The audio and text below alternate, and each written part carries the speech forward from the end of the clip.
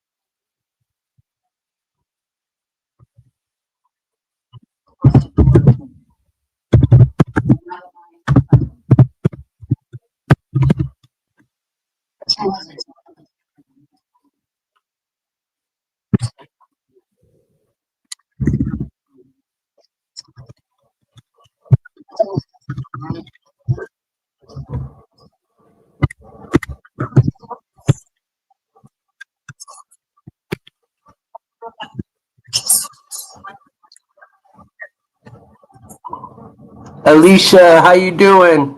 By the way, Candy, Marley's doing well. He's sitting right next to me. We're chilling. He's sleeping. He's beautiful.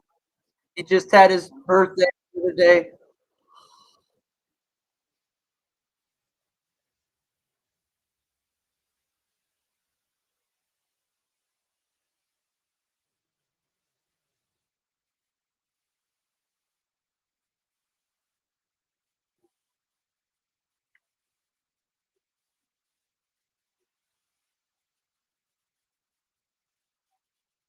Oh, this guy likes to talk very sophisticated. Oh, yeah, that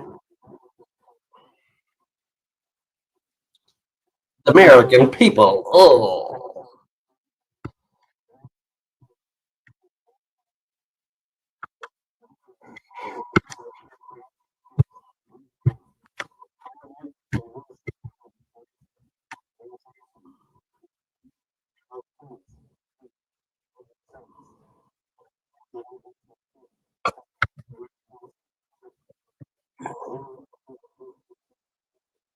oh shoot!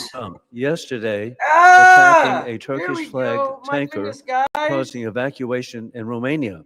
Both Thank you. NATO Like, is this what's the allies that we subject so about? value. Thanks for telling me. I Our had to put prayers the for the video up. This is recovery a of different South Carolina StreamYard. natives. Oh, Jesse Lord. Jackson.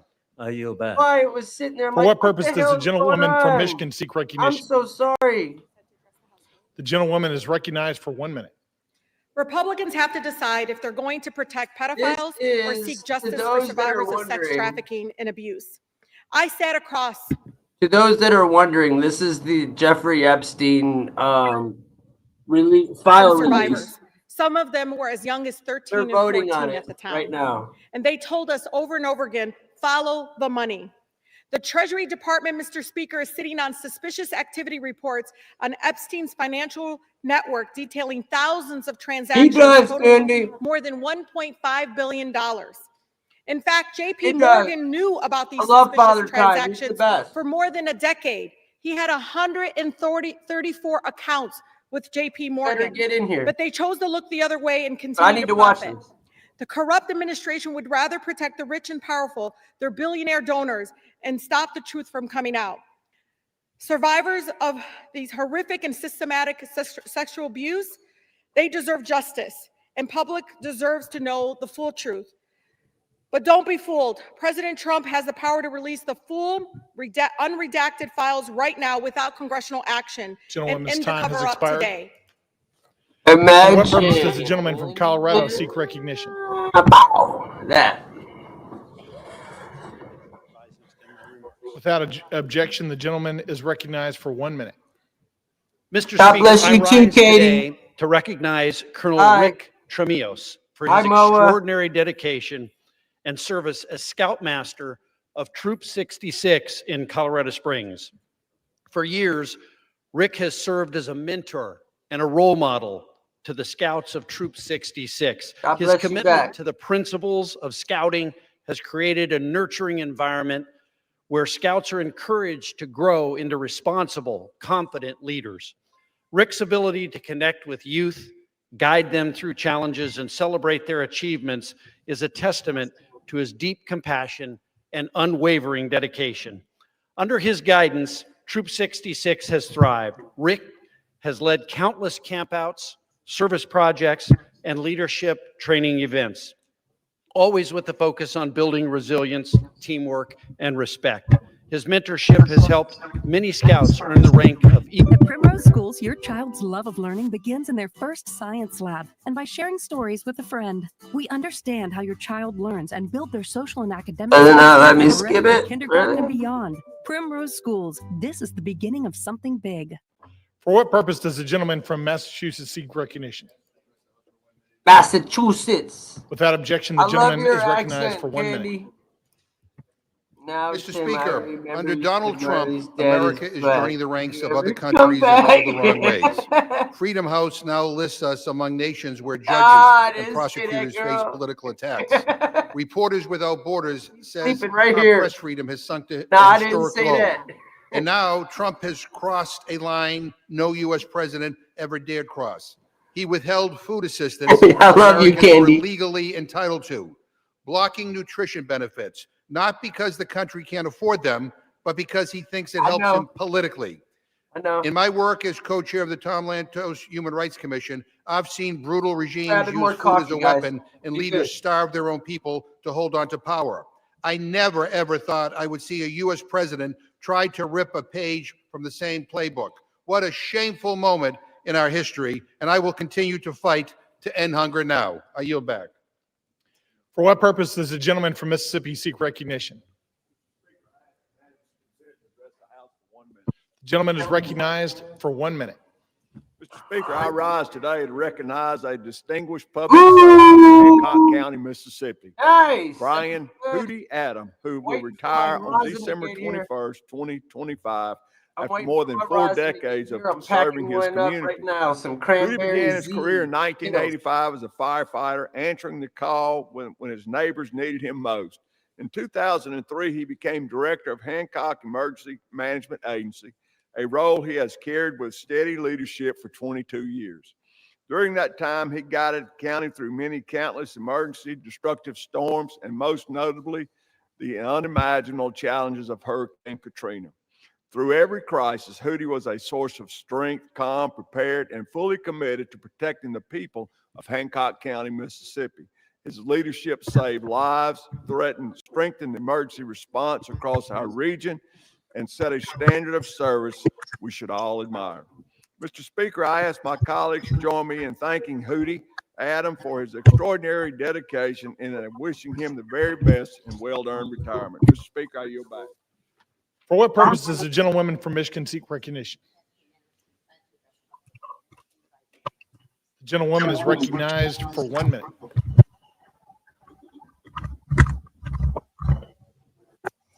Mr. Speaker, I rise to celebrate Midland High School Principal Tila Sherman for being named the Michigan 2026 High School Principal of the Year.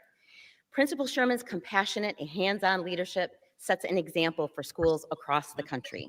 She is an extraordinarily gifted leader who inspires those around her to stand up for every child in all of our communities. It is her passion for education and her fervent belief in every child's potential that guides the work she does every day. She encourages collaboration and teamwork among educators, making Midland High School a safe space that uplifts everyone under its roof. Principal Sherman pushes her students to dream big, asking them every single week, "Chemics, you determine your legacy. What will it be?" There are years ahead in her leadership journey in education. I have no doubt that she will leave a legacy of educational excellence, deep caring, and a spark of hope for every student she encounters. Go Chemics. Thank you, and I yield back. For what purpose does the gentleman from North Carolina seek recognition? Without objection, the gentleman is recognized for 1 minute.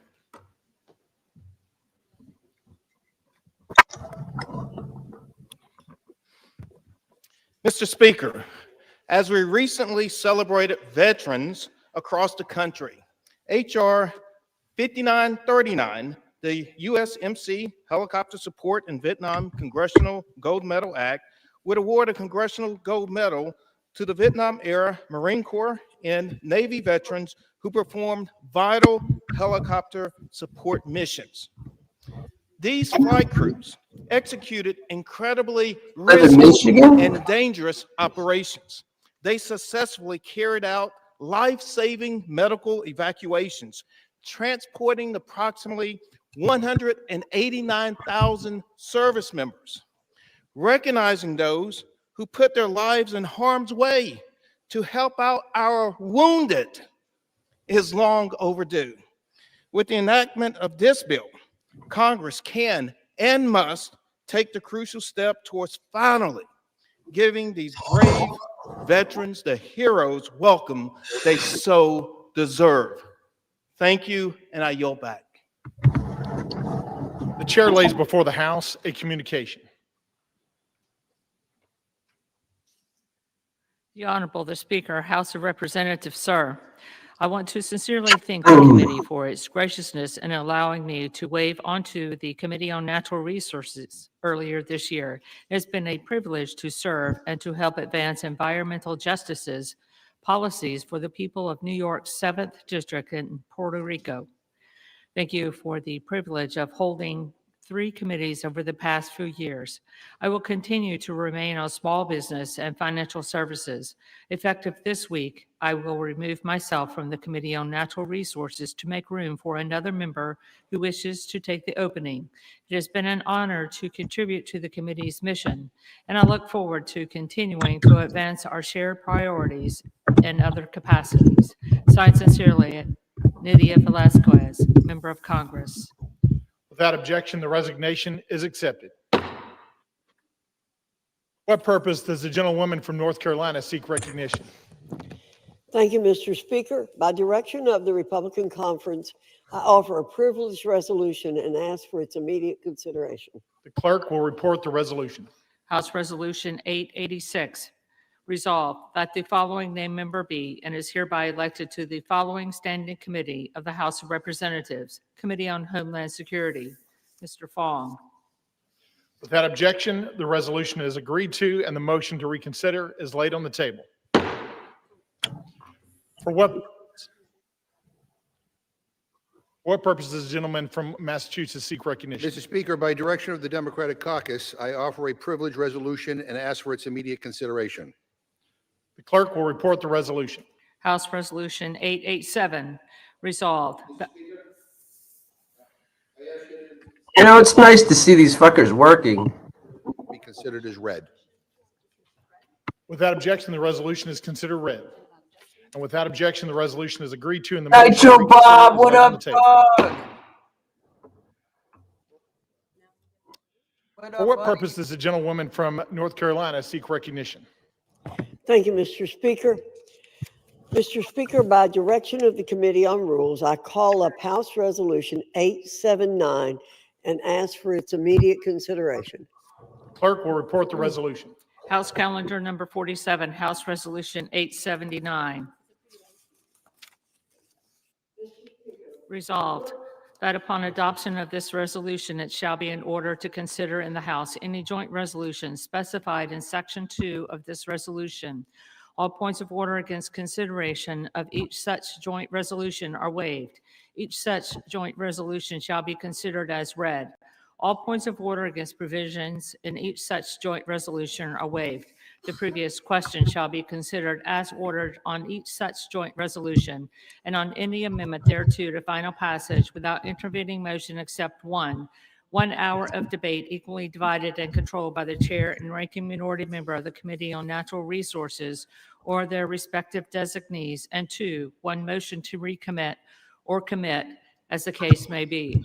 Section 2, the joint resolutions referred to in the first section of this resolution are as follows. A, the joint resolution, Senate Joint Resolution 80, providing for congressional disapproval under Chapter 8 of Title 5 United States Code of the rules submitted by the Bureau of Land Management relating to National Petroleum Reserve and Alaska Integrated Activity Plan Record of Decision.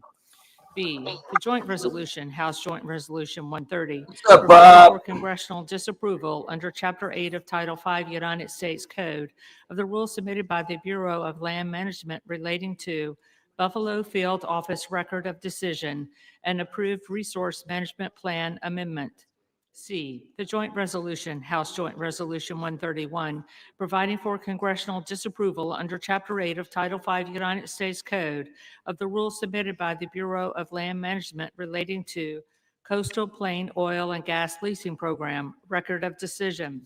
Section 3, upon adoption of this resolution, it shall be in order to consider in the House a concurrent resolution, House Concurrent Resolution 58, denouncing the horrors of socialism. All points of order against consideration of the concurrent resolution are waived. The concurrent resolution shall be considered as read. All points of order against provisions in the concurrent resolution are waived. The previous question shall be considered as ordered on the concurrent resolution and preamble to adoption without intervening motion except 1 hour of debate, equally divided and controlled by the chair and ranking minority member of the Committee on Financial Services or their respective designees.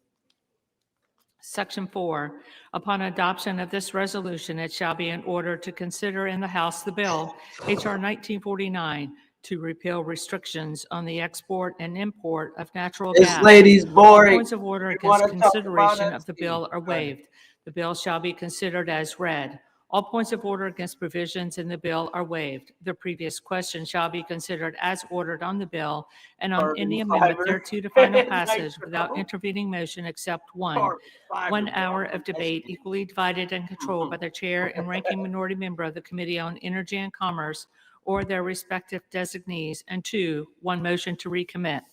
Section 5, upon adoption of this resolution, it shall be in order to consider in the House the bill H.R. 3109 to require the Secretary of Energy to direct the National Petroleum Council to issue a report with respect to petrochemical refineries in the United States and for other purposes. All points of order against consideration of the bill are waived. The bill shall be considered as read. All points of order against provisions in the bill are waived. The previous question shall be considered as ordered on the bill and on any amendment thereto to final passage without intervening motion except one.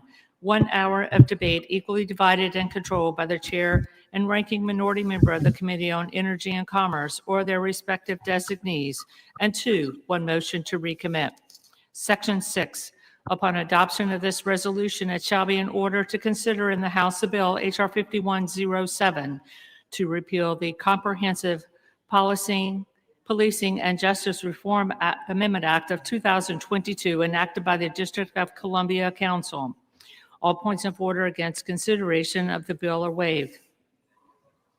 The amendment in the nature of a substitute recommended I just want them to release it. People say Taco Trump. People say whatever. Look, let's just show the people. by the Committee on Oversight and Government Reform, now printed in the bill, shall be considered as adopted. The bill, as amended, shall be considered as read. All points of order against provisions in the bill as amended are waived. The previous question shall be considered as ordered on the bill as amended and on any further amendment thereto to final passage without intervening motion, except 1 hour of debate equally divided and controlled by the chair and ranking minority member of the Committee on Oversight and Government Reform or their respective designees, and 2, 1 motion to recommit. Section 7. Upon adoption of this resolution, it shall be in order to consider in the House the bill, H.R. 5214, to require mandatory pretrial and post-conviction detention for crimes of violence and dangerous crimes, and require mandatory cash bail for certain offenses that pose a threat to the public safety or order in the District of Columbia and for other purposes. All points of order against consideration of the bill are waived. The amendment in the nature of a substitute recommended by the Committee on Oversight and Government Reform, now printed in the bill, shall be considered as adopted. The bill as amended shall be considered as read. All points of order against provisions in the bill as amended are waived. The previous question shall be considered as ordered on the bill as amended and on any further amendment thereto to final passage without intervening motion except 1 hour of debate equally divided and controlled by the chair and ranking minority member of the Committee on Oversight and Government Reform or their respective designees, and 2, 1 motion to recommit. Section 8. Upon transmission to the Senate of a message that the House has passed H.R. 4405, House Resolution 581 shall be laid on the table. Rainbow Gentleman from OG. North Carolina is recognized for 1 hour. Packing up some Rainbow OG. Thank you, Mr. Speaker.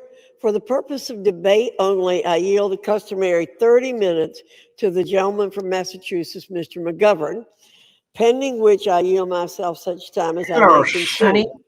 During consideration of this resolution, all time yielded is for the purpose of debate only. Mr. Speaker, I ask unanimous consent that all members have 5 legislative days to revise and extend their remarks. Without objection. Thank you again, Mr. Speaker. I rise in support of the rule and the underlying legislation. I know, my hair. Yesterday, the Rules Committee met and produced a rule, H.Res. 879, providing for the House's consideration of 8 separate measures. No wonder they had a shutdown. These people can barely even walk, talk. They're like damn near fucking skeletons. The rule provides closed rules for consideration of S.J. Res. 80, H.J. Res. 130, H.J. Res. 131, with 1 hour of debate equally divided and controlled by the chair and ranking minority member of the Committee on Natural Resources or their respective designees for each joint resolution. The rule provides each such joint resolution 1 motion to recommit. Further, the rule provides closed rules for the consideration of H.R. 1939 and H.R. 3109, with 1 hour debate equally divided and controlled by the chair and ranking minority member of the Committee on Energy and Commerce or their respective designees for each bill. The rule provides each bill with a motion to recommit. Additionally, the rule provides for consideration of H. Con. Res. 58 under a closed rule with 1 hour of debate equally divided and controlled by the chair and ranking minority member of the Committee on Financial Services or their respective. I'm waiting. Yeah, Werther's. Provides for consideration of H.R. 5214 and H.R. 5107 under closed rules with 1 hour debate equally divided and controlled by the chair and ranking minority member of the Committee on Oversight and Government Reform or their respective designees on each bill. The rule provides 1 motion to recommit for each bill. Finally, the rule tables House Resolution 581 upon the transmission of a message to the Senate that the House has passed H.R. 4405. Mr. Speaker, after over 40 days of the Democrat government shutdown, The House has returned to regular order, Be a Werther's, and this bro. majority Be is a Werther's. continuing to push forward I need one with right the now. America First agenda, the American people's agenda. These, all of these pieces of legislation we're considering today are in alignment with the American people's demand and President Trump's executive orders that we maintain a robust posture of American energy dominance. You know, Mr. Speaker, our Democrat colleagues have developed a strong proclivity to thumb their noses at the development of energy that comes from American soil. One must wonder why they choose to do that. They pay lip service to environmental protections and reducing greenhouse gas emissions. I had to hold back But it's from just what a I wanted fact to say. If you that guys, American oil and American natural gas are cleaner and more environmentally friendly than any of our global competitors. really boring. Why would they cede our dominance on the global stage Sorry, guys. in favor of hostile actors who lack even the most basic environmental? We are blessed as a nation to have vast repositories of natural resources that we can draw from and utilize accordingly. When we ignore the opportunities to harness these resources for our benefit, we deny ourselves the opportunity to become more self-sufficient. H.R. 5214 and H.R. 5107, two measures reported from the Oversight Committee, focus on restoring law and order in our nation's capital city, a city that ought to be a model for the rest of the nation to follow.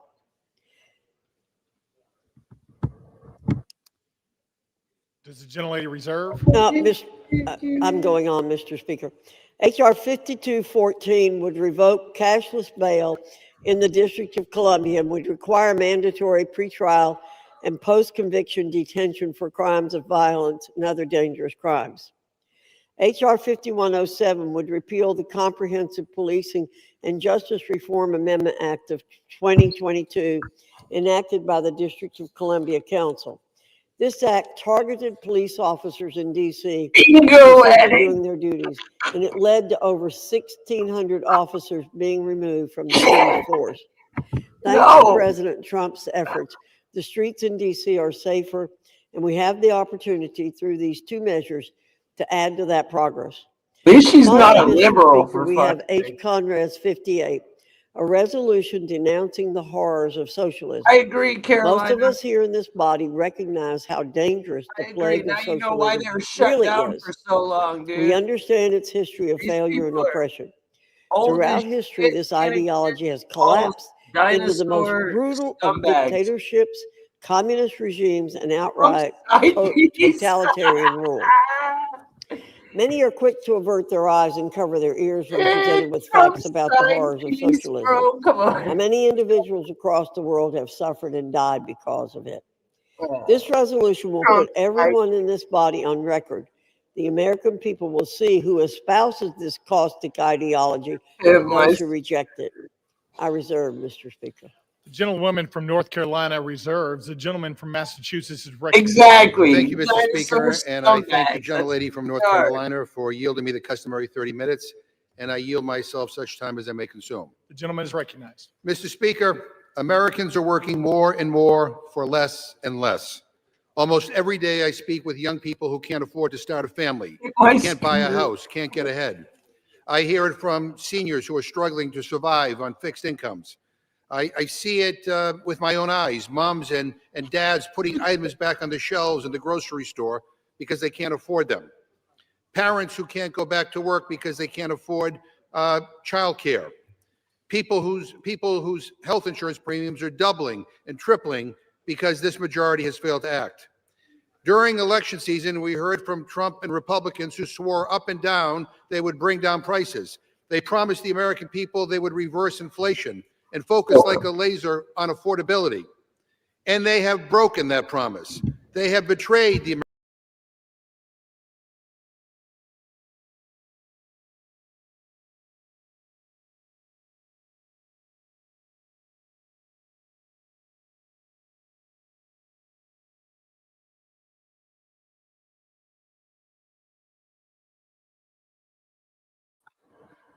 Oops.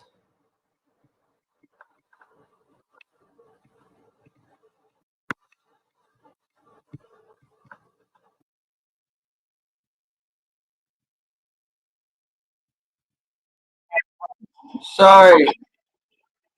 Sorry, guys.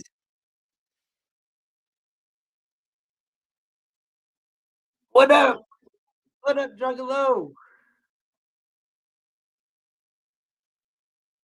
Oops. I was trying to do something funny. I'm not gonna lie, I was trying to use my soundboard, but that didn't go well.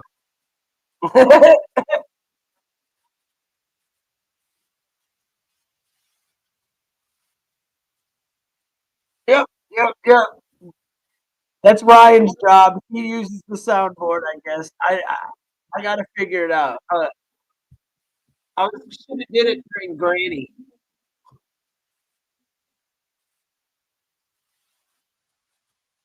You, Congress, you. the most ever in a year. Thanks for And I want telling me. a family. Can't buy a house, can't get ahead. I hear it from seniors sorry, who are struggling guys. to Damn, thanks survive for on fixed telling me. incomes. I see it with my own eyes, moms and dads putting items back on the There you shelves in the go. grocery store because they Sorry, can't afford guys. them. Damn, Parents I'm who just can't go back to work waking because they bacon. can't Here I afford am. Ah. childcare. People whose Yeah, health insurance Ryan needed premiums to are doubling tell and me. He should tripling be sitting because right this here majority has failed to act. put the fucking During big election truck. season, we heard from Trump and What he Republicans should who be swore doing up right and now. down they would bring down prices. They promised the Ryan! American people they would reverse inflation Can't and believe I focus just like a looked like laser that. on affordability. And they have broken Yeah. that promise. They have betrayed the American people. And if you want more evidence of that, look at the bills on the floor today. More garbage, more culture war crap, more Thanks, bills written by Nitro. this Republican I do. majority of, Listen, by, like, and for the billionaire class. what a waste Republicans of moved time. heaven and earth to give tax breaks to the rich and powerful. That got done in a nanosecond. But if you're a regular person staring down next year's healthcare premium hikes and deciding whether to pay $1,000 more or put food on the table, the answer you get back from Republicans is let them eat cake. We are barreling toward another shutdown at the end of January. We could have spent the last 2 months working on passing the 9 appropriations bills Republicans still need to pass to stop another shutdown. And instead, they went on a taxpayer-funded paid vacation for 8 weeks. And let me just say, because we are debating a rule to consider these bills, this rule sucks. 8 closed rules, no amendments, no changes allowed on the floor. Take it or leave it. And if you're keeping count at home, that's 80 completely closed rules this Congress, the most ever in a year. And I want to correct the gentlelady because last night in the Rules Committee, she said 5 of these bills didn't receive any amendments. That's because she didn't ask for any. And when you don't send an amendment deadline, everyone knows you're doing a closed rule. And I just want to say to my Republican colleagues, you have been complicit in these 80 closed rules nearly 9 out of 10 times. You, the majority party, have not been allowed to bring amendments to the floor. You're getting blocked by your own leadership time and time again. How does that feel?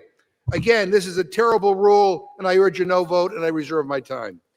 Gentleman from Massachusetts reserves. The gentlelady from North Carolina is recognized. It probably is, Nitro. While it's true there have been 80 closed measures, this number needs context. 12 of the closed rules were in the rules package, which passed 2 weeks before the 119th Rules Committee even organized to begin meeting. Additionally, 25 measures were CRAs. Those words out. They don't allow for an amendment. 16 were bills that received no amendments, meaning 41 measures were closed by definition. It's also important that 4 of the closed rules are duplicates from a previous failed rule. So in reality, only 27 measures have been closed by discretion of the committee. Additionally, the Rules Committee under Republican control has simply been more productive, producing more total rules than our colleagues ever did. For example, during the most recent Democrat-controlled Congresses, the Rules Committee produced 127 total rules in the 116th Congress and 163 in the 117th Congress. Contrast this to the 200 total rules in the Republican-led 118th Congress. For the 119th, we're on pace to once again produce nearly 200 rules for the Congress. So, Mr. Speaker, we're doing our job. We're not closing out debate. We're having plenty of debate. There's plenty of opportunities for our colleagues to offer amendments. Thank you. I yield. I reserve. Gentlelady reserves. Gentleman from Massachusetts is recognized. Mr. Speaker, a lot of words to justify the most closed Congress in history, the most authoritarian Congress in history. It would make Putin blush. Mr. Speaker, if we defeat the previous question, I will offer an amendment to the rule to provide for consideration of H.R. 6074, which would extend the Affordable Care Act enhanced premium tax credits for 3 years through 2028.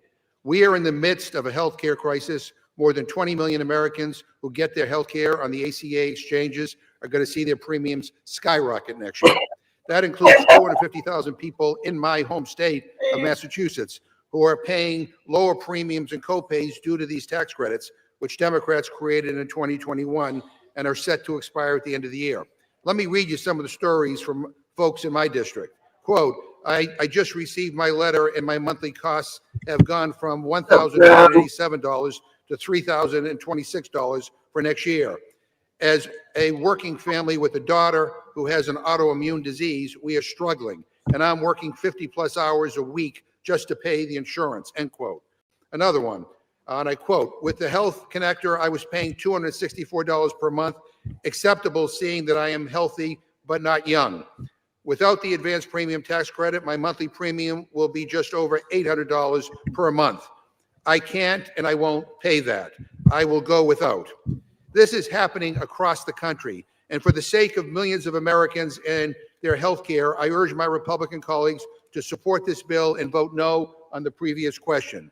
Mr. Speaker, I ask unanimous consent to insert the text of my amendment into the record along with any extraneous material immediately prior to the vote on the previous question. And I reserve. Without objection. Gentleman reserves. Gentlelady from North Carolina is recognized. Thank you, Mr. Speaker. I yield 2 minutes to the distinguished gentleman from Utah, Mr. Gentleman is recognized for 2 minutes. Thank you, Chairwoman, for yielding. Mr.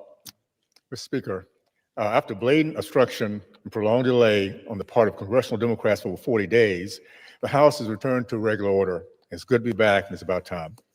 Today, we're here to advance 8 separate measures that meet the demands of the American people and strengthen President Trump's successful America First agenda. My constituents voted for the dissolution of the Biden bureaucratic barrage and for the safety of their communities, from bolstering American energy dominance to upholding law and order, strengthening the criminal justice system in the nation's capital, to rejecting the failed ideology of socialism. House Republicans continue to deliver measurable and substantial progress. I urge my colleagues to support the rule and the 8 underlying pieces of legislation. Let's continue delivering wins for the American people. Thank you. I yield back. Gentlelady from North Carolina reserves. Gentleman from Massachusetts is recognized. Mr. Speaker, shortly on the floor, Republicans are about to finally bring up the Massey Counter bill to release the Epstein files. Here we We had go. to drag this leadership right here, kicking and screaming. And I appreciate their sudden and stunning change of heart on this issue. But I want to state for the record that the Republican leadership has tried to block this day for months and months and months. And I also want to state for the record that Donald Trump could release these files on his own today, right now, right this very second. He doesn't need to wait for Congress to pass the bill. He could release the files himself, but he won't. That is why we are here, because he refuses to act. Meanwhile, the Republican majority has blocked transparency at every turn. They stonewalled in committee. The gentlelady from North Carolina and every Republican on the Rules Committee voted 9 times to block my amendment to release the Epstein files. 9 times. Republicans were so afraid of my amendment that Speaker Johnson shut down the Rules Committee and sent us home early in July. And then he refused to swear in a new member of Congress for weeks because she promised to be the 218th signature to force this bill forward. Only four Republicans signed the I close my eyes and I drift away. Damn, that looks good though. I'm not even gonna lie. That looks good. I want some damn waffles and a coffee right now. That'd be dope. The hell, bro? The longest ad, bro. What is going on? On the floor because for some reason he is very, very afraid of talking about this. So that's why I'm donating a significant chunk of my time to members who have been silenced by the speaker What up, Nut? of demanding truth and transparency. Now, if I had to guess, most Republicans will probably vote in favor of releasing the files. But they're not voting yes because their conscience changed. They're voting yes because Donald Trump tells most of them how to vote. And he realized he's lost on this one. He says the people who support this bill, quote, betrayed the entire Republican Party. Really? Really? How is accountability for a pedophile something Donald Trump campaigned on? How is that now a betrayal? This was his issue, his idea. He ran on releasing the files. And by the way, to those who say that Biden should have released these files, let me just address that right now. You're right. He should have. But he didn't make it his number one issue. And he's not the president right now. Donald Trump is. He could have released the files at any point over the last 11 months, but he has. I don't want to interrupt, but look, dude, you're like 800 years old. You clearly been in office forever, bro. Why have you not pushed to get it released while Biden was president? Your bald head is annoying me, bro. It's not. Republicans have had months to sign the discharge petition. They had months to bring this bill to the floor. But this leadership has chosen obstruction. They don't want to pass this bill. They don't even want to talk about it on the House floor. And so that's why debate matters. And with that, I reserve my time. Gentleman from Massachusetts reserves. The gentlelady from North Carolina is recognized. Thank you, Mr. Speaker. Let's be clear. Republicans don't oppose the full transparency of the Epstein files. We embrace the Oversight Committee's task of doing just that. We embrace Representative Massey's legislation here today by putting it up for a vote under suspension. I'll be voting for it. We already have a House investigation that carries the full force of law, and there's no opposition to respecting the majority's wishes to get this codified into law. Let's get to it. Let's get the vote and end these false debates, straw man arguments. Don't use that word. You shouldn't even be able to. We tried to pass this bill last week. But Democrats wouldn't agree to doing so. Let's vote now. Democrats should stop. Come on, y'all. Listen. Don't put that shit in my chat. For an answer, I reserve. Gentlelady reserves. Where the hell's Brian? Massachusetts is recognized. Mr. Speaker, the gentlelady doesn't oppose this. Boy, you have a funny way of showing it. I gave the gentlelady 9 opportunities in the Rules Committee to bring this measure to the floor. 9 opportunities.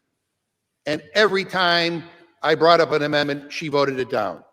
9 opportunities. So to say that somehow this is always what you wanted, I don't know. That doesn't pass the smell test.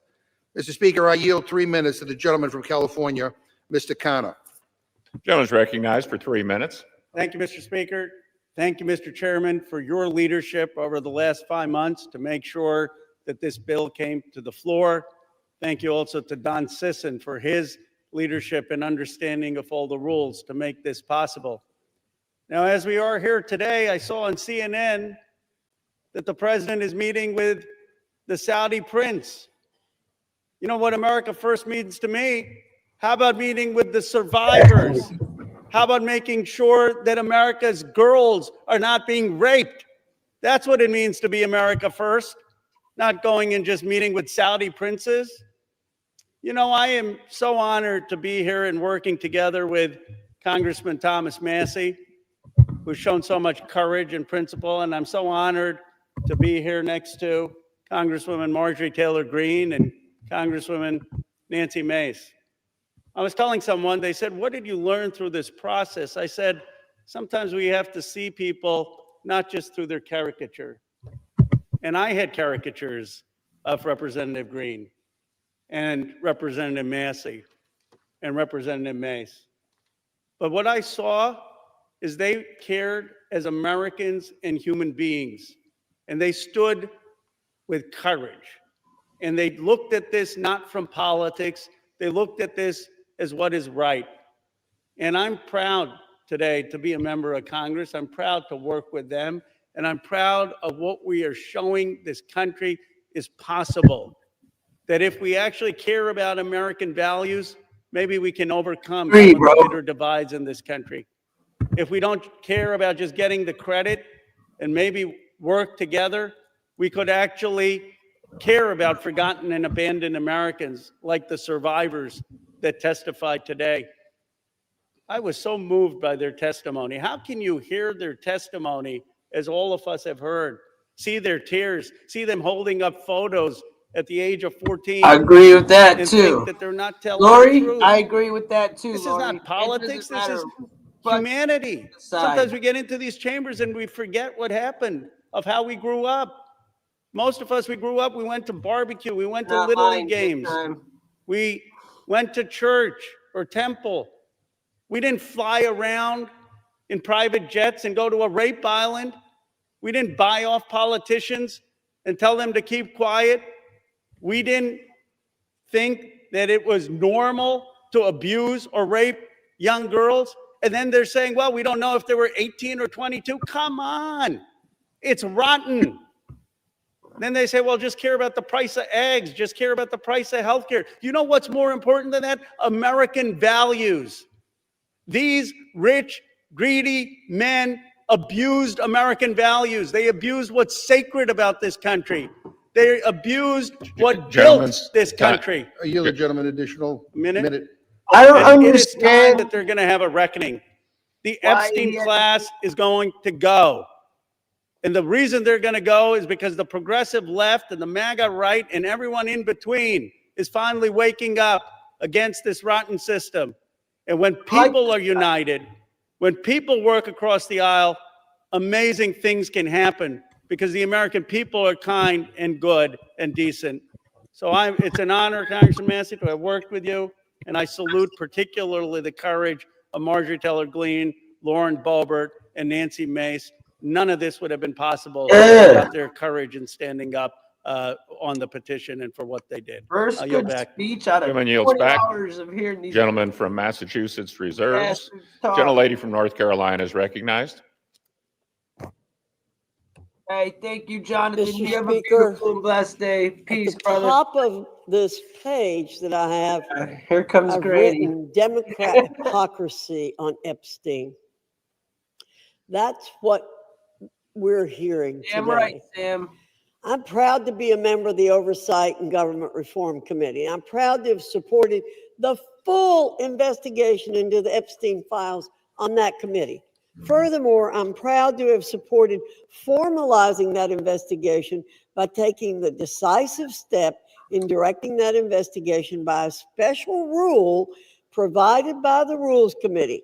This gave the oversight investigation the full weight of the House of Representatives behind the committee's existing subpoena power. Very important in this debate. Let's get things straight here. In just a matter of hours, we're going to get to vote on the Massey bill. But that won't preclude the existing House Oversight and Government Reform Committee's investigation in any way. And that's a great thing because that investigation is yielding results. We now know that one of Jeffrey Epstein's closest confidants this lady was apparently Larry Summers, a cabinet member in the Clinton administration. We now know that a Democrat member in this body, Stacey Plaskett, was colluding with Jeffrey Epstein in real time during a hearing. And the subject matter how to take down President Trump. Mr. Speaker, you can't make this stuff up. We now know that Epstein himself hated President Trump. It's in black and white. We now know that one of the chief Epstein victims stated that President Trump never acted inappropriately. And don't forget that oversight investigations specifically subpoenaed Bill and Hillary Clinton for their ties to Jeffrey Epstein. They haven't been quick to step into the breach and exonerate themselves, have they? But the truth will continue to come out as it has because of Republicans and a current Republican-led House Oversight and Government Reform Committee investigation, one that already carries the full force of law. Let's see where that leads. I reserve. Gentlelady reserved. Nice, The gentleman Bimsy. from Massachusetts is recognized. Mr. Speaker, the gentlelady says that just trust her and the Republican leadership. And I got to tell you, I can't after what I saw unfold over these last several months. Obstruction and using every maneuver possible to avoid this moment where we're having here today. And I want to say that for the record, it doesn't matter whether there's Republicans or Democrats or independents that are implicated in these files. We believe in accountability for everybody who abuses young women. And we believe in justice. And that is kind of what's uniting many of us on this, on this side of the aisle here today. And I just want to, again, I want to thank Representative Connor for his leadership. I want to thank Representative Massey, Representative Green, and Representative Mace for their courage and for their willingness to stand up for what is right. We don't agree on very much, but we do agree that there ought to be accountability when young women are abused, and so that's what this is about. So, Mr. Speaker, I ask unanimous consent that the gentleman from Kentucky, Mr. Massey, control the remainder. My question is he going to have that same energy when all these Democrats that have been released, because this guy was crying liberal tears last time he spoke, is he going to have that same energy when the lady who testified just recently and all of her text messages were released that she was texting Epstein during the hearing? Did you not see the dude? It's going to backfire just like it always does. Of my time. Without objection, gentleman from Kentucky is recognized. Mr. Chairman, may I inquire as to how much time I have? You have 17 minutes remaining. I yield myself 2 minutes. Gentleman is recognized for 2 minutes. Mr. Speaker, today's an extraordinary day in this chamber.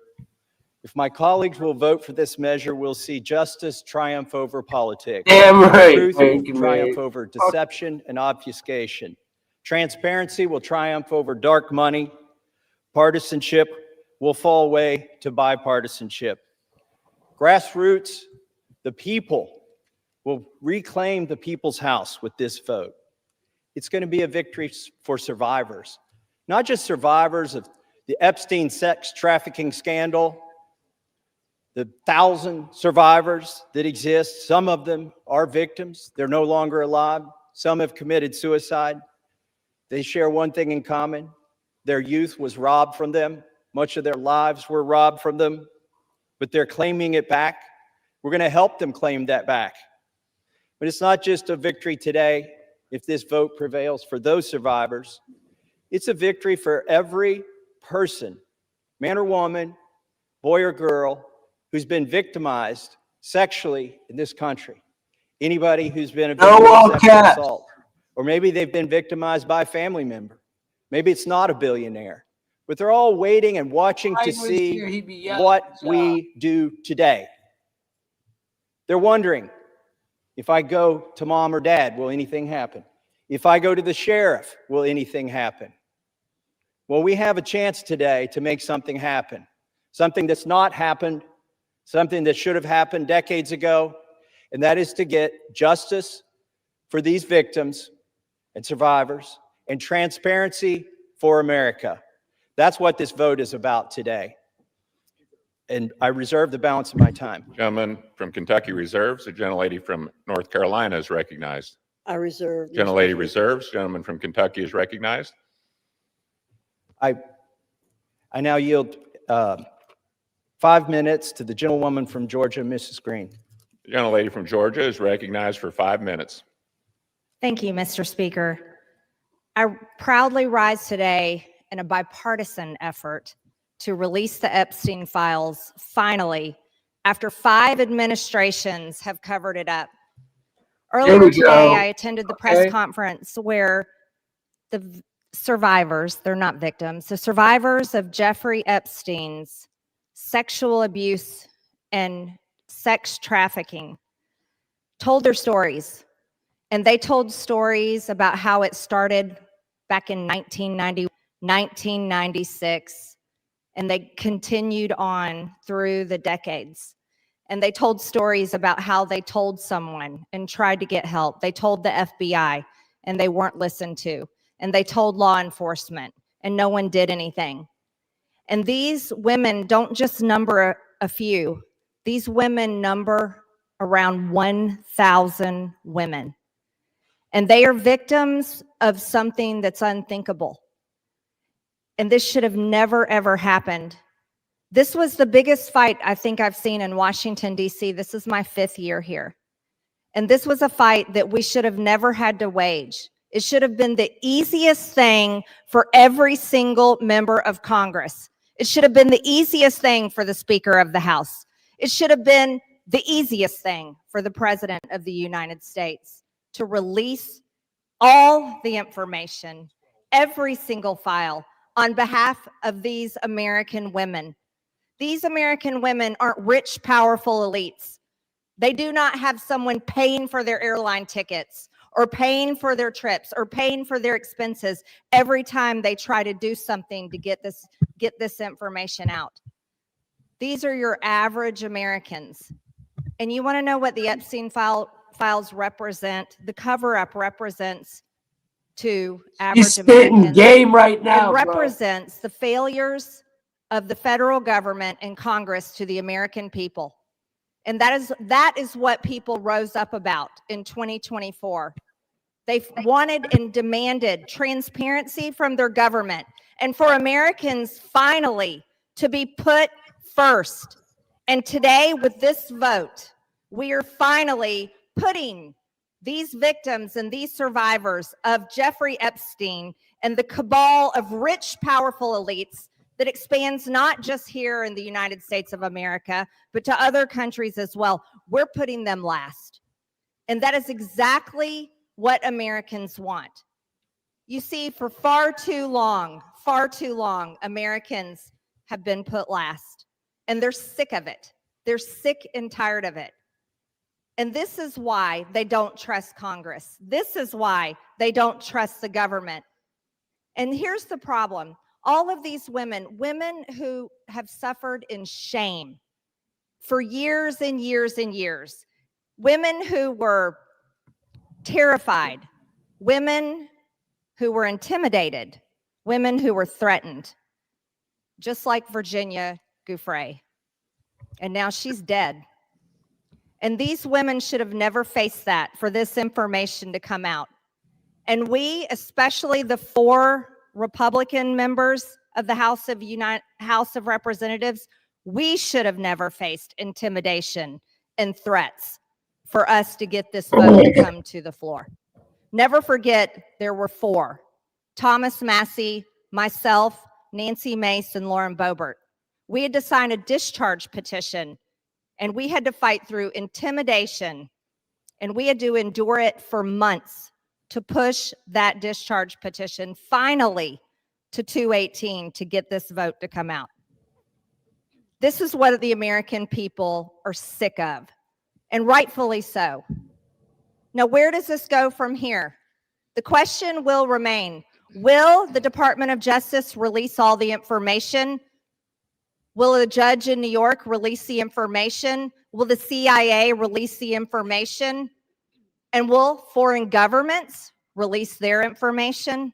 Or will this continue after this vote today be a cover-up of the rich, powerful elites that bond together in sex and human trafficking abuse in all types of global business that enriches them but never serves Americans. The American people will know, and the victims, actually the survivors of Jeffrey Epstein, will know because they know the list of names. And I remain dedicated to my promise to read those names here on the House floor if those women ever find them in a place that it needs to be done. I yield back to Mr. Gentlelady Massey. from Georgia yields back. Gentleman from Kentucky reserves. Gentlelady from North Carolina is recognized. I reserve, Mr. Speaker. Gentlelady reserves. Gentleman from Kentucky is recognized. I yield myself a minute and 30 seconds. Gentleman's recognized for a minute. I want to thank the generosity of Jim McGovern, Representative McGovern, for granting us this time. I'm embarrassed for my own party today. I'm embarrassed we withheld swearing in a duly representative of people please no for 49 days just to avoid this vote that's finally going to happen today. No cap. I'm embarrassed that my own party isn't going to yield me time to debate this, even though they say they support it and I authored it. They don't even want to yield me time to debate this during the bill debate. But I'm thankful. Let me tell you who I'm thankful no to. caps 5 These times. 3 brave No women, fuck, don't Marjorie do Taylor that. Greene, Nancy Mason, Lauren Boebert. They have been threatened. They have been intimidated. Physically, politically, it's disgusting. And not by the far left. They have been intimidated by people in our own party. And for what? For seeking justice for these victims. So my hat's off. I congratulate them for standing strong. I've always wondered, where were the Republican men during this battle? We've taken 5 months. These 3 women and I have had to drag our party to this floor today to even vote on this. And Ro Khanna is the most to be thanked here in an extraordinary display of bipartisanship. He did not hesitate when I asked if we wanted to bring this bill to the floor together, if he would stand in the trenches with me. He said yes. With that, I reserve. Gentleman reserves. Gentlelady from North Carolina is recognized.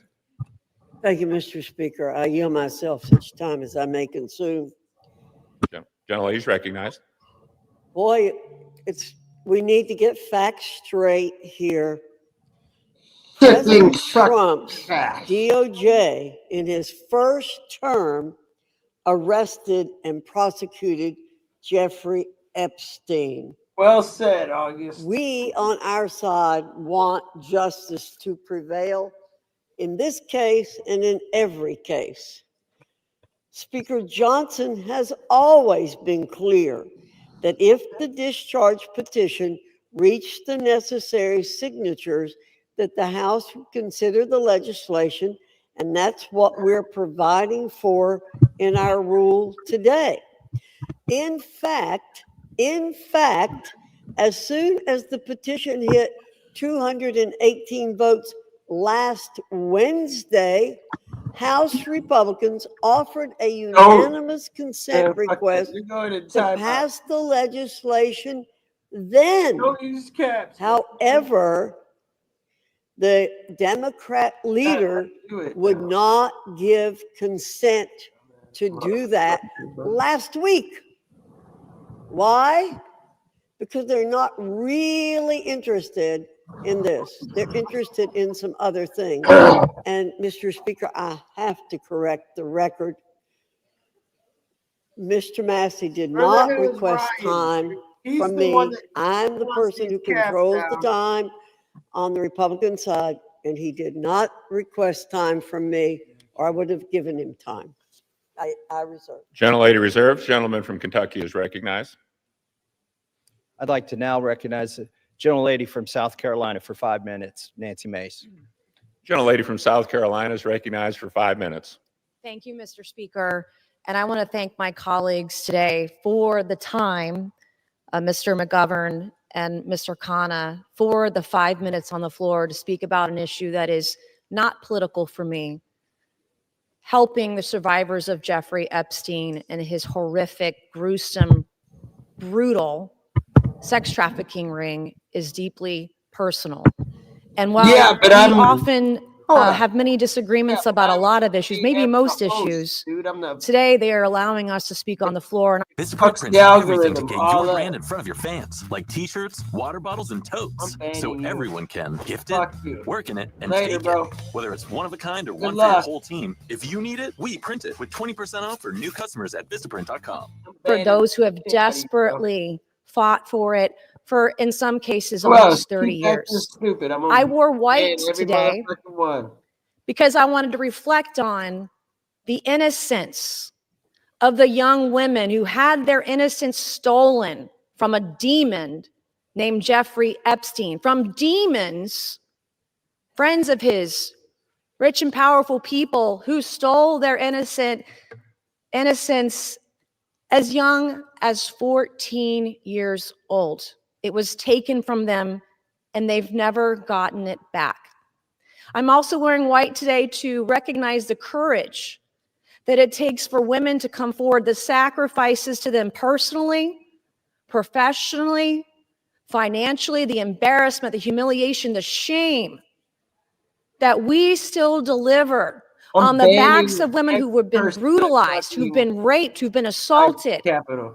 The shame that the media pours over their heads, that their colleagues, their friends, their neighbors, their loved ones, because you come forward and because you talk about sexual assault, you are not a slut. It's not because of what you wore. You're not a whore. But that's how women are treated, and you're not lying. And I want every woman to know, every Epstein survivor to know, every woman across the country who is a survivor, who is a victim of assault, that today we see you. And this fight and this vote tonight, I see it is about the Epstein victims, but it's about much more than the Epstein victims. This is about the powerless, taking power away from the very powerful. This is about giving women who never had a voice, giving a voice to the voiceless. This is about their sacrifice. This is about having and recognizing their courage. This is about justice for the Epstein victims, but it's also about hope.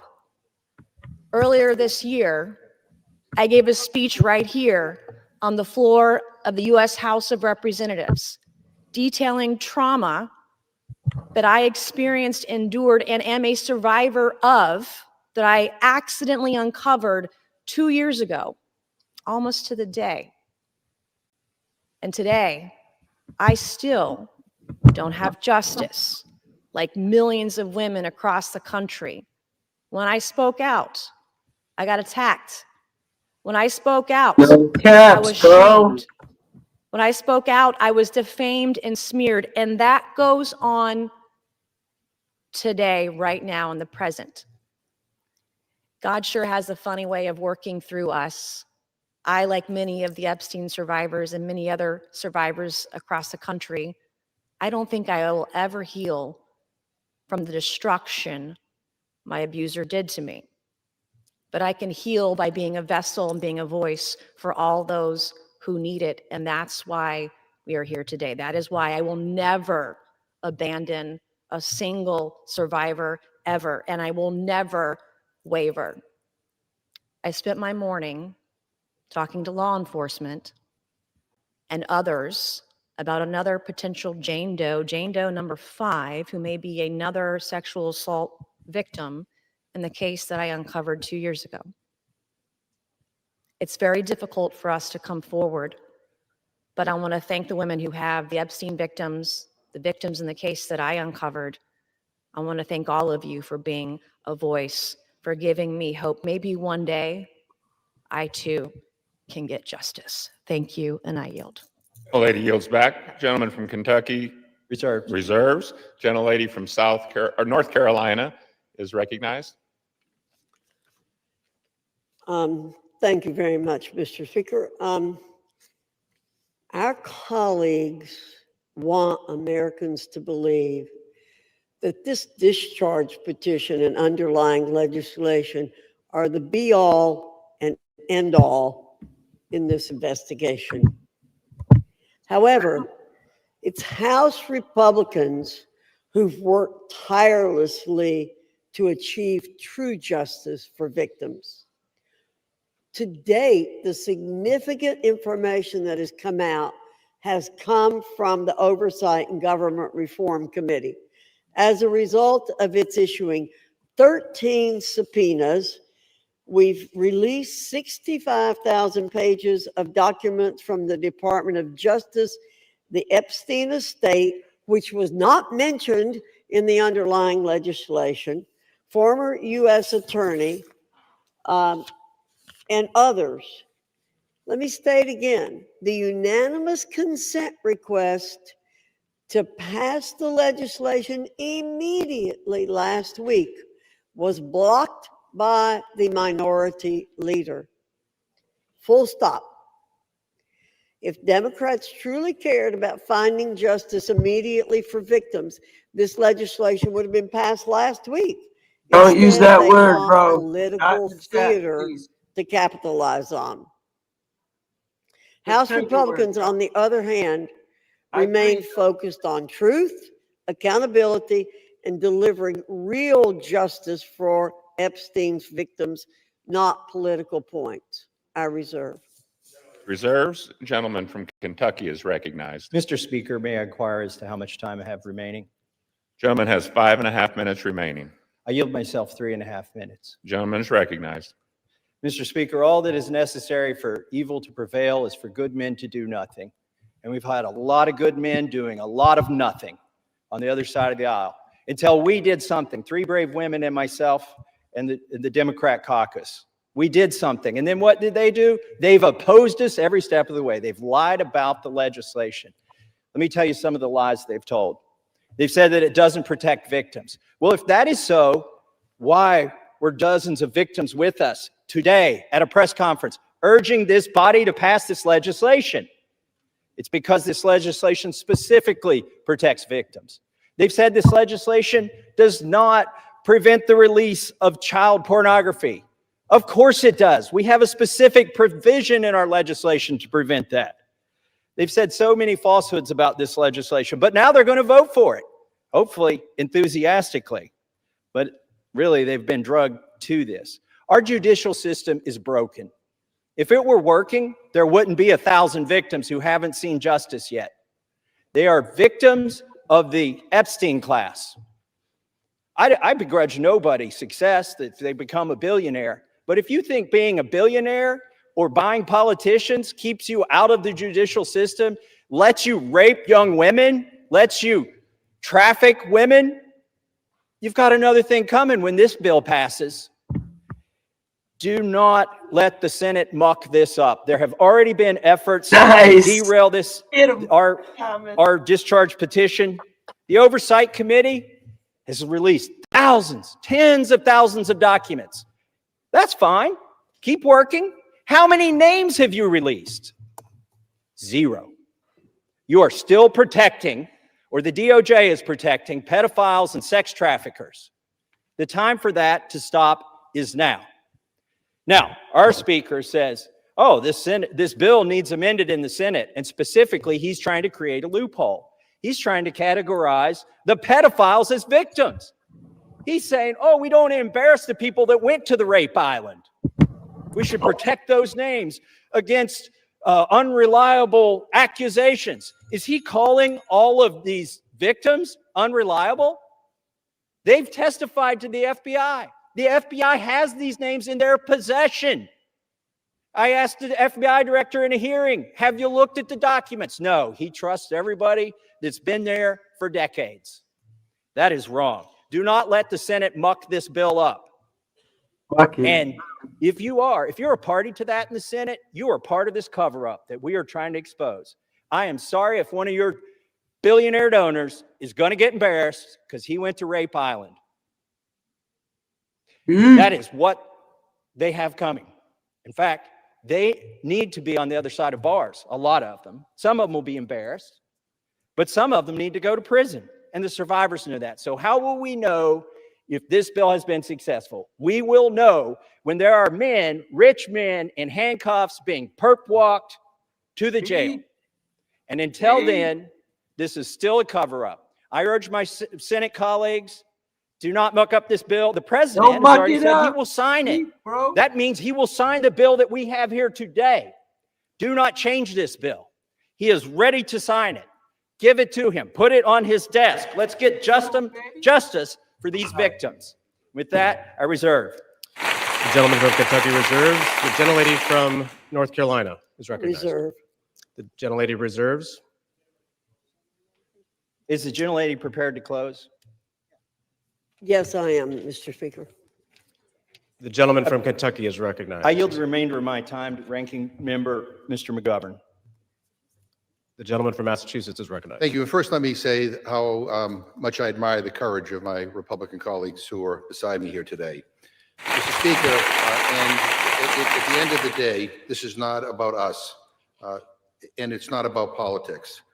This is about the survivors, young girls who were exploited by powerful men who use money and power to take advantage of girls, some as young as 11 years old. The President of the United States calls it all a hoax. Can you imagine that? What an evil and disgusting thing to say. These young girls, now women, the survivors, what happened to them was horrific. They were sexually abused, many of them for years, and the President of the United States calls it all a hoax. What kind of messed up, sick in the head, immoral person says something like that? This bill is about making sure powerful men are held accountable. It's about demanding truth and transparency for the American people. Now, Republican leaders in this House lost control of the story. They lost the ability to hide behind procedure, and they lost the luxury of pretending that they were ever on the right side. The American people see it, survivors see it, and history will see it. And listening to the Speaker of the House's press conference today, I mean, it sounds like he basically wants to kill this whole thing. He's trying to obstruct and derail the process. Why the hell is he fighting so hard to do the opposite of what the survivors want? What an awful, awful thing to do.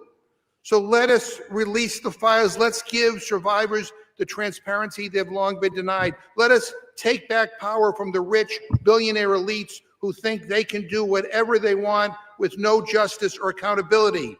And let's remember exactly who had to be dragged here under duress and who stood up from day one demanding the truth. And with that, I yield back. Members are reminded to refrain from engaging in personalities towards the president. Gentleman yields back. The gentlelady from North Carolina is recognized. Thank you, Mr. Speaker. Mr. Speaker,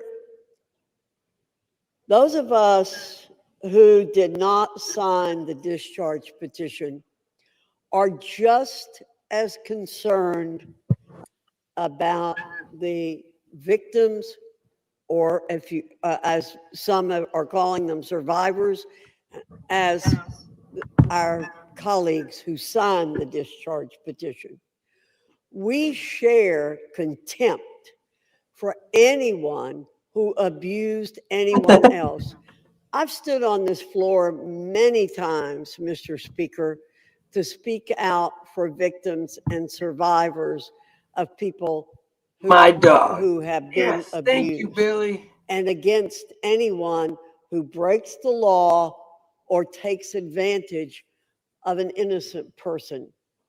We will not be characterized as insensitive to that. But what House Republicans who didn't sign the discharge petition remain focused on truth, accountability, and delivering real justice for Epstein victims. Again, I'll point out that it was under President Trump's Department of Justice that Jeffrey Epstein was arrested and tried. We have not tried to avoid this situation. We want things done the right way. We want maximum justice for these victims and survivors. Our rule today simply expedites consideration of the Massey-Khanna legislation. And as I said, we would have liked to have seen it pass last week when we gave an opportunity for it, but it was blocked by the Democrat minority leader. I ask for support for this rule, the underlying legislation. With that, I urge my colleagues to vote yes on the previous question, yes on the rule. And Mr. Speaker, I yield back the balance of my time Good for her. the previous question on the resolution. The gentlelady yields back the balance over time. The question is on ordering the previous question on the resolution. Those in favor say aye. Those opposed, no. In the opinion of the chair, Who the said ayes have no? Mr. Speaker, For what request purpose the does yeas and nays. The yeas and nays are requested. Those favoring a vote by the yeas and nays will rise. A sufficient number having risen, the yeas and nays are ordered. Pursuant to Clause 8 of Rule 20, further proceedings on this question will be postponed.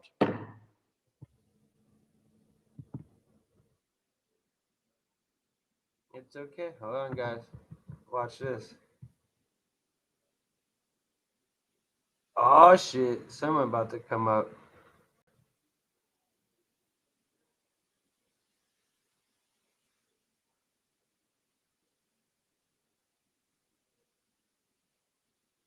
Hold on. Hold on. And each will control 20 minutes. The chair recognizes the gentleman from Ohio. Mr. Speaker, I ask unanimous consent that all members have 5 legislative days. This guy's a goofball. In which to revise and extend their remarks and to insert extraneous material on H.R. 4405. Without objection. Mr. Speaker, I yield myself such I lied. That's Jim Jordan, I think. time as I may consume. The gentleman is recognized. I can't see We all right support now. holding bad guys accountable, and we're all going to vote for this resolution. That's but I Jim think a little Jordan. He's a perspective goat. is important. Democrats have spent 6 months talking about Epstein, even though they had 4 years to do something about it. Now, why would they do that? Why would they do that? Maybe it's to go after President Trump. Never forget, they shut down the government for 43 days. They said, don't worry about our military. Don't worry about air traffic controllers. Don't worry about our economy. Don't worry about American families. No, no, no. Close the government for a month and a half because it might hurt the president. For the past decade, there's been one constant for Democrats. One constant. Go after Trump. They spied on his campaign. Then it was Mueller. Then it was impeachment 1. Then it was impeachment 2. Then it was all the lawfare. Alvin Bragg, Fonnie Willis, Letitia James. Then it was Arctic Frost investigation at the Justice Department, surveilling United States senators and congressmen, and a whole host of other Americans. Then it was Jack Smith and his gag orders and his raiding President Trump's home. Then it was a 43-day shutdown, and now it's Epstein. And by the way, the same party that did all that, they were also the ones who were texting with Mr. Epstein during a hearing where Michael Cohen was their witness in another effort to go after the president. Americans see through it all, and frankly, it's actually kind of sad. This obsession, this syndrome, this mindset that says we got to go after President Trump no matter what that they have. And when I think about it, I think it's because President Trump and Republicans have accomplished so much that they told the voters they were going to accomplish in the 2024 election. We're actually doing what we said we were going to do. President Trump said he was going to cut taxes, and he did. President Trump said he would secure the border, and he did. President Trump said he'd get men out of women's sports, and he did. President Trump said he would make sure Iran doesn't have nuclear capability, and he did. And he said he would get the hostages out of Gaza back into Israel, and he did. All in 9 months. So I don't know what causes this mindset, this syndrome that the left has, but I know one thing. It is real. Which brings me to last week. Think about what the Democrats did last week. The Democrats released an email that the Oversight Committee had obtained from the estate. An email from Mr. Epstein to Ms. Maxwell, When the Democrats released it, they redacted the victim's name, something we all support, something everyone supports, except in this case, no court had ordered that name redacted, no agency had redacted it, and the estate didn't redact it. And the victim had already went public. So why black out her name? Why black out her name? Because she had said in her book and had testified under oath that she never saw any wrongdoing by President Trump. So think about what they did. In an email between two criminals, Mr. Epstein and Ms. Maxwell, in an email between two criminals, they hide the name of an individual who had went public and exonerated the president, and we know why. To distort and twist the message because they thought it might harm the president. Their position, cover up the names of people who are already public, but don't worry about other innocent people who the court said should remain private. Again, I think the American people see through it. They see through what the Democrats are doing. The American people know what this is. They know Democrats have nothing else to run on because of the success of this administration. So I say, let's vote yes on this resolution, and then let's get focused on making sure we're doing what the American families elected us to do. With that, I reserve. The gentleman reserves. The gentleman from Maryland is recognized. Thank you, Mr. Speaker. I yield myself such time as I may consume. The gentleman is recognized. Today, 4 months and 3 days after Mr. Khanna and Mr. Massey introduced their discharge petition, perhaps the most famous discharge petition in American history, the People's House unites across party lines to draw a moral line. We draw a line against the rape and sexual violation of children. We draw a line against the global criminal trafficking of girls and young women to service the pleasure of rich and powerful men who believe they are beyond all law and all morality. We draw a line to put the voices of the victims and the survivors first. We ask the Senate to join us without changes rather than obstruct this bill with dilatory amendments, legislative graffiti, and self-dealing million-dollar jackpot provisions for lucky senators. Just pass the bill. We're finally voting today because a bipartisan discharge petition led by Representatives Massey and Khanna and signed by 218 of us overthrew the determined obstruction of the Speaker. This forced vote means that. Really? You're just gonna fucking capitalize that word? Are you a fucking dude? What's wrong with you, bro? More than 1,000 girls and young women. We're here today because these victims, these survivors, these citizens, these inspiring women who have come to Washington are demanding nothing less than justice and the complete truth about who is responsible for their vicious abuse, including those responsible for enabling it, ignoring it, bankrolling it, and covering it up. We join them today in rejecting any more dangerous lies about the crimes they suffered. No, child sex abuse is not a hoax. It's a crime. Human trafficking is not a hoax. It's a crime. These crimes are a curse on children and young people across America, in universities and elementary schools, in churches and mosques and synagogues, in Boy Scout troops and college sports teams and summer camps. Anywhere the powerful and the rich believe they've got the opportunity and the impunity to exploit the young, the poor, the powerless, and the vulnerable. We must face the truth and find the co-conspirators still at large in one of America's most extensive and sophisticated sex trafficking and child abuse rings in history. Release of the file will expose the role of everybody who facilitated and covered up these crimes, like J.P. Morgan Chase, Bank of America, Deutsche Bank, and Bank of New York Mellon, which executed billions of dollars in transactions related to these offenses, as well as any bank executives who participated in the sexual abuse of girls and young women. We must expose everyone who covered up these crimes, like Alex Acosta, the former U.S. attorney in Miami, Donald Trump's labor secretary, who gave Jeffrey Epstein an unbelievable sweetheart plea deal, immunized unnamed conspirators, and killed an investigation into Epstein's financial crimes that could have brought down the entire criminal network. And with that, I'm going to yield. I'll reserve the balance of my time. The gentleman reserves. The gentleman from Ohio is recognized. Thank you, Mr. Speaker. I yield 4 minutes to the distinguished chair of the House Oversight Committee, Mr. Comer, the gentleman from Kentucky. The gentleman from Kentucky is recognized. Thank you, Mr. Speaker. As chairman of the House Oversight Committee, I've always believed that sunshine is the best disinfectant. For years, the American people have demanded transparency about Jeffrey Epstein and Ghislaine Maxwell's horrific crimes and about the federal government's failure to protect the victims. The House Oversight Committee is conducting a thorough review of the federal government's investigation into Epstein. Our work goes far beyond the legislation before us today. We are committed to accountability, transparency, and justice for the American people and for the survivors of these appalling crimes.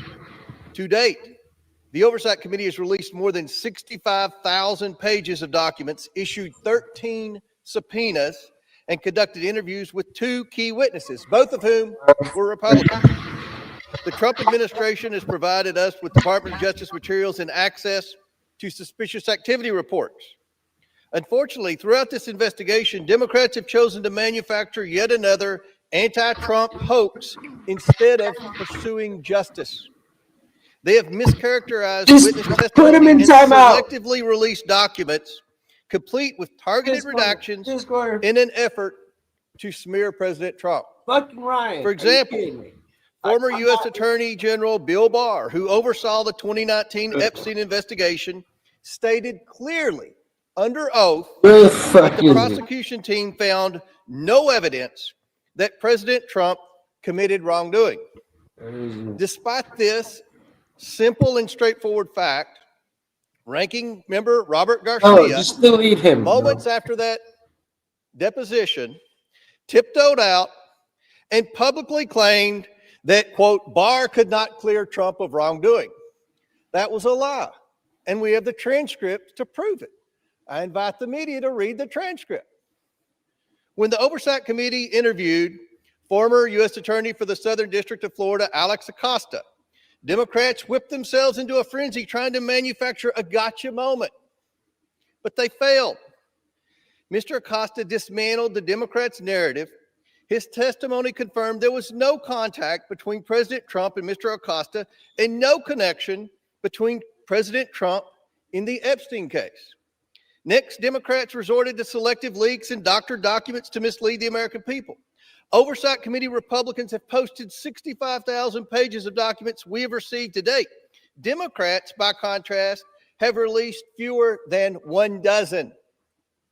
In their latest selective leak, Democrats released just three of the 23,000 pages of documents from the Epstein estate. And they made redactions to 2 of those emails that changed both the context and the meaning of the 3 pages they released. When CNN called them out for their deceptive redactions, Representatives Stansbury and Crockett tried to blame Republicans for their own edits, for the Democrat Oversight Committee edits. After Democrats released only 3 emails, Republicans released over 23,000 pages. And what did Democrats say in response when we released every single document that we got? They claimed full transparency was meant to, quote, disorient or distract from their manufactured narrative. These are the same Democrats who chant, release the files every day until the files contradict the story they want to tell. That is the definition of hypocrisy.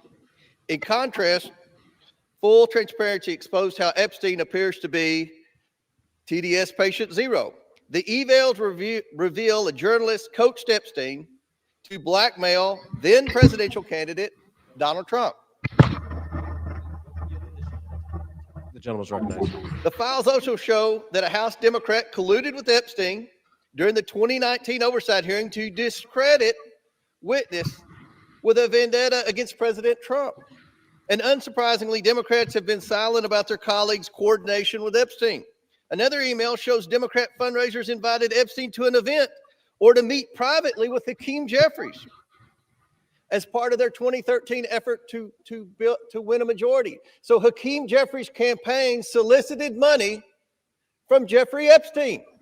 That's what we found in the last document batch. The files underscore why former President Trump must appear for his deposition. We've subpoenaed him. To date, the Democrats have done nothing to help us secure his appearance. I support full transparency. The Oversight Committee will continue to work to get the truth to the American people and to get justice for the victims. That's our goal of this investigation. With that, I yield back. The gentleman yields back. Yeah, Mr. Speaker, we reserve. The gentleman reserves. The gentleman from Maryland is recognized. Thank you, Mr. Chairman. I should just point out that we've heard now from the two distinguished chairmen of the Judiciary and the Oversight Committee, and they've spoken almost exclusively to denounce Democrats. We have a bipartisan coalition here demanding the truth about the largest child sex abuse and trafficking ring, perhaps in American history, certainly in this century, and they want to just throw stones at the Democrats. What a remarkable failure of leadership we're seeing from the other side. And I imagine that the chairman of the Oversight Committee will follow up his spectacular failure in trying to impeach President Biden with his spectacular failure in trying to block the resolution we brought to the floor today. I'm happy to yield 1 minute. Excuse me, you're not recognized, whoever's speaking. And I'd like to yield 1 minute to the very distinguished minority leader on the House Oversight Committee. The gentleman is recognized.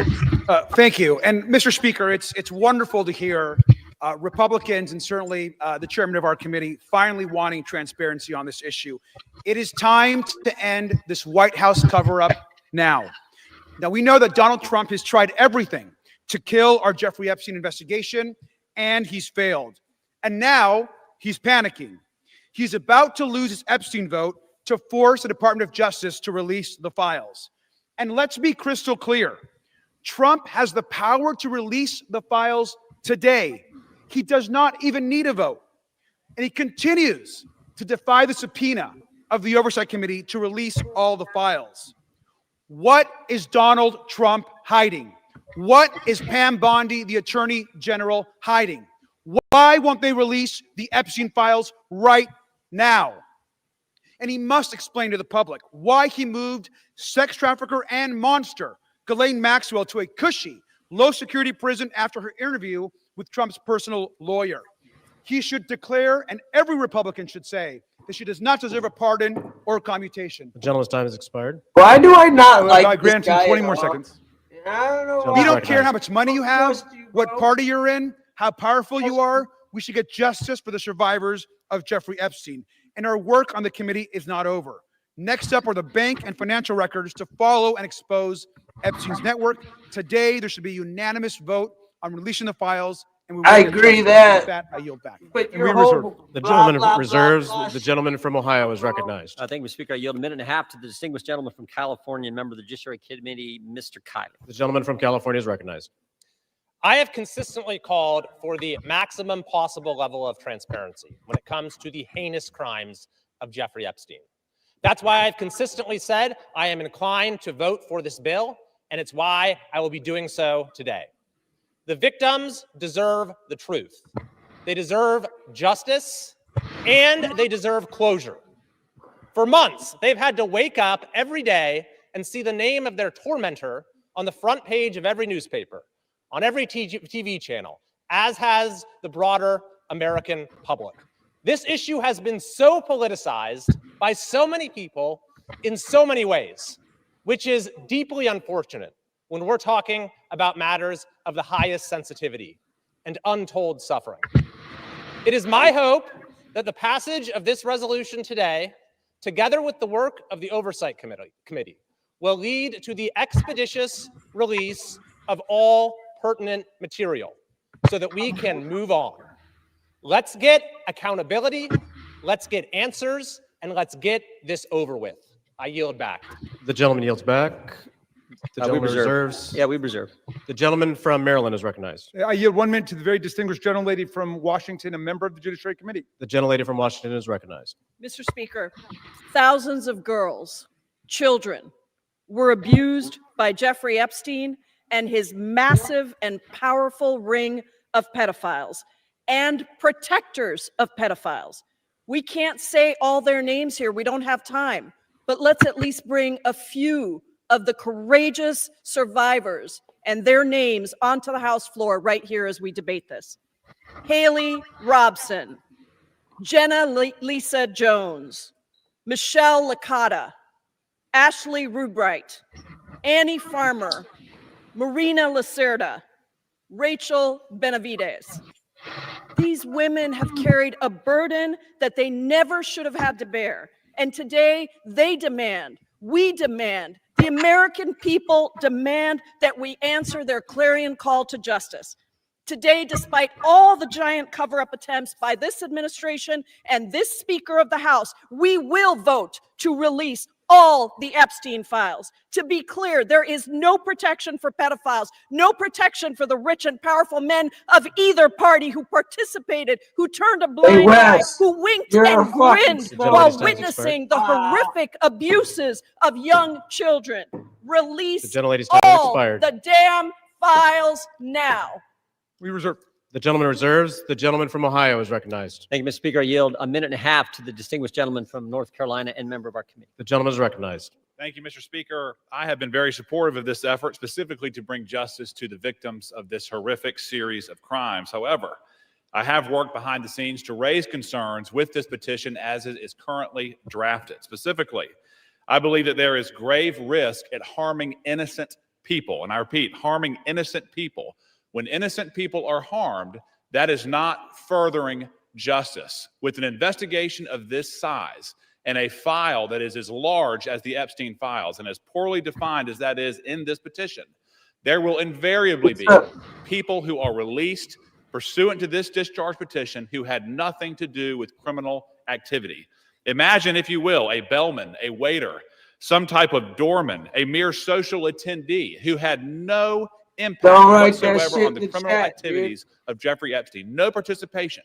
Their lives are forever ruined. And I'm reading specifically from the petition's language that prohibited grounds for withholding information in this file are embarrassment, reputational harm, or political sensitivity.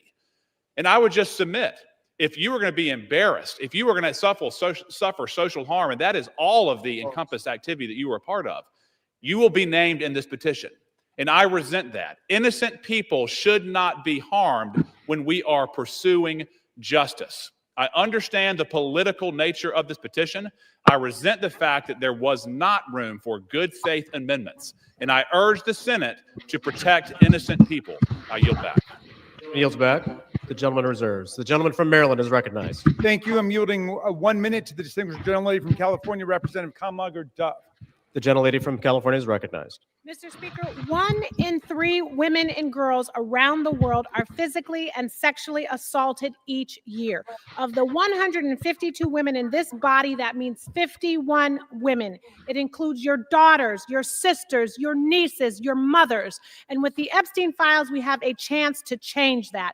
But real talk, the administration doesn't need a discharge petition. It has not complied with the subpoena, and it has the power to release the files today. Instead, the man in the most powerful position in the world has used the full weight of the government to block and obfuscate and deflect the full release of the files. It is the same person who intimidated female members of Congress to withdraw names from the petition, who responded quiet piggy to a female reporter who asked about the files, and who nominated an alleged sexual predator to be our AG. It is the same, the worst of the worst. So why protect him? It's also curious that the judiciary is managing this debate and has not even had this come before the committee. I wonder why. Release the files now. We reserve. The gentleman reserves. The gentleman from Ohio is recognized. Thank you, Mr. Speaker. I yield 2 minutes to the gentleman from Texas, Mr. Roy, chairman of the Constitution Subcommittee. The gentleman from Texas is recognized. I thank the chairman. Today, a united Republican Party and a bipartisan supermajority is going to pass a bill to increase transparency regarding the egregious abuses by Jeffrey Epstein, a goal that anyone of conscience desires. That is, in totality, an important statement to check the rich and the powerful.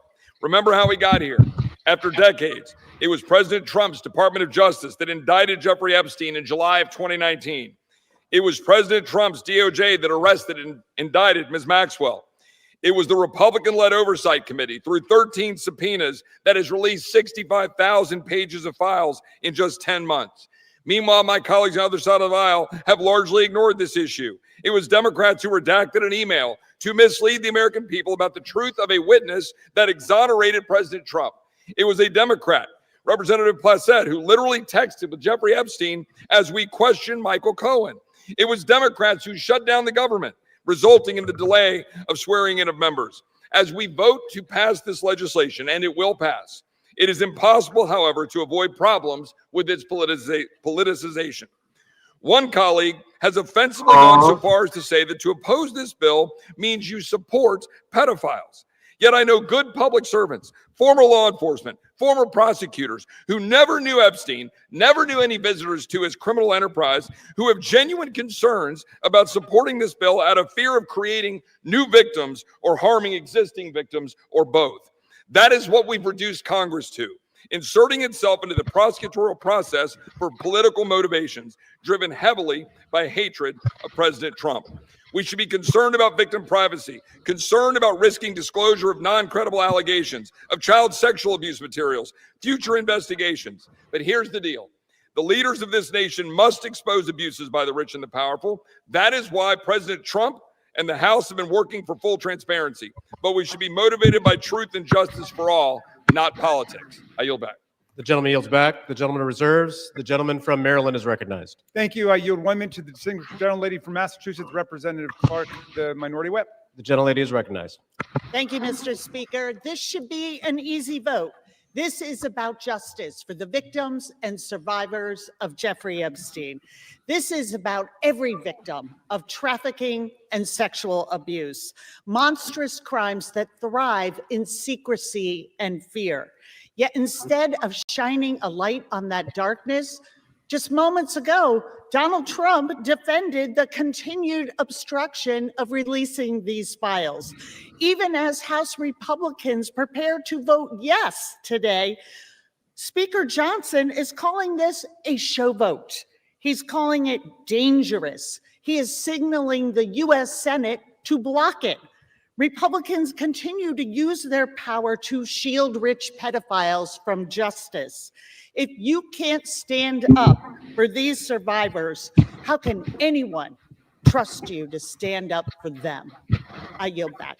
The gentlelady yields back. We yield. The gentleman reserves. Does the gentleman reserve? Yeah, we reserve. The gentleman from Ohio is recognized. We reserve. The gentleman reserves. The gentleman from Maryland is recognized. What does it mean to Very reserve? quickly, what happened under the Biden administration? Well, under the Biden administration, Ghislaine Maxwell was prosecuted for conspiring to sexually abuse and traffic girls in 2020. Right when it's in 2021, she was convicted. In December of 2021, after a month-long trial in Judge Nathan's courtroom, in 2022, Maxwell was sentenced to 20 years in prison under the Biden administration for sex trafficking and sexual abuse of minors. But when President Trump took office in January of 2025, they killed the investigation. They assembled all the Yeah, materials, but when they got Trump all was the in prosecutors office, together, and they terminated the disappeared, investigation. I you know yield what I'm 1 minute to the distinguished grabbing gentleman from coffee, Illinois, bro. Mr. Raja Krishnamurthy. The gentleman from Illinois is recognized. Thank you, Mr. Speaker. I rise in strong support to release the Epstein files. First, this issue is beyond party. It's a question of justice. Survivors have waited too long. Stop the delay. This is not a hoax. Release the files. Second, we must face a hard truth. Silence that shields the powerful is a betrayal of those they hurt. Congress must reject any attempt, including a presidential pardon or any form of clemency for Ghislaine Maxwell. This cannot be done. This would be a cover-up. We cannot allow clemency of any kind for Maxwell, not now, not ever. Survivors deserve justice. I urge a strong yes vote. Thank you. Yields back. Does the I want to thank the gentleman for his eloquent remarks. Pardons are for people who are contrite. Pardons are for people who are repentant. Pardons are not for people who lie. Every member of this body should immediately, verbally, vocally denounce the idea of clemency, commutation, or pardon for Ghislaine Maxwell, and we reserve. The gentleman reserves. The gentleman from Ohio is recognized. Yeah, we reserve, Mr. Speaker. The gentleman reserves. What's it mean to reserve? I yield 30 seconds to Ms. Leisure Fernandez. The gentlelady is recognized. There were thousands of girls and young women abused, trafficked, and used by Epstein, the elite and the powerful who believed they could get away with it. Epstein told the young victims that he controlled the banks and the government. Those women refused to be silenced, and today they have pierced the dark with their light. Traps, bro. Anytime any girl is trafficked, molested, or abused, the world must stand up. Today, the House proves Jeffrey Epstein wrong. The Senate must do the same tomorrow. I got The gentleman reserves. The gentleman from Ohio is recognized. Thank you, Mr. Speaker. I yield 2 minutes to the gentleman from California. 1.5 minutes to the gentleman from California. The gentleman from California is recognized. I thank you, Chairman. Mr. Speaker, a minute and a half or an hour, the words would still have to be the same. We've all said that this will pass the House, perhaps unanimously today. I think all of us who have looked at the details of this particular bill know that it is flawed and that before it goes to the president's desk, it has to be amended as it can be amended in the Senate. And we call on the Senate to amend it so that we protect the innocent, so that we have the provisions that were intended perhaps to be in this bill but are not properly written. With that, President Trump has said, get it to his desk, he will sign it. President Trump has said he will do it. But I'm going to say to all of us, it is also important that we remember that Epstein is dead. A peace plan for Gaza. For the plan to advance, Hamas must disarm. Instead, tonight, terrifying images emerging from Gaza. Videos show Hamas-linked gunmen carrying out a public execution as they return to the streets. Hamas on a rampage, executing Palestinians. Wow. Down, spreading terror. For freedom, Sounds like not David terror. in the Hamas chat. must go. Sounds like So that David it in the properly chat. I'm gonna protects take both over the the tradition America. of the grand jury and clearly those innocent people that would otherwise be swept up. And I yield back. The gentleman's time has expired. The gentleman yields back. Reserve. Gentleman reserves. The gentleman from Maryland is recognized. This whole bill is about protecting the innocent. Mr. Speaker, the Senate must pass the bill as we are passing it today, and as the president has said he would sign it after changing his position on the bill over the weekend when he could see the tidal wave of public opinion moving against him. Let's pass this bill, pass it in the Senate, sign the bill, and let us go ahead and release the complete file. I yield 30 seconds to the distinguished gentlelady from Arizona, Representative Ansari. The gentlelady is recognized. Mr. Speaker, the walls are closing in on Donald Trump and his rich and powerful friends who either abused or raped children or were enabling and complicit in these heinous crimes for decades. This vote today matters, but here is the truth.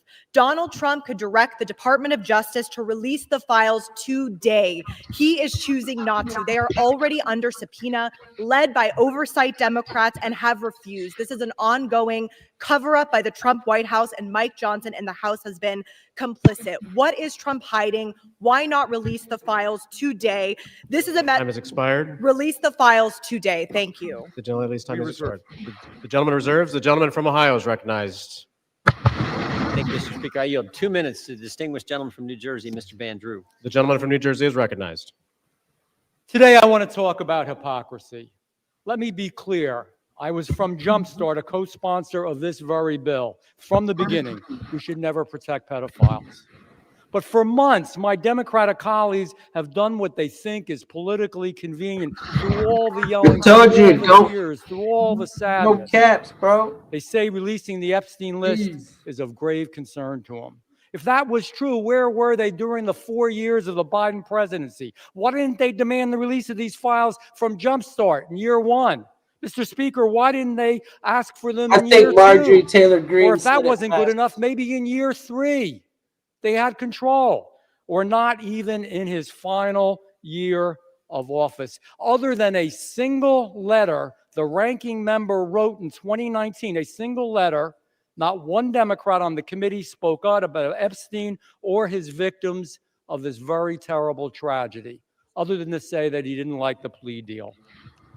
Let me say this. When they stand here today insisting how badly they want these files released, why didn't they do it? Yet they stayed silent for year after year after year after year under Joe Biden. It's impossible. Mr. Speaker, it is impossible to see that as genuine. What I see is a group more focused on scoring political points and drama than on protecting abused children. The record is clear. Under Republicans, far more information has been released in the last 6 months than was done during all 4 years of the previous presidency under Joe Biden. We've actually been the party of transparency. We've released the information. We've told the truth. Unfortunately, and I'm sad to say it, they have been the party of hypocrisy. Mr. Chair, I yield back. The gentleman yields back. The gentleman reserves. The gentleman from Maryland is recognized. You know, I've never heard a more defensive presentation in my life than what we're hearing from over there. The gentleman should spend a little less time pointing out hypocrisy and a little more time trying to ferret out cruelty, humiliation, and rape. And that's what we're working on. I yield 30 seconds to the distinguished gentleman from California, Mr. Min. The gentleman from California is recognized. I want to remind you that we are all here voting on this bill because President Trump, who has the power to release the Epstein files at any time, has refused to do so, calling this a hoax. We're here because Speaker Mike Johnson and President Trump have gone to extraordinary lengths to try to kill and delay the discharge petition, including refusing to seat Adelita Grijalva for over 40 days and threatening House Republicans who signed on. Now, several of my Republican colleagues have accused those of us House Democrats who support justice here of having Trump derangement syndrome. You all suffer from something much worse, which is pedophile protection syndrome. Stop protecting pedophiles, release the Epstein files. The victims deserve justice. I yield back. We reserve. This dude's full of shit. Members are reminded to direct their comments to the chair. Wow. The gentleman from Maryland reserves. The gentleman from Ohio is recognized. We reserve. The gentleman from Ohio reserves. The gentleman from Maryland. I'm yielding 30 seconds to my friend, Representative Walkinshaw from Virginia. The gentleman is recognized. For years, Mr. Speaker, we have watched dangerous conspiracies like Pizzagate and QAnon shape our political landscape. They help fuel the rise of President Trump and were built on baseless claims about secret pedophile rings, while the real documented case of child sex trafficking involving Jeffrey Epstein remains shrouded. This is a lie. Bullshit, dude. If it wasn't for that movement, this wouldn't even be in the light. Shut Secrecy, the fuck up, bro. because President Trump refuses to release the files. What is President Trump hiding? Why won't he release the files? The House finally has the opportunity to act, release the files, and let the American people see the truth. I yield back. The gentleman yields back. We reserve. The gentleman reserves. The gentleman from Ohio is recognized. Reserve. The gentleman reserves. The gentleman from Maryland is recognized. Granting 30 seconds to the very distinguished gentlelady who is finally with us, Representative Adelita Grijalva from Arizona 7. The gentlelady is recognized. Thank you, Mr. Speaker. I rise today to acknowledge the survivors, family members, and advocates who are here today and have never given up. The legislation in front of us, at its core, is about something very simple. The survivors deserve justice. The American people deserve the truth. To every survivor watching, your courage is inspiring. You are the reason why this vote is happening today. Protecting women and children from pedophiles should not be a Democratic issue, should not be a Republican issue. It should be a human rights issue and a matter of justice. I urge my colleagues to vote yes on the Epstein Files Transparency Act. I yield back. Thank you. Says hello. Thank you, and we reserve. The chair will remind all persons in the gallery that they are here as guests of the House and that any manifestation of approval or disapproval of proceedings is in violation of the rules of the House. The gentleman from Maryland. Yeah, but I'll just add they're here as honored guests of the House, and we're delighted they're here, and with that, we reserve. The gentleman reserves. The gentleman from Ohio is recognized. Yeah, we reserve. The gentleman reserves. The gentleman from Maryland. I'm granting 30 seconds to Representative Lois Franco from Florida.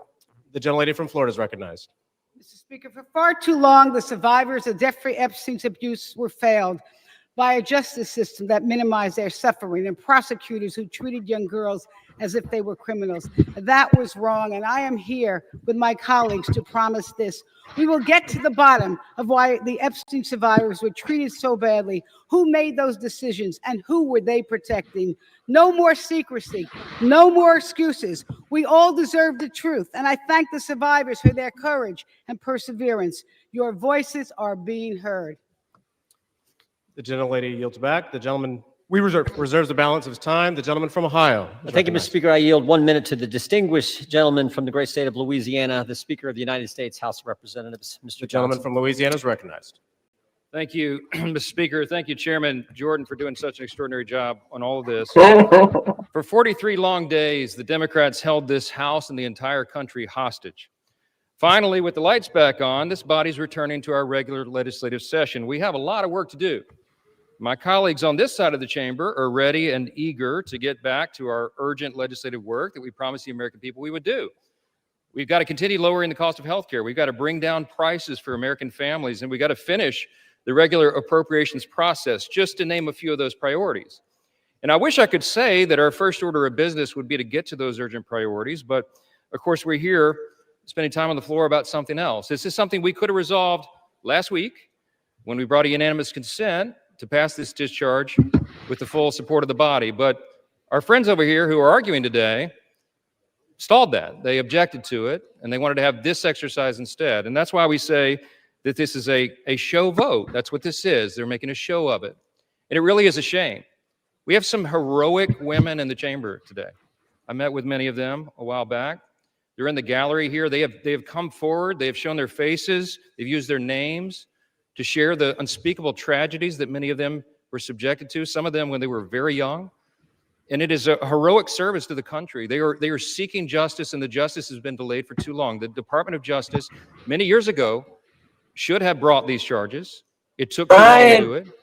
And now we're in this process of making sure all the American people I agree, but get I gotta the erase information, it. but we have to do it in the right way, After 4 years of Democrat control under President Biden, they were not truthful with us about a lot of things. Bro. We want The Democrats truth. insisted the border was secure. We knew it wasn't. They insisted legit want the inflation was transitory. We knew it wouldn't be. I don't care what They misled the side, American people about the whoever obvious did it. mental and physical decline of the previous commander-in-chief. And now those same Democrats are demanding transparency. Suddenly, transparency is the new word. Out of nowhere. They've taken a curious concern in the Epstein investigation, all in the name of that, in the name of transparency. But the question has been asked here many times during the debate on the floor, and everybody questioning why it is that Democrats have done this right now have to look at the obvious facts. The Democrats had all the Epstein files in their possession for 4 long years under the Biden presidency.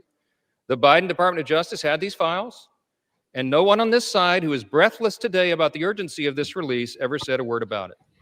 And it was the Democrats who could have urged President Biden's Department of Justice to go beyond prosecuting just Epstein and Ghislaine Maxwell, but they didn't do it. And so it's a fair question to ask today, why now? Why the sudden urgent interest in Jeffrey Epstein? Look, we know why. It's because the Democrats were never interested in transparency or executing justice or protecting the victims of this unspeakable tragedy before. The simple truth is obvious for everybody to see. This is a political exercise for Democrats, and it pains me to say it. I wish that was not the truth, but it is, and it's undeniable. This is as deceitful and dishonest as their pointless stunt was to shut the government down. Democrats are using the Epstein tragedy, the unspeakable evils that this guy committed with his trafficking ring and all of the abuses that they made these young women go through. They're using that as a political weapon to try to distract from their failures as a party and to try their best to try to tie President Trump somehow into this wretched scandal. The president had nothing to do with it. He's been very clear, and he has nothing to hide, and that's why he's endorsed the vote today. I suspect this vote will be probably unanimous. But here's the important point that everybody needs to understand. We have been advocates of maximum transparency, but we have also insisted that the victims be carefully protected. The Oversight Committee has been doing extraordinary work, and we've got some of the most vigorous advocates on the Republican and Democrat side on the Oversight Committee. They've been working in earnest to deliver transparency for the American people and to do it in a responsible manner. What do we mean by that? The bipartisan effort over there is already producing all the results that the discharge petition seeks and much, much more. Chairman Comer and all of these advocates over there have been releasing thousands of documents, for example, from the Epstein estate. By the way, in my view, that's been the greatest treasure trove of information because it's yielded for us Epstein's own personal flight logs, his financial records, his daily calendars, and so much more. But importantly, none of that was addressed or is addressed in the legislation that's being voted on today. The estate files wouldn't even have been encompassed in that. And so it goes to show that the Oversight Committee is doing it the right way. From the very beginning, we've been insistent that this matter be handled carefully and with the utmost caution and care to the people who have been harmed. They should not be made to suffer any longer. We're talking about real people's lives at stake here and young victims who don't want to be dragged into this political game that could get hurt further. But the Democrats are rushing the release of thousands of unsubstantiated documents that may be included in this, that are going to be in the public domain with the passage of this bill. And there are serious deficiencies in the legislation that I have noted at length, and Republicans have to work to address those deficiencies in the Senate if and when this legislation is advanced. I stood before the American public today at our press conference, and I explained in detail the dangers of the discharge petition. We have posted at my website, speaker.gov, a summary. The legal counsel, a small army of lawyers, put this together. I used to be a federal court litigator. Many of my colleagues who have spoken today were. We understand the dangers of how this was haphazardly drawn up. And among them, by the way, Mr. Speaker, before I forget, I seek unanimous consent to enter into this document into the record. It's on the website. It's entitled, How the Flaws of H.R. 4405 Could Re-Victimize Epstein's Victims, Create New Victims, and Damage the Judicial System. It is dated today. Thank you. And it summarizes just 5 or 6 of the major concerns. Among them, it fails to fully protect victim privacy. It could create new categories of victims. It potentially jeopardizes grand jury secrecy. It fails to prohibit release of child sexual abuse materials that are not appropriately defined in the legislation. It jeopardizes future federal investigations, and we have national security concerns regarding classified information. We'll put this in the record because we need the legislative record to reflect what is the legislative intent behind this vote. I used to litigate cases. We would litigate federal statutes and whether or not they could survive, and legislative intent is important. And we need to say clearly for the record, as a Speaker of the House, I'm saying to you, this legislation that will pass today is flawed and it must be amended. The question is, why didn't we amend it here before we passed it? Because the authors won't allow it. Because under the rules of the House, under a discharge petition, they have to agree to consent for the legislation to be amended, and they're not doing that. So now we rely upon our partners in the other chamber to get that done, and they need to do that. The victims deserve our utmost respect. In fact, they should be saluted for their courage. And the young women who have not come forward, who are now, some of them are middle-aged women who have not come forward, also deserve our respect, and they deserve to be protected. Republicans support transparency. We want maximum transparency, especially when it comes to disclosing the names of anybody who had anything to do with these evils, anybody who conspired with or aided in any way Jeffrey Epstein. They must be brought to justice. We want the bill to be amended so it doesn't, at the same time, violate victim privacy, create new victims, disclose the names of any whistleblower or informant, cause the release of grand jury materials or child sexual abuse materials, or undermine our national security. And if and when the Senate takes this up, we will work with our colleagues over there to make sure that these things are corrected. I'll just close with this this simple thought. We've been at this a while. It's drug on for a while, but it's time for this to come to light. I expect that this will be a unanimous vote, and it will reflect what I think every member in this chamber, and I'll say this now, at least in recent days, every member of the chamber on the Democrat side, they didn't say anything for 4 years, but they're for maximum transparency now, and so is this side. But we want to do it in a respectful and careful manner so that we don't subject innocent people to further harm. And that has been the whole thing. I told all my members today I'll be voting yes on this, and I suspect almost everyone will. We'll send it to the Senate, and we hope it's corrected. Thank you for the time, Mr. Speaker, and I yield back. Really said both of them, folks. Gentleman reserves. The gentleman from Maryland is recognized. I'm yielding to Mr. Gomez for the sole purpose of making a parliamentary inquiry. Mr. Gomez is recognized. Mr. Speaker, I rise to ask a point of parliamentary inquiry. Is this an appropriate time to point out that the Republicans named children's savings account in their so-called one big beautiful bill after Donald Trump, someone connected to one of the most notorious pedophiles in this country? Or that the Speaker of the House just lied on the floor by stating that there was protection, there isn't protections for the victims in the Epstein bill. The gentleman is no longer recognized. The gentleman from Maryland, you are recognized. I am prepared to close. I've got no more speakers on my side. The gentleman reserves. The gentleman from Ohio is recognized. Thank you, Mr. Speaker. No. Gentleman from Ohio has 30 seconds. Come on, Jim Jones, do so, or Mike, or Jordan, do something right. Can I inquire how much time is remaining? 30 seconds.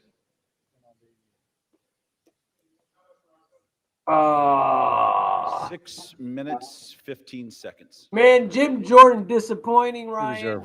Gentleman reserved. Gentleman from Maryland is recognized. I'll take the opportunity of the Speaker's presence to respond to some of the things that he said. In the very presence of the victims and the survivors who come to join us today, the Speaker said that now would be a time we should be working on urgent legislative work. Mr. Speaker, justice is urgent legislative work. The truth is urgent legislative work. Be a goat. I'll talk about it when this is over. The Speaker says, why now? Why now? Well, Mr. Speaker, you were the one who refused to swear in Adelita Grajova for 50 days. We would have done it 50 days ago, but she provided the 218th signature on the discharge petition. So why now? It was because of your dilatory tactics, your delay, your postponement of it. Now, the gentleman says that there are not sufficient protections. There are protections in the bill for the victims to make sure that their names will be redacted. And yet we hear even the Speaker of the House of Representatives openly inviting the U.S. Senate to start finger painting on this bill, which we have waited more than 5 months to bring to the floor. The Senate should pass the bill exactly as it's written. The president should sign it exactly as he said he would when he finally changed his mind. And the Epstein file must be released. Moreover, if the president is serious about what he's saying, he's got the power to release the Epstein file right now. Nobody's stopping him. It's within his possession. It's within his control. He can release the whole thing, and he can redact the names of the victims and others who are innocent in this process. Mr. Speaker, Speaker Johnson said that these are unspeakable evils. Well, because of the bravery and the invincible courage of the women who've joined us today, they're no longer unspeakable. They're spoken. They're articulated.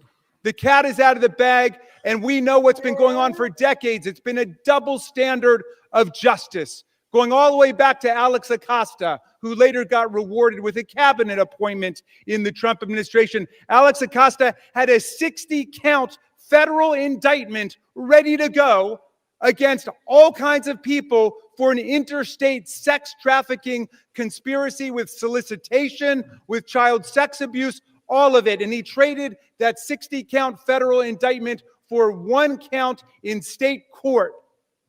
And Jeffrey Epstein ended up getting the sweetest of sweetheart deals ever on the plea bargain front. He was free from 8 a.m. to 8 p.m. to do whatever he wanted and continuing to perpetrate his crimes and run his conspiracy. And then he would come and he would watch TV and spend the night in jail. And it was over in about a year after the rape and sexual abuse of hundreds and hundreds of girls.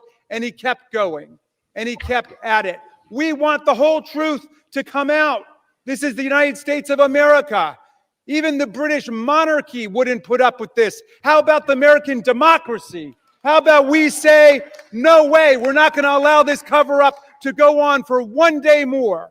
And I'm glad the president changed his mind after pulling out all the stops to try to get one of our Republican colleagues to change their mind, to remove their name from the discharge petition. He gave up.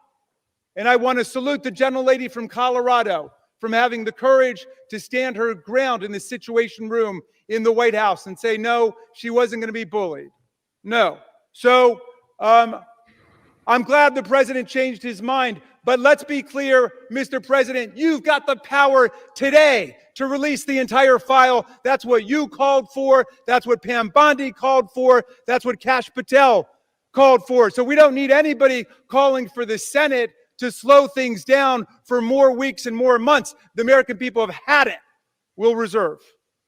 Gentleman reserves. Gentleman is reminded to direct your comments to the chair and not your colleagues. Gentleman from Ohio is recognized. You have 90 seconds remaining. Correction. Thank you, Mr. Speaker. I yield 30 seconds to the gentleman from Texas. Gentleman from Texas is recognized. The Democrat Party, with help from the dishonest media, used the Epstein files not to seek justice from the victims, but to smear President Trump. And it's sickening, quite sickening. The Democrats have used the Epstein files to distract the American people from the wins President Trump and his administration have delivered for the American people for the last 11 months. I'm proud to work with my Republican colleagues on the House Oversight Committee in coordination with the Justice Department. That was me. 65,000 pages of documents are related from Epstein released. What have my Democrat colleagues done? They selectively leaked and altered documents to mislead the American people. As President Trump has stated, we have nothing to hide here. I'm voting to release the files so that we can move on from this smear campaign the Democrats have manufactured. God bless Gentleman's Donald J. time is Trump. At Primrose Schools, your baby's you would go to begins commercial, with right? complete friends. Their first lesson in science begins with a splash because we nurture their curiosity when everything is wonderful. Gentleman from Maryland is recognized. All right. How much time do I have to close? You have 2 minutes. Speak. Thank you, Mr. Speaker. And I want to thank all of America for There's tuning your in buddy, to this. I want Ryan. to thank Representatives Massey and Khanna, Representative Green, all of those who have insisted upon bringing the truth forward and a reckoning with the reality of one of the worst international child sex trafficking rings ever to exist in the United States and the cover-up attendant to it. We've got the opportunity today to do justice for the victims, for the survivors who have come forward to say that the voice of the victims. I'd believe him if he didn't have to add the cover up, which is about the kids. Victims and the survivors must be put at the very center of our deliberations, not shunted off to the side, not submerged, not subordinated, but put at the very center. We must hear from the people who themselves were victimized by this nightmare. Now, our colleagues across the aisle seem to want to make this into some sort of partisan contest. I haven't heard so much talk about the Democrats since the Democratic National Convention. And all that we've done here is to say we want to bring the truth forward along with a bipartisan group. We don't want the Senate monkeying around with this in order to slow things down. We want it passed in the Senate. We want it signed. And before that, if the president is true to his word and he wants to see all of this come to light, he can release it now instead of fighting, kicking, and screaming every step along the way. But I'm glad he's changed his mind, and I hope he maintains the momentum he's got to stick with the vast majority of the American people who want to see that the truth is done here. And while he's at it, the administration could reconsider their terrible policies, gutting federal offices and programs designed to combat violence against women. The DOJ terminated hundreds of grants to police departments, defunding the police when it comes to investigating violent sex crimes and to support victims. His DOJ destroyed programs to combat international human trafficking rings. Let's get back on the side of the women. I yield back. The gentleman yields back. The gentleman from Ohio. Thank you, Mr. Speaker. Thank you, Mr. Speaker. The Speaker Johnson said it right. Why now after 4 years of doing nothing? Because going after President Trump is an obsession with these guys. Best example is John Brennan testified in front of our committee under oath, said he was not involved with the dossier. Only problem is Tulsi Gabbard declassified a report, released that report, and it said exactly the opposite. And she related a story in there where a CIA official went up to Mr. Brennan and said, we shouldn't include this in the report. And John Brennan's response was, yeah, but doesn't it ring true?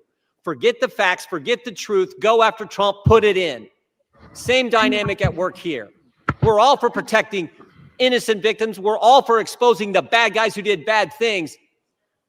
But this is an obsession with the left. For 10 years, it's going after President Trump. So vote yes. Make sure the bad guys are held accountable. We all want to do that. Speaker Johnson's right. I think it's going to be unanimous. but understand what they're doing, because they had 4 years and didn't do a darn thing. With that, I yield back. Gentleman yields back. The question is, will the House suspend the rules and pass the bill H.R. 4405? Those in favor say aye. Those opposed say no. In the opinion of the chair, 2/3 being in the affirmative, the rules are suspended. The bill is passed, and without Can I request a objection, recorded vote, Mr. Speaker? The gentleman from Maryland is recognized. Yeah, I'm requesting a recorded vote. The gentleman from Maryland has requested a recorded vote. Those favoring a recorded vote will rise. A sufficient number having risen, a recorded vote is ordered. Members will record their votes by electronic device. Pursuant to Clause 9 of Rule 20, this 15-minute vote on the motion to suspend the rules will be followed by 5-minute votes on ordering the previous question on House Resolution 879, adoption of House Resolution 879. This is the worst part of the process, right and here, adoption dude. of House This Resolution is like 878. on the This is a chalkboard. 15-minute vote. This is like a nails on the chalkboard right here. That 15-minute vote feels like 87 hours. At least it did for the shutdown, man. That was horrible. Hold on.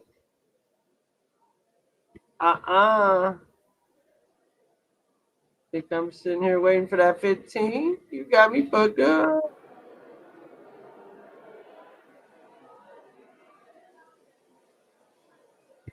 I always go back because I don't know what the hell is gonna happen in case I gotta stop it being live. I always go a little bit back. I always do that. I have to. Here we go, y'all. Here we go, yo. Here we go, yo. Hit the like, hit the sub. Thanks everybody for popping in. Good afternoon. Happy hump day.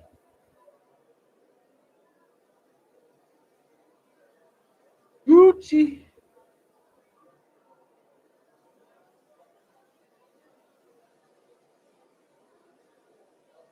Man, stand, bam, I don't even want to count. I don't know. What's going on? I thought I got to the beginning. What's going on? Is there a longer wait? They're just dinosaurs. They take forever, bro. They're just damn dinosaurs. These people are oh man, I just see both sides, man. That guy, bro, these people yell, but they are actually just full of shit. I don't believe none of this shit, bro. I'm disappointed in Jim Jordan. I think that guy that was yelling the loudest don't give no damns. These people have a political agenda. This has nothing to do with what we want, which is the damn truth. They want to make a political stance. There's nothing about this that is, you old mugs. Pursuant to Clause 8, Rule 20, the unfinished business is the vote on ordering the previous question on House Resolution 879, on which the yeas and nays are ordered. The clerk will report the title of the resolution. House Calendar Number 47, House Resolution. Is it Tuesday? Whatever. Resolution providing for consideration of the joint resolution, Senate Joint Resolution 80, providing for congressional disapproval under Chapter 8 of Title 5 United States Code of the rules submitted by the Bureau of Land Management relating to National Petroleum Reserve in Alaska, Integrated Activity Plan Record of Decision, providing for consideration of the joint resolution, House Joint Resolution 130, providing for congressional disapproval under Chapter 8 of Title 5 United States Code of the rules submitted by the Bureau of Land Management relating to Buffalo Field Office Record of Decision and approved Resource Management Plan Amendment, providing for consideration of the joint resolution, House Joint Resolution 131, providing for congressional disapproval under Chapter 8 of Title 5 United States Code of the rules submitted by the Bureau of Land Management relating to Coastal Plain Oil and Gas Leasing Program Record of Decision, providing for consideration of the concurrent resolution, House Concurrent Resolution 58, denouncing the horrors of socialism,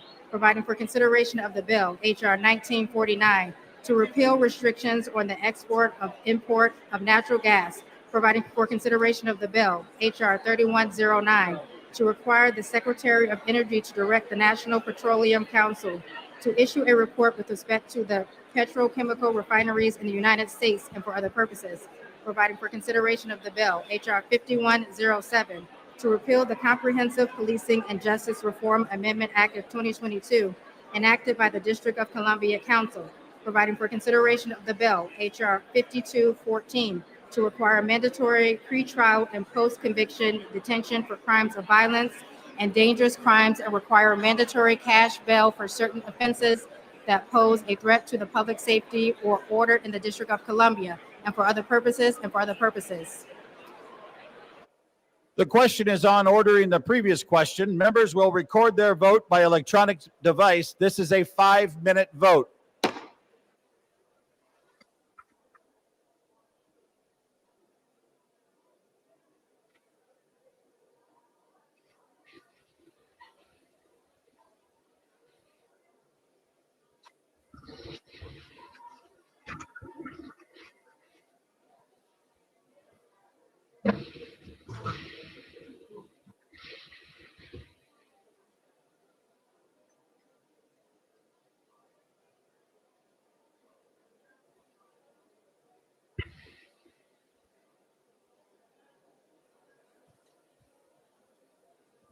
Now what? All I hear is that dead sound. Now what we got going on? Let's say 5 minutes. These people need too many minutes. Go to. I'm caught up, yo.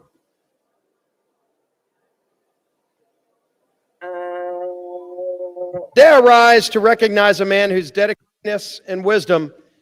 A sufficient number having risen.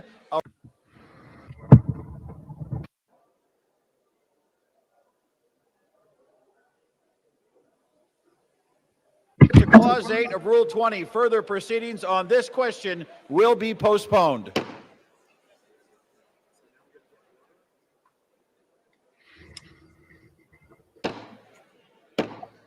The House will be in order. I'm interested to see if anybody votes no.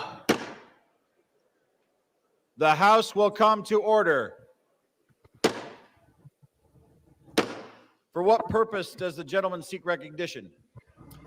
To speak out of order for 1 minute, Mr. Speaker. Without objection, the gentleman is recognized. Thank you, Mr. Speaker. Today I rise to recognize a man whose dedication, steadiness, and wisdom have shaped not only my work in this chamber, but the work of this institution itself. I'm talking about my Chief of Staff, Brett Horton.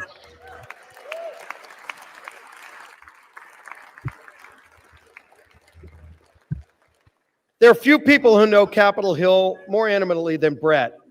For 15 years... Gentlemen will suspend. The House will be in order. What? For 15 years, he's been by my side. He began as my counsel in 2010 and worked his way through some of the most demanding, consequential roles in the House. Policy Director at the Republican Study Committee, Floor Director in the Majority Whip's office, and for the last decade, my Chief of Staff in both the Whip's office and the Leader's office. To me and to countless members of Congress and staff, Brett Horton has been far more than a colleague. He's been a trusted advisor, steady in his approach, wise in his counsel, and deliberate in his words and actions. When the stakes were the highest, Brett's voice was the one you wanted in the room. His fingerprints are on every major Republican policy victory we've achieved in the past decade.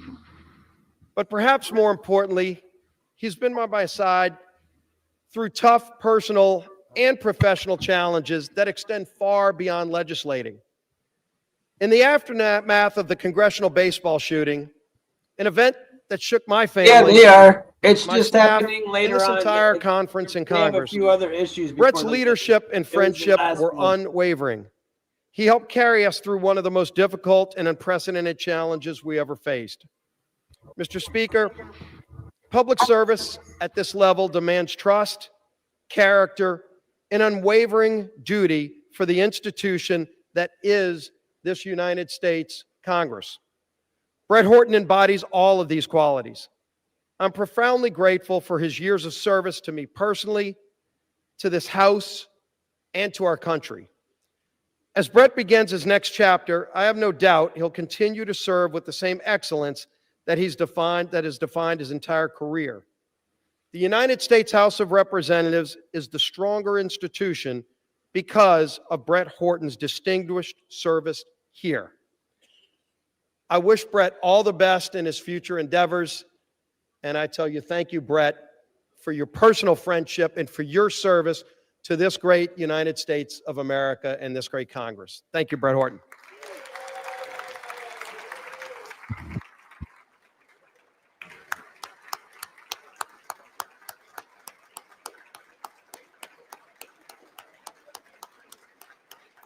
Way to go, Brett.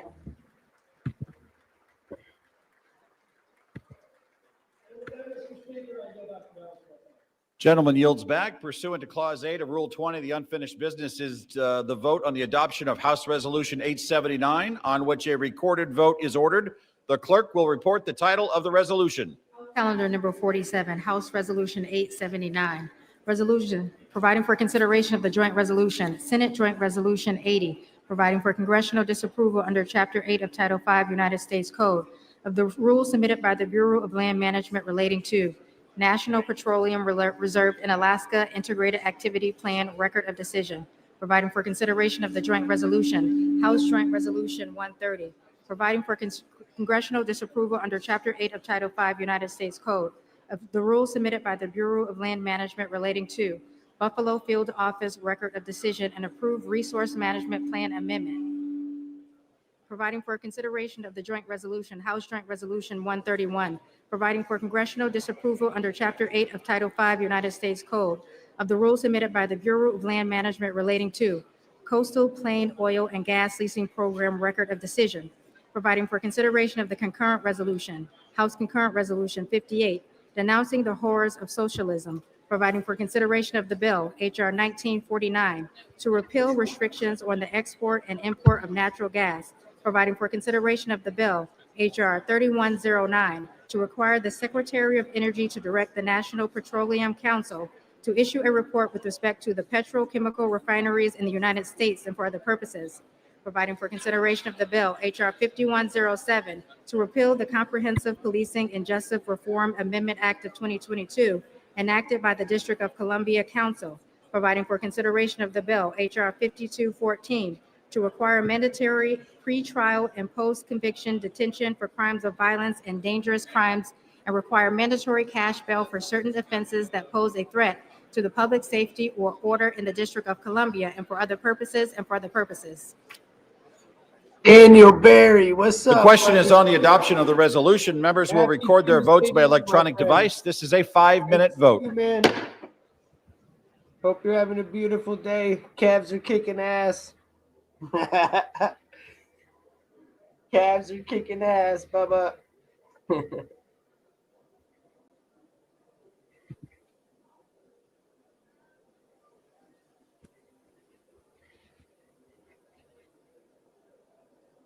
What's going on now, gentlemen, ladies? Oh, hell no.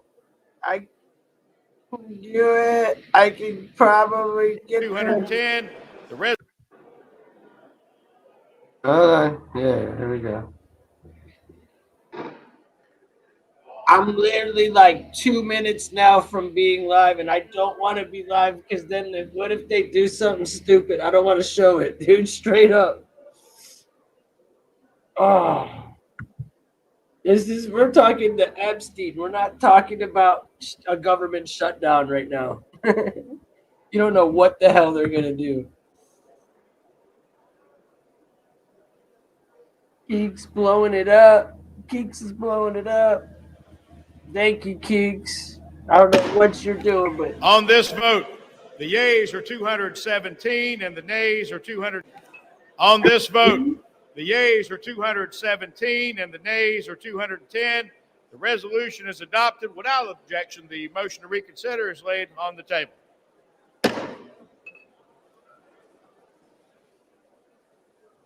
Good job, Kicks. That was a good one. Pursuant to Clause 8 of Rule 20, the unfinished business is the vote on adoption of House Resolution 878, on which the yeas and nays are ordered. The clerk will report the title of the resolution. House Resolution 878, resolution disapproving the behavior of Representative Jesus G. Chuy Garcia of Illinois. The question is on adoption of the resolution. Members will record their votes by electronic device. This is a 5-minute vote. Well, I'm sorry, ladies and gentlemen. I'm past my moving forward. We gotta wait this 5-minute damn vote, so I have to just talk something. I'm just waiting to see who's gonna vote no. Those are the people we gotta call out. I don't care what side it is. What's up, Get Peg, bro? I don't care what side it is. I want to just hold the person accountable that votes no on this. I don't care what your political standpoint is. If you vote no, I want to know who it is. That's it. It's gonna pass, but whoever votes no, we'll know who the people are. I'm scared Jim Jordan. I mean, nah, he said he would vote yes. I get worried, man. Like, come on, bro. Because there's people that passed on speaking, you know, they literally didn't say nothing. I feel like those are the people hiding in the background that are gonna say no if they're gonna say no. You know what I'm saying? That's just how I see it. Like, yeah, exactly, Keith. Exactly, Keith. Man, they're hitting us with. At least they're hitting us with something better than that. They just tease me with their blue waffles. Oh, hell no. Wait. Oh, I thought that said 23 minutes. I'm outwigged. 3 minutes I could deal with. 23? I might have had to say I don't know. I wonder how many peeps in that room is on. Exactly. They're all shaking. None of these people want, like, bro, they act so big. But a lot of these people are absolutely invested in this whole thing. This is really weird. This is like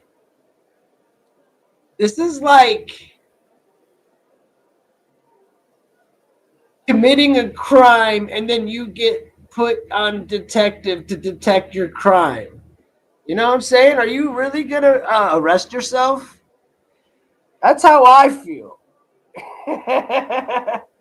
Yeah, blue waffles, bro. You saw the commercial. But really, though, they're not going to protect themselves. Like 9/11, man. The 9/11 Commission was all the people involved, bro. That shit was a joke.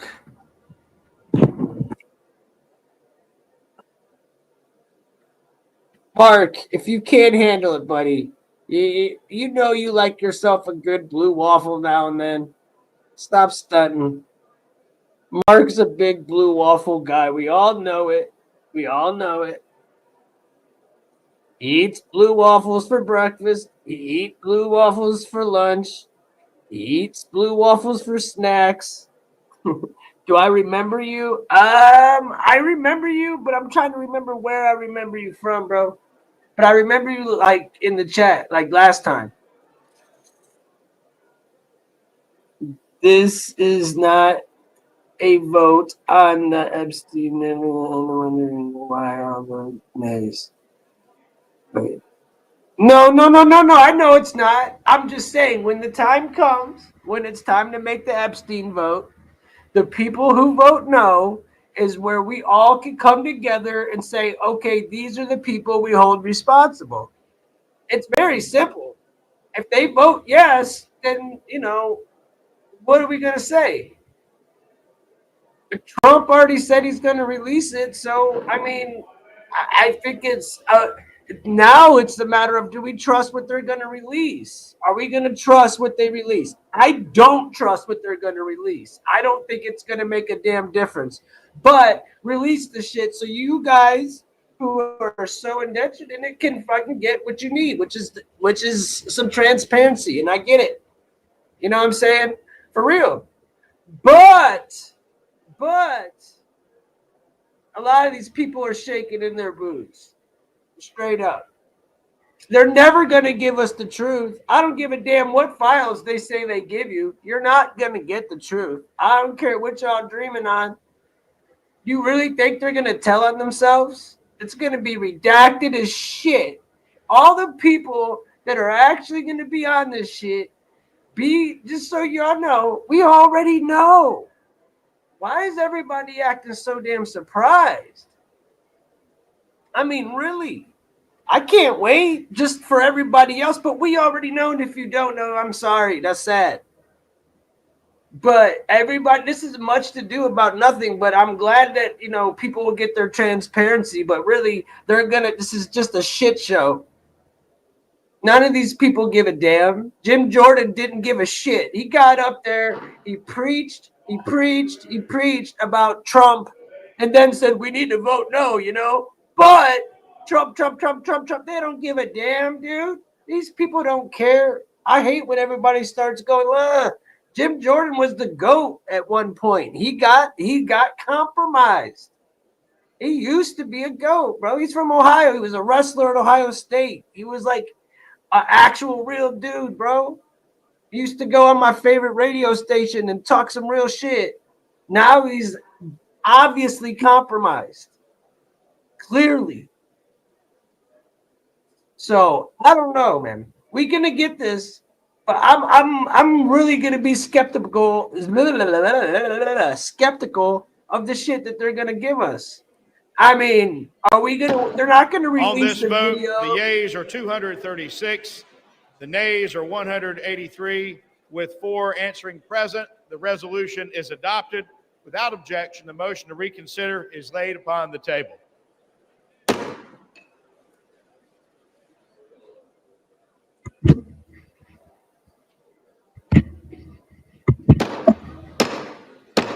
The House will come to order. The House will come to order. For what purpose does the gentleman from South Carolina seek recognition? Mr. Speaker, pursuant to Clause 2A1 of Rule 9, I rise to give notice of my intent to raise a question of the privilege of the House. The gentleman is recognized. Just a moment. Members of the House will come to order. Chair would ask members to please take conversations off the floor. The gentleman is recognized. Mr. Speaker, my House Resolution 888, censoring and condemning Delegate Stacey Plaskett and removing her from the House Permanent Select Committee on Intelligence for conduct that reflects the discredibility on the House of Representatives for colluding with convicted felon and offender Jeffrey Epstein during a congressional hearing. Damn right. Hey, this does need to be brought up, bro. Did y'all see these text messages? Whereas Stacey Plaskett, the delegate representing the United States Virgin Islands in the House of Representatives, inappropriately coordinated in real time with convicted sex offender Jeffrey Epstein, Literally in a congressional hearing in February 2019. Whereas Delegate Plaskett was actively coached by Epstein during the hearing, receiving instructions on specific lines of questioning, and was congratulated after the message by Mr. Epstein, good work. Whereas Jeffrey Epstein, the Speaker of the House, is not in order. The gentleman has the floor. The chair would again ask the body to please observe. Yeah, she was literally texting him, and then she's like, of course I care about. Whereas Jeffrey Epstein was a known convicted felony sex offender, having pled guilty and been convicted for procuring a child for prostitution and solicitation, a proselyte in a plea deal in 2008, and served a 13-month prison sentence. Whereas in the course of that investigation, the FBI compiled reports on dozens of confirmed minors who credibly alleged sexual abuse by Mr. Epstein. Whereas Epstein was under further federal investigation beginning in November 2018, 2 months before Delegate Plaskett's recently revealed text exchange during a congressional hearing, following investigative reporting by the Miami Herald detailing Epstein's controversial 2008 plea deal and highlighting accounts of his victims. Yes, thank you, Whereas brother. Epstein was arrested in July of 2019 and charged with 1 count of sex trafficking of minors and 1 count of conspiracy to commit sex trafficking of minors. He was later found dead in the New York Metropolitan Correctional Center. Whereas according to documents released from Epstein's estate during a House Committee on Oversight and Reform hearing featuring testimony from Michael Cohen, the disgraced former attorney for President Donald J. Trump, Delegate Plaskett coordinated her line of questioning with Jeffrey Epstein in real time over text messages while the hearing was underway. Whereas Delegate Plaskett, who previously served as an assistant attorney general in the United States Department of Justice Civil Division, is known to have had extensive political, personal, and professional connections with Epstein after his conviction as a sex offender up to the time of his arrest and then his death in 2019. Whereas Delegate Plaskett's relationship with Epstein stands in stark contrast to the public image that she has curated for herself as a defender of justice and accountability, and while secretly collaborating with an individual whose crimes against vulnerable women and children shocked the entire nation.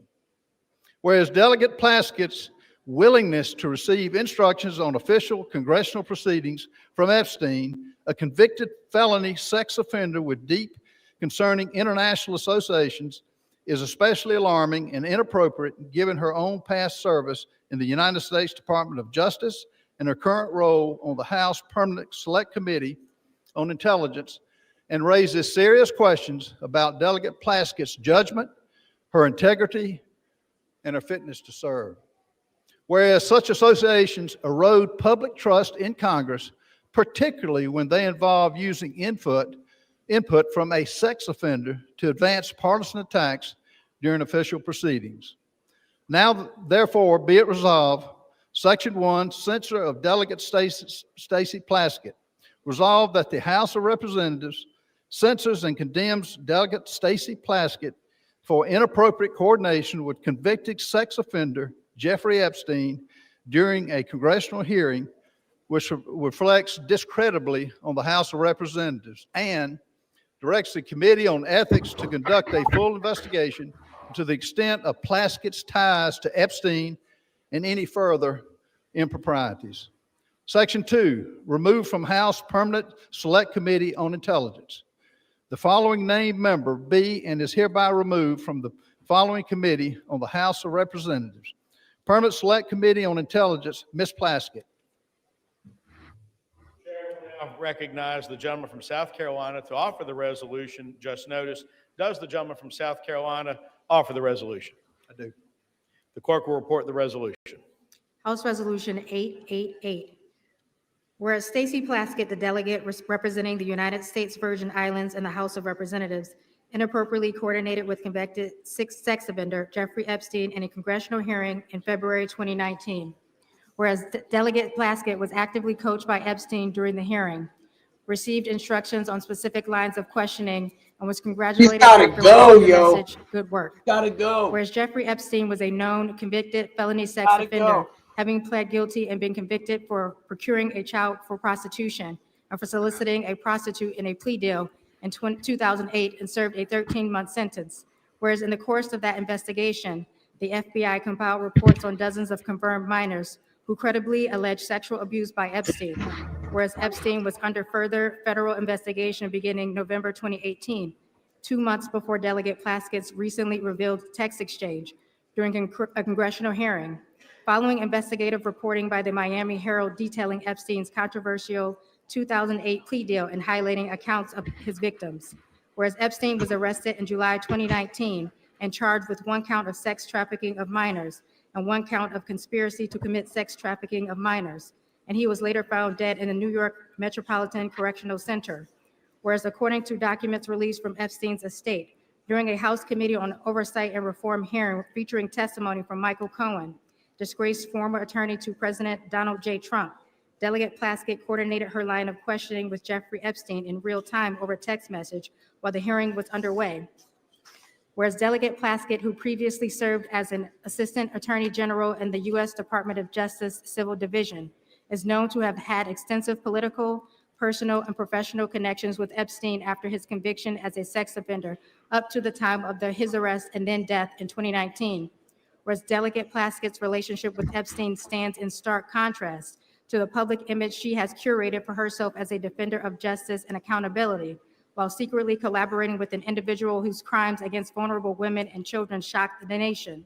Whereas Delegate Plaskett's willingness to receive instructions on official congressional proceedings from Epstein, a convicted felony sex offender with deeply concerning international associations, is especially alarming and inappropriate given her own past service in the U.S. Department of Justice and her current role on the House Permanent Select Committee on Intelligence, and raises serious questions about Delegate Plaskett's judgment, integrity, and fitness to serve.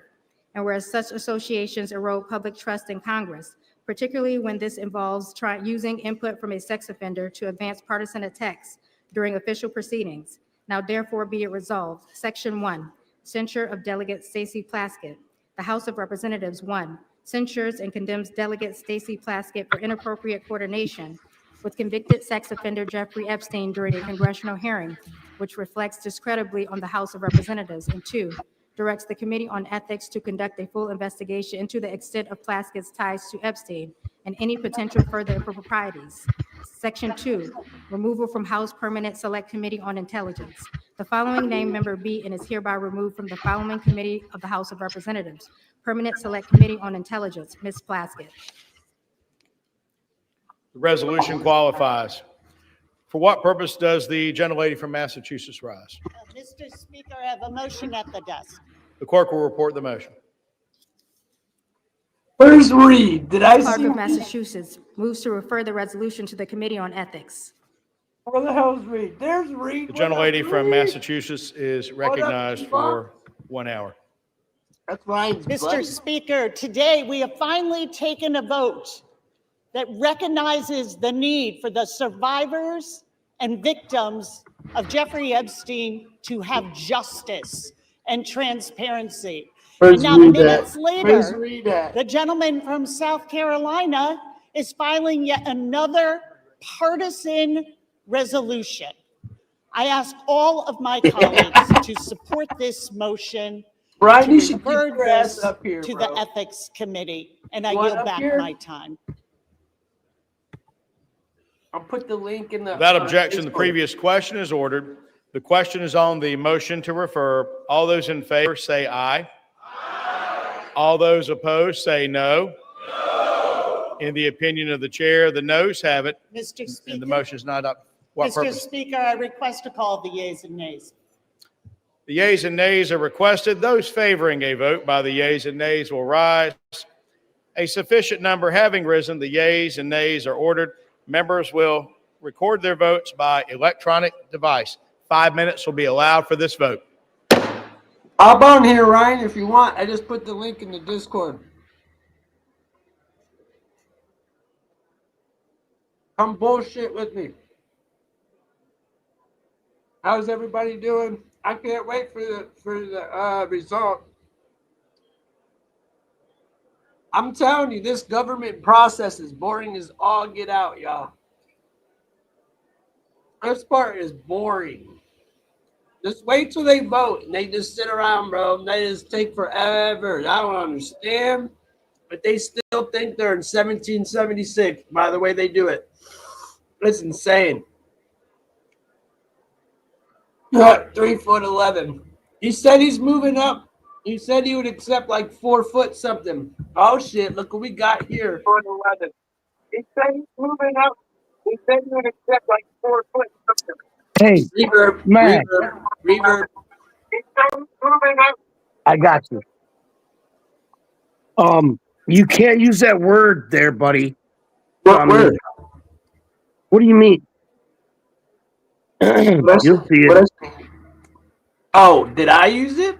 No, somebody typing it. I'm talking to Oh, the I chat. thought you were talking I'm to me. still yelling at the chat. They got me out of the woodwork here. Bro, That's they, what, How you doing, buddy? What I'm doing good, man. Now that you're here, shit was a lot easier. They were testing me. I had to I yell. woke up late, dude. I heard you bitching at them. I was bitching at him. I did bitch at him, and then he tried to help. Other people tried to help. I appreciate all the people that were helping in the chat. All the G's in there. Yeah. Billy, thank you for popping in and getting Ryan's ass up. Reed,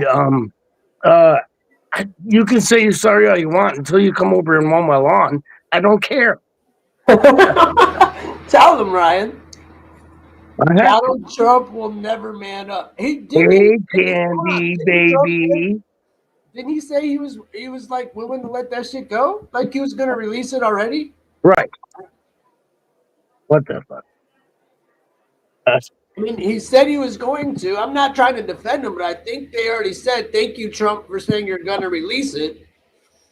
So I don't know why everybody's bitching about Trump. This is I don't know why everybody's bitching about the list, man, when we already know who's on it. That's what I'm saying. From what I heard and what I saw, that it was actually the emails that mentioned Trump was him bitching about Trump, actually. Yeah. So we'll see when they get released, but what I saw, he was bitching about Trump.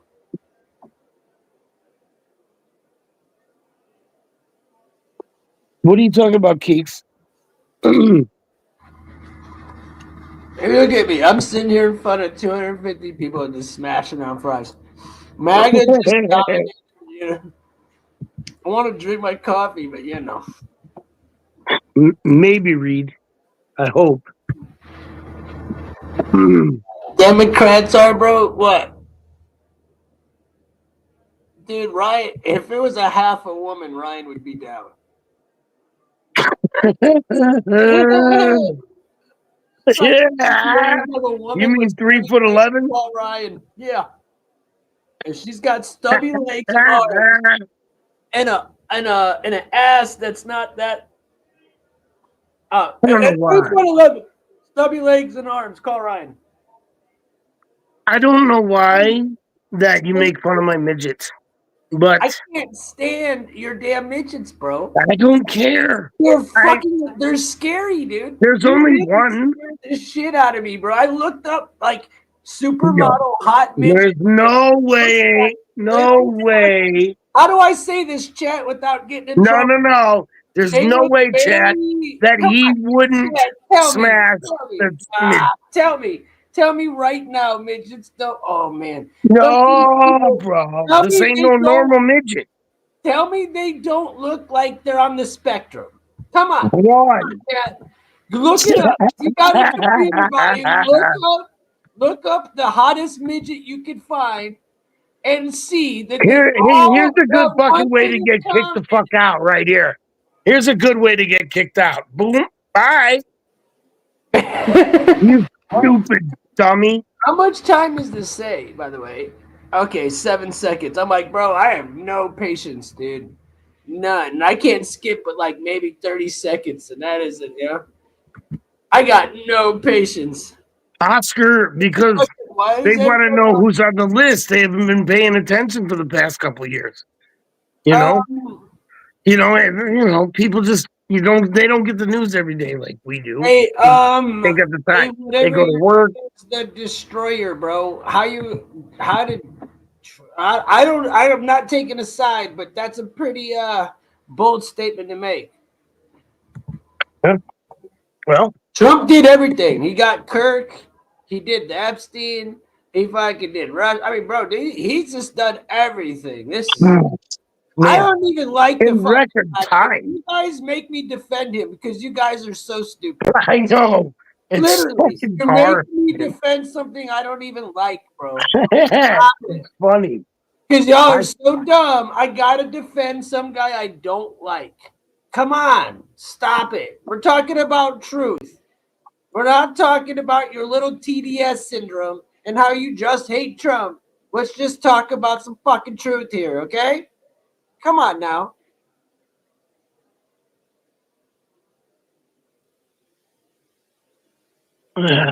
Dude, look at Bill Clinton when he was in office. How old was Monica Lewinsky, bro? Look it up. What are you fishing for, Reed?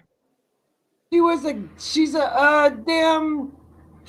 damn fucking intern. She was young as hell, bro. She was like 19. She was a youngin. See, Candy, see, how you gotta do that? See, now you gotta get removed, you know? Because it's simple, no caps. Don't mess with my caps. Okay? Ryan's the one that's everybody the out. stickler with the cats, bro.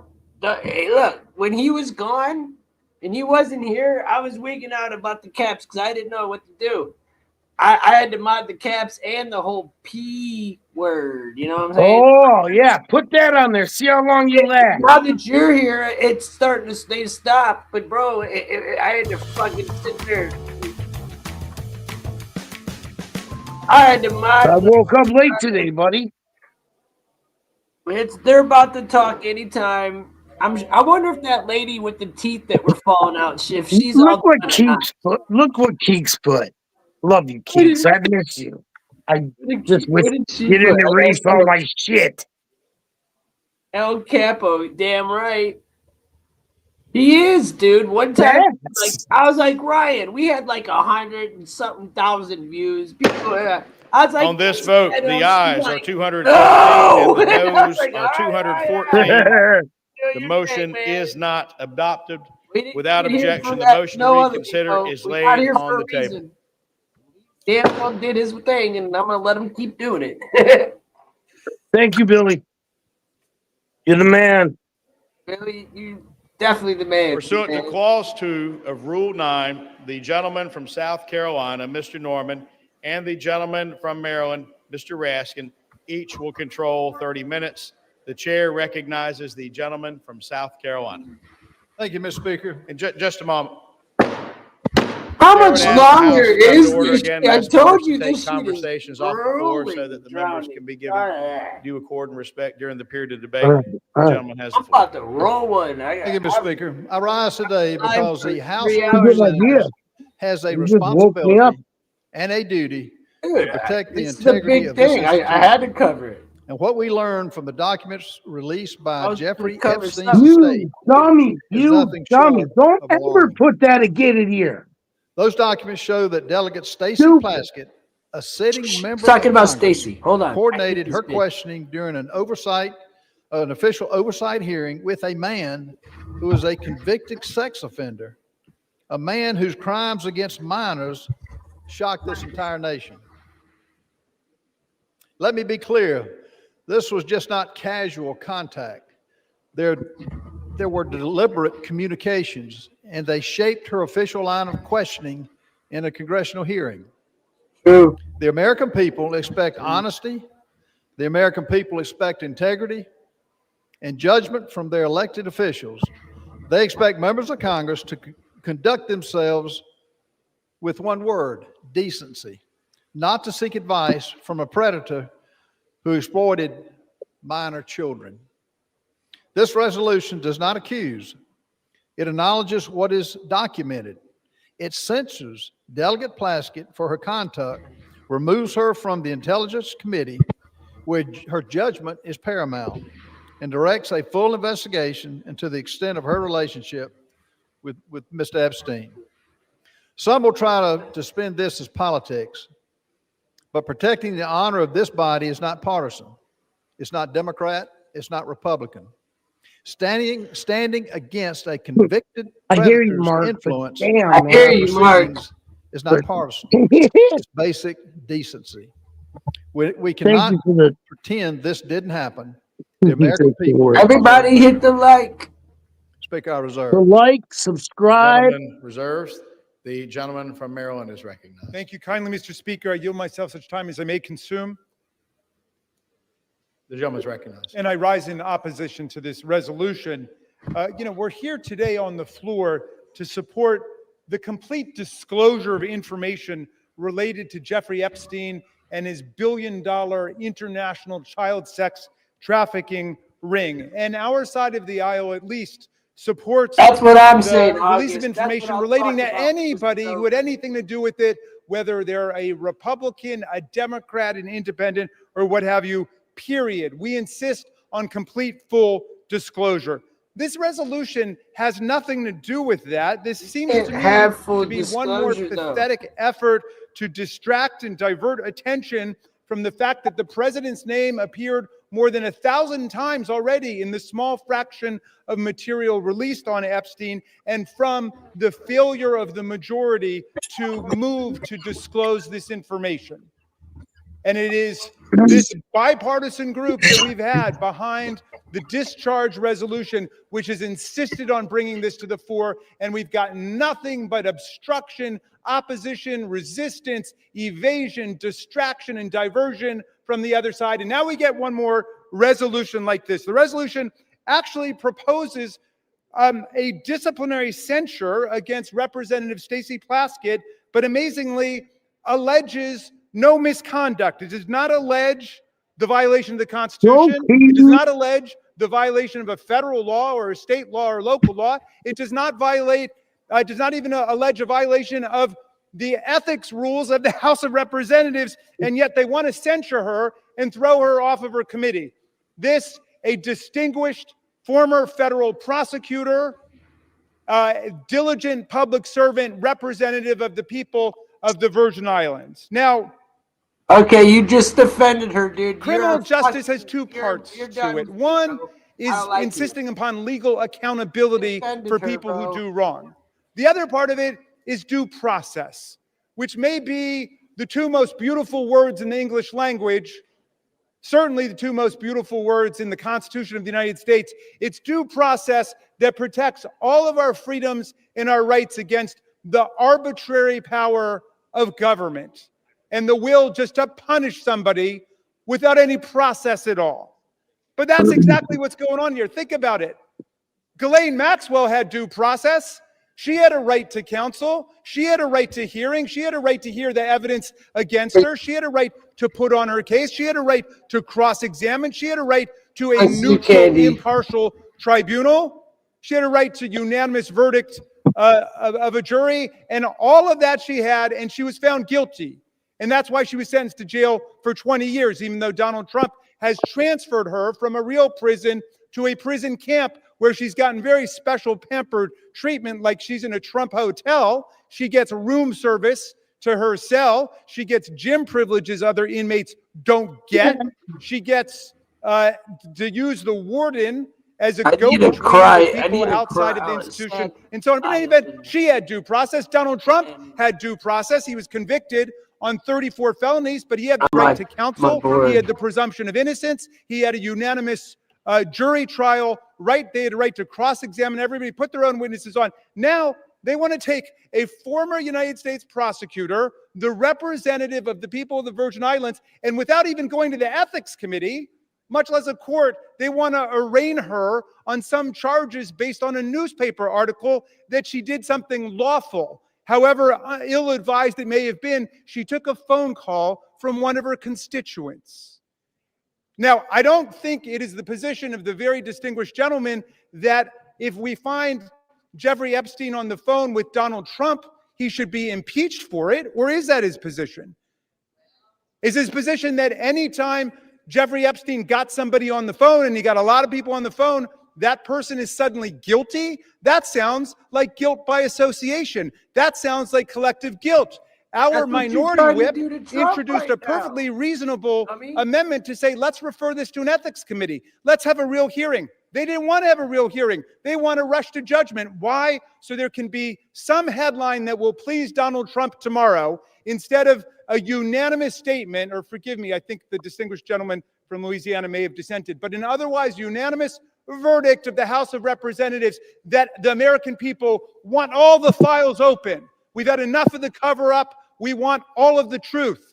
We want the survivors and the victims to have the possibility of accountability. Well, they want to give them another headline, which is that they've arraigned a Democratic member for taking a phone call from her constituent, Jeffrey Epstein, in the middle of a hearing. And of course, I don't think there's any rule here against taking phone calls in a hearing. Now, if you want to actually give her the chance to explain what happened, then we would take it to the ethics committee. I still don't see what the charge is. Where is the ethical transgression? Where is the legal transgression? Are you saying anybody on your side of the aisle who had a phone call with Jeffrey Epstein should be censured? Be careful your answer there, because there's a lot more that's about to come out, right? So you should think about what is the principle behind this rush to judgment. I want to close just with this thought, because I know there were a lot of people in the chamber who were here when this happened, and a lot who weren't. There was a move to expel George Santos, who was a Republican member of the House from New York.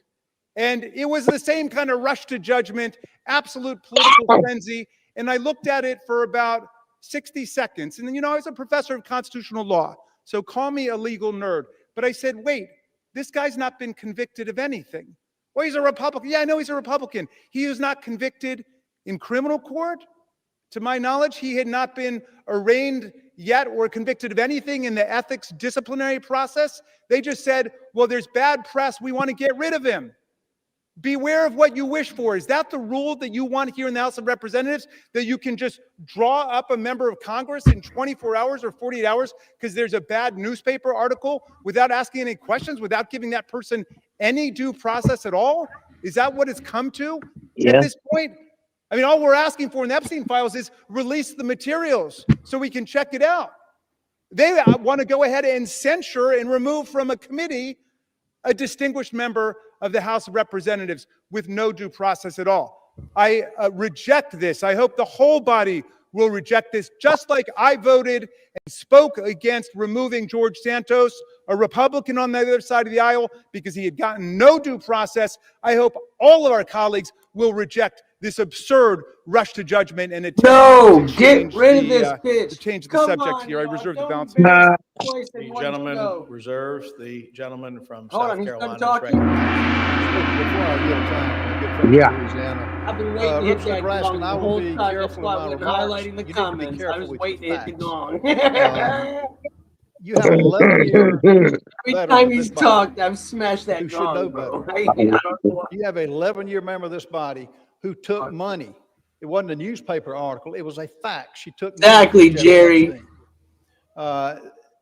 It's ironic that you're taken up by defending Ms. Plaskett, which is going to the ethics committee, but she's lost her willingness or lost her ability to serve because she got international judgment taking money from a convicted pedophile of young children. And it's unfathomable that you're taking a position that you are. These are facts. You mentioned Ghislaine Maxwell. She's not a sitting member of Congress. She, as a sitting member of Congress, Thank you, Candy, for not using caps. She has relinquished any bottom to serve on these committees. With that, I want to yield as much time as needed for my good friend in Louisiana, Mr. Clay Higgins. And the chair would remind all members to please avoid engaging in personalities to direct our comments to the chair. The gentleman from Louisiana. Thank my colleague, Mr. Norman, South Carolina, and I thank my colleague, Mr. Raskin, for the salient points that he has brought to this debate. I also defended George Santos on this floor and opposed the means by which he was expelled. I think it was beyond the pale, and this is a responsibility that we bear in this body, is to determine the means by which our colleagues shall be reprimanded or disciplined.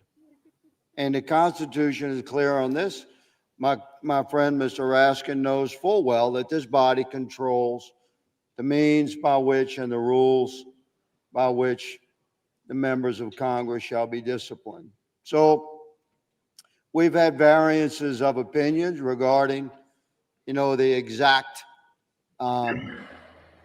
disciplinary actions that should be embraced or rejected, member by member. But let me say that in this case, Ms. Plaskett's receiving text messages, this was so alarming to me. When I saw this and read it, I didn't believe it. I say to my friend, I thought perhaps it was media from a satirical site. It couldn't possibly be true, because we all know that a text message, a text exchange is rather intimate in the realm of communications.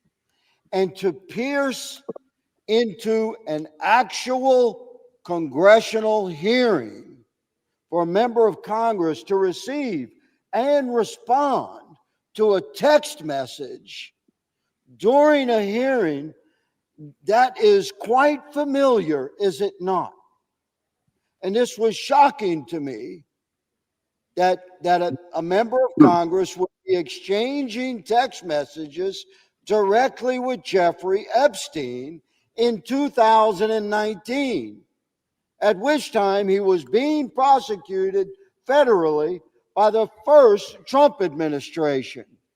He had received some nature of a sweetheart deal back in 2007 and avoided federal prosecution by pleading no contest to some level of state prosecution, where he was sentenced, Mr. Speaker, to 13 months. My understanding, he did 11 months, and at the easiest time that could be done. He walked every day during the day, a work-related. Wasn't Pam Bondi the So that prosecutor? sweetheart deal, let me say, should be looked at. And now, to my horror, who has come to light that should be looked at? What was her involvement? Was there some involvement then? She's a good lady from the Virgin Islands. Where did Jeffrey Epstein live? In the Virgin Islands. She was a constituent in 2019. Was she a friend in 2007? During her service to the DOJ, which my friend has brought up, was there any interactions? These are the questions we have. The good lady from the Virgin Islands has crossed the threshold of reasonable suspicion, and therefore she should be investigated. During said investigation by ethics, and I would recommend by DOJ, and I would recommend by oversight and judiciary committees. Meanwhile, she should absolutely be removed from the House Select Committee on Intel. This, Mr. Speaker, is my position. I presented without note for the betterment of the debate of this body, and I yield my time back to the gentleman from South Carolina. I reserve. I'm gonna give him one more try. Speaker, it's always a pleasure to hear my friend from Louisiana. Mark, God, man. Said this demands an ethics investigation. I think Mr. Higgins just said it should be investigated by oversight and by judiciary, as well as by ethics, as well as by others.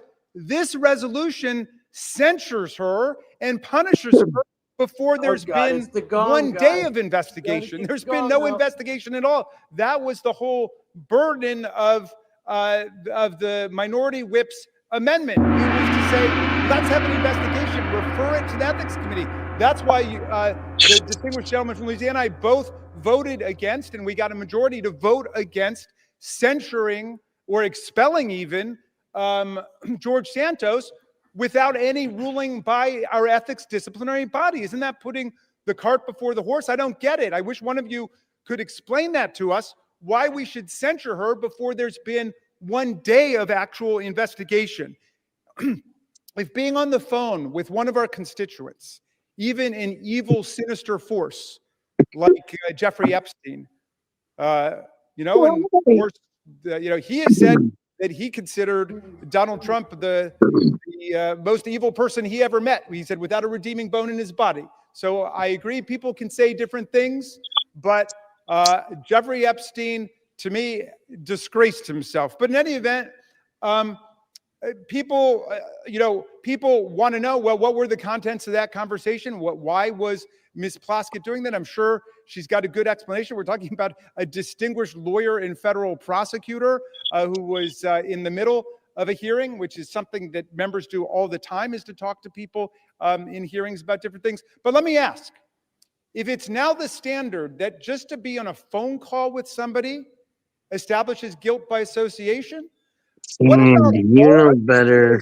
this body or of the U.S. Senate Dang it. who were on the phone? I don't like with doing it. January 6th Can't put the caps. and President Trump and his associates who were trying to block the certification of the election as people were chanting, hang Mike Pence. A lot of phone calls, a lot of traffic going on. In fact, that's why our Republican colleagues dealt themselves $1 million cash payoff bonanza provision in the most recent Republican spending bill. They put that in because their Really, phone you records can't do that. lawfully Stop by a grand fucking jury, up the algorithm. like every other American citizen, Who's because their doing it? names came up Candy. as potentially being involved in that conspiracy. No caps. Shut Please, down proceedings in the House and Senate. please. Now, are we saying just I because they did. were on a phone call, they're guilty of something? We should What strip is them of their Mark committee assignments? asking We should censure All them? right, Mark. We've gotten to that point. I mean, come on. Look, this is the House of Representatives of the United States You of get it. America. I get Let's it. stick by the Constitution. Let's stick by due process. Let's go through Yes. the rules. I yield 5 minutes to my distinguished colleague from Connecticut, Representative Himes. The gentleman from Connecticut is recognized. Thank you, Mr. Speaker, and I thank the gentleman from Maryland. I'm not going to speak today about Jeffrey Epstein or January 6th. I'm going to confine my remarks to two things that I know about. And I'm going to take a deep breath right now, because to stand here and to have to listen to the gentleman from Louisiana in the guise of just asking questions, Yeah. disparage one of the It- finest it members I happens. have had the honor of serving with, I would think would offend the sensibility of anybody in this chamber. But I'm going to limit my remarks to two things I know very well. Number one, the House Permanent Select Committee on Intelligence and what we need to do to preserve that very special environment. And number two, the character of Delegate Stacey Plaskett. Candy, On just let Hipsy, it go, dude. I've served for 10 years. And Please. with Chairman Turner and now with Chairman Crawford, we have fought for that decade. You know, it's all The recorded. Select Committee on Intelligence immunized from the sewage that flows through this chamber, the I don't partisan even- attacks, the hideousness. And Yes, by and large, it we've does, been Mark. pretty successful, with one Sorry. exception.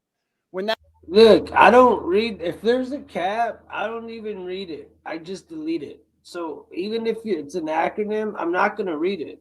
I'm just gonna delete it. I can If it tell makes when it it's that, supposed if to it be. makes it that far, because I'm saying. I have to delete every one. It makes it look like you're fighting, committee got involved right? in the political And investigation on Ukraine I'm in sorry. the first Trump administration, every single day, the leaders of that committee work hard, establish friendships, and do the work we need to do to make sure that the toxicity and the sewage that we're hearing right now don't impinge the critical work of making sure that our intelligence communities are keeping Americans safe and not violating civil liberties and not doing things inconsistent. I didn't know that with the either, desires Mark. and character of the Ryan's American people. the gangster. This effort, put forward by a bunch of people who haven't served on that committee and who have no It idea works. the comity and the grace with which that committee serves. You, sirs, will hurt this committee badly. And I expect every Republican on the Intelligence Committee, and I'll say it again, I expect every Republican on the Intelligence Committee who know Ms. Plaskett and who know the committee to vote no on the idea that without evidence and without due process, Ms. Plaskett should be removed from that very special committee.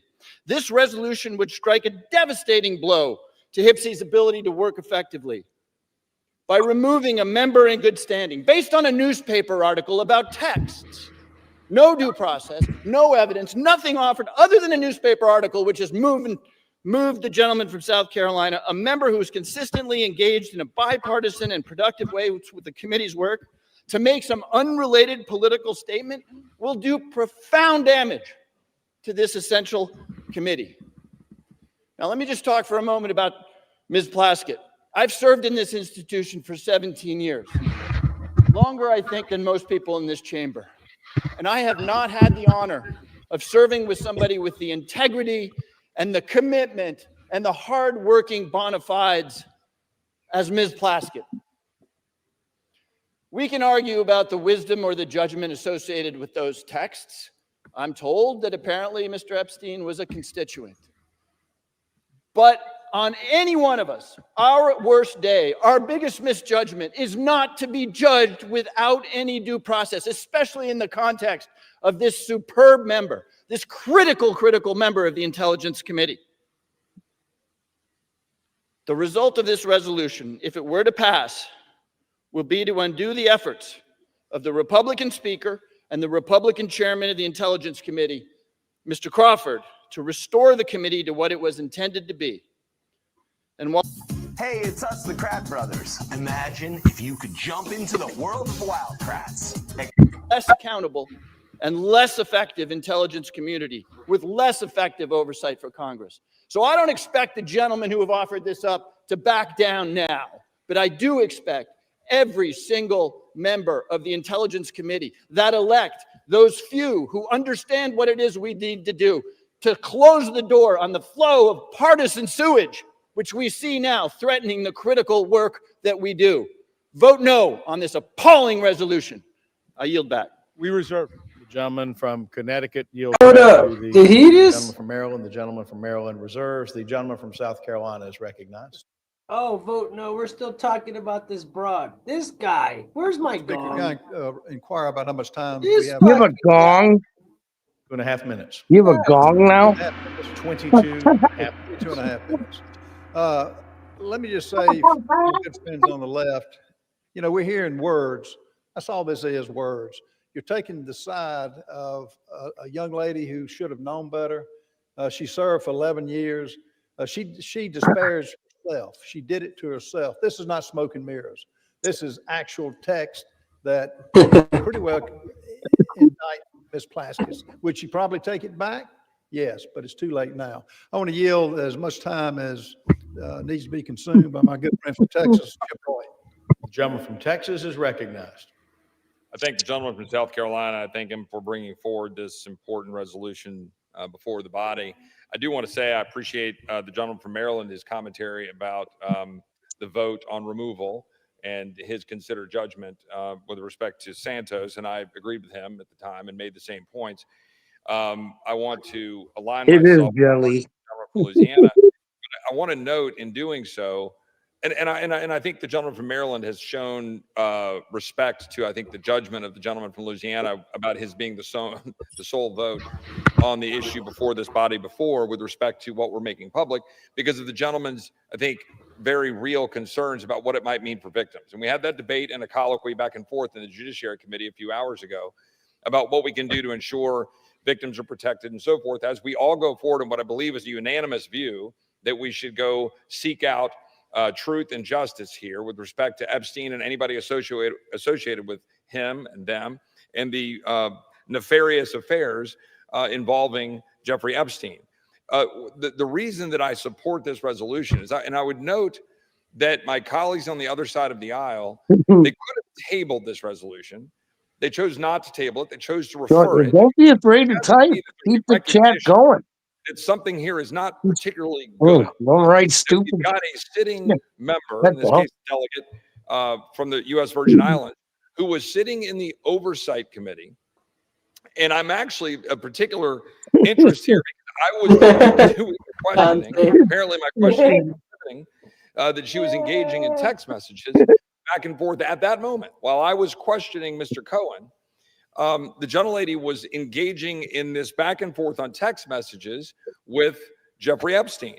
Now, again, I've listened now for months. My colleagues on the other side of the aisle disparage and try to impugn the character of the President of the United States and other members of the administration in connection to an investigation of Jeffrey Epstein, which the President, his administration in 2019, they indicted Epstein. They actually moved forward and federally indicted him in 2019. Ghislaine Maxwell was arrested by the Trump administration. And I know the gentleman from Maryland will go on to say that the Biden administration then carried forward that arrest and indictment into prosecution. Can't do it. True.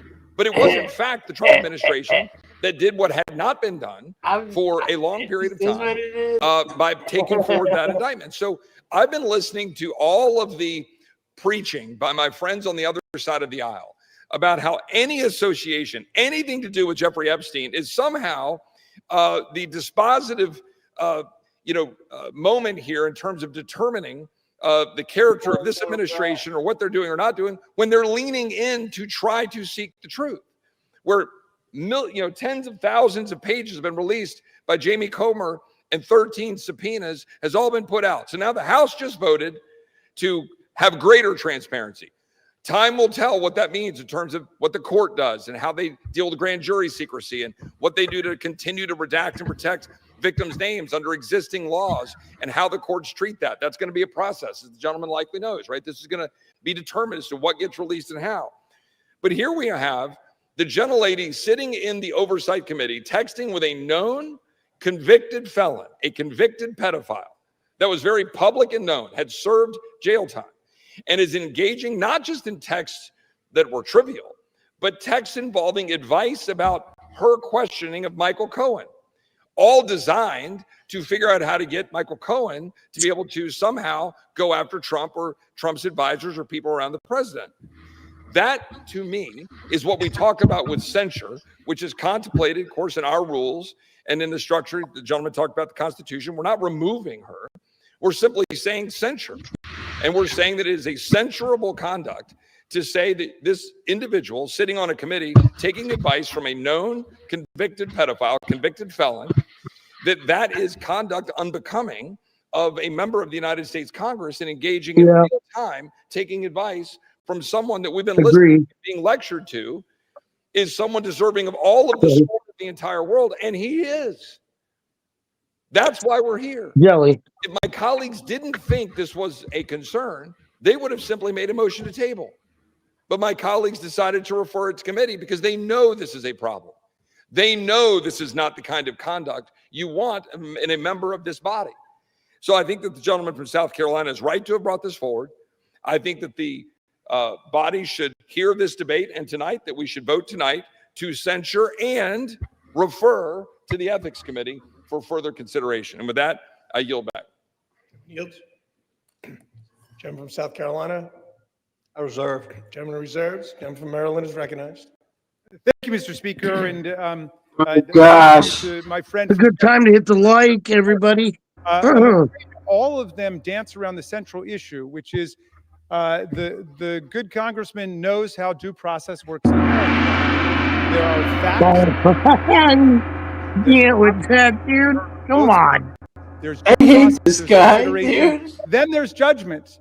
You flipped the whole thing on its head. You said we're going to judge her guilty before anybody has an opportunity even to hear what the charges are, much less answer the charges, much less do any kind of analysis. I'm sorry to hear that the text exchange that it seems to be at the heart of people's consternation here took place during the distinguished gentleman's questioning, but that is not a federal offense, nor is it an ethical violation in the House of Representatives. You don't get to have the undivided attention of all of your colleagues. The gentleman says that he thinks that our position is that any association with Jeffrey Epstein is a dispositive moment of judgment for people. That's not the position we've advanced.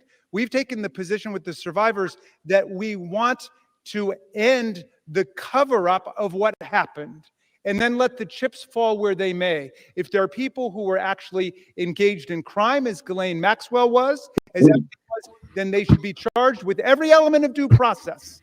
If they happen to be a waiter or a waitress who works at an event, they're not guilty of anything. That's what due process is. We're able to sift through and figure it out. But your rush to judgment isn't even giving anybody a chance to know what the charge Hi, is. Alfonso. It's the most extraordinary thing I've ever seen. I'm going to yield now to Delegate Plaskett herself. Finally! I want to hear this bitch talk. Oh, I'm sorry. First, we've got Representative Crockett from Texas. Is she about to talk? Thank you so much. Yes, this is a distraction to take away from the fact that the guardians of pedophiles is literally trying to protect pedophiles. Is she wearing a freaking Adidas shirt? I can't see no more. What the hell type shirt is that, bro?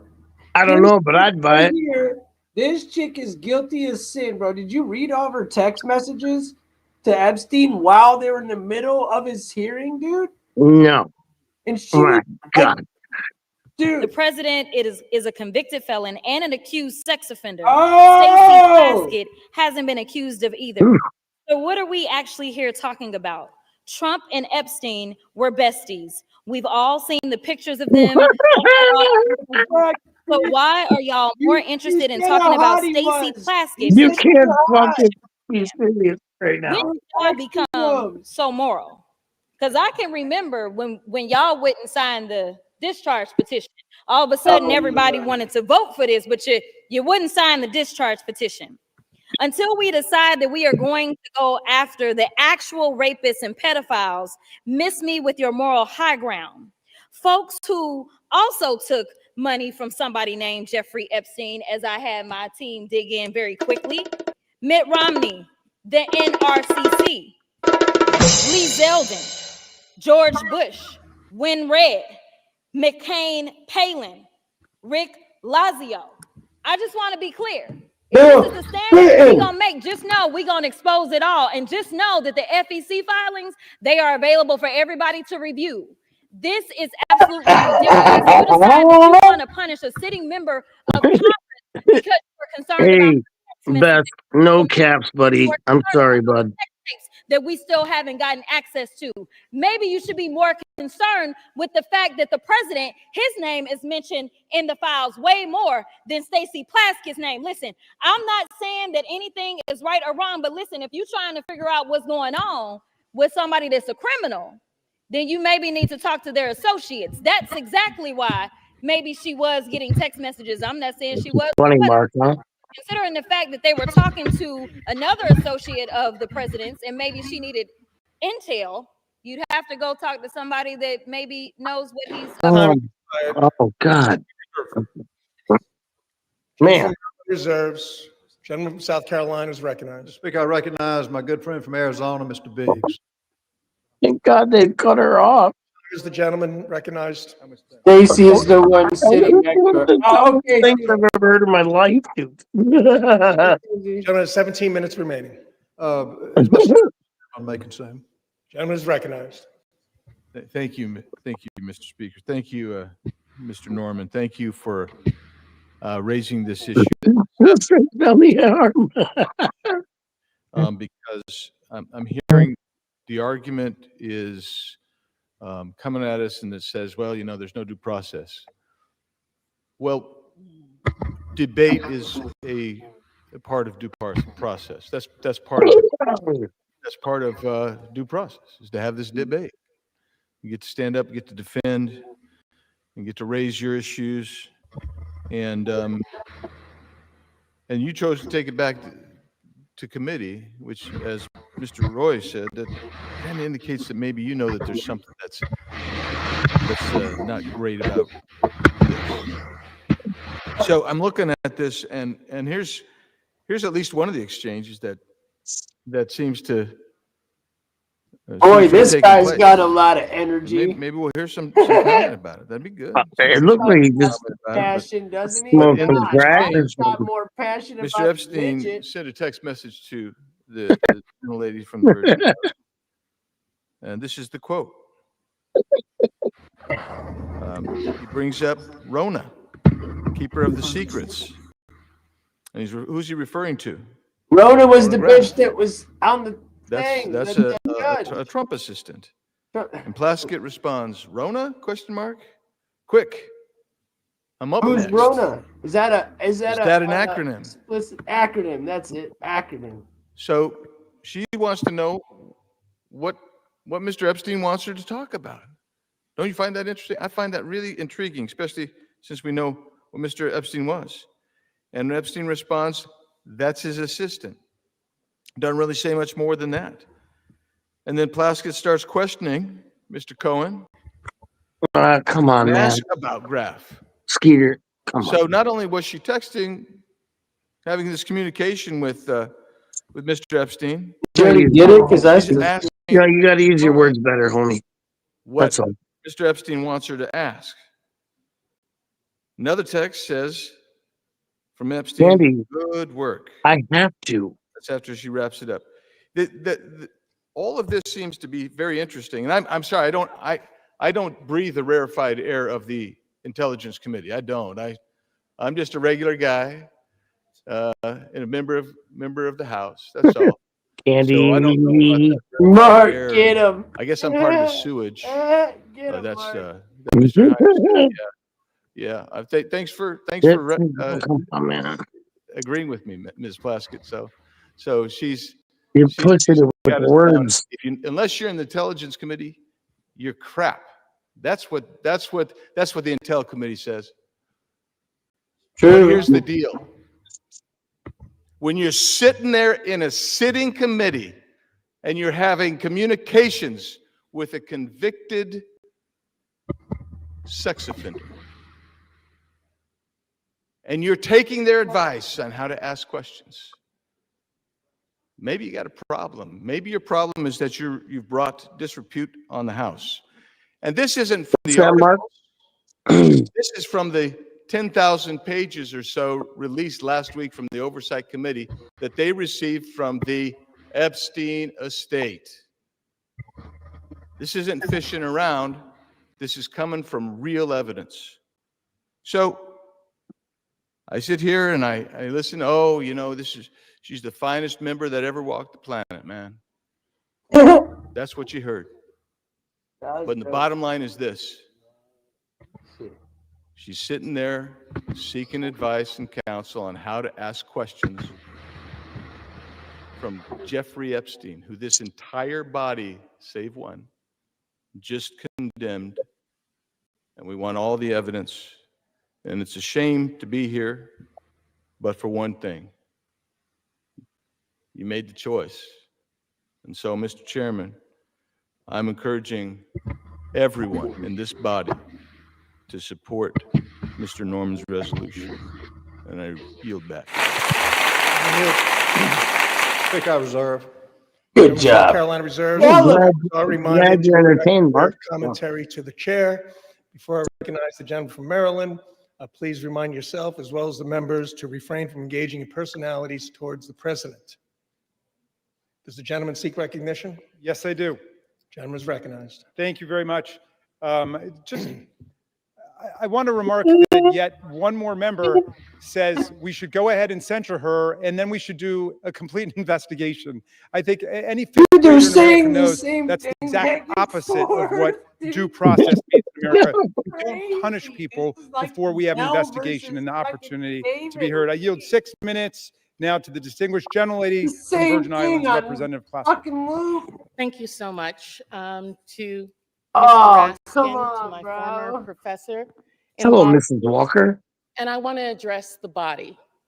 I first want to give you all a sense of what was happening that day. They're just Everyone knows that that hearing in February, the entire You're country was watching. As Michael Cohen decided he was going to finally give up information for the sake of about what was happening in the Trump enterprise. Come on, bro. And at the beginning of that hearing, the Ranking Jordan had the disrespect to Elijah Cummings, may he rest in peace, and his name be in memory, after not allowing Mr. Jordan to shut the committee hearing down. That was funny. And I turned to Mr. Jordan. I gotta take that down, dude. And to basically shut up. Take it down, but it was still funny. And that moment went viral. I know. And I began to get innumerable texts from friends, from foes, from constituents about what was happening in that hearing. And I got a text from Jeffrey Epstein, who Mark at the can't time even stay in his was my chair. constituent, Hold on. who was not public knowledge at that time that he was under federal investigation, and from friends, My bad. from foes, from constituents. So, how do we get? We're absolutely Sorry, right. I have been a narcotics prosecutor in New York City.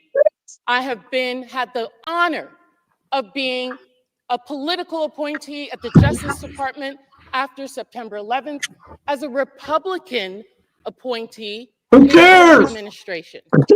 I know how to question individuals. I know how to seek information.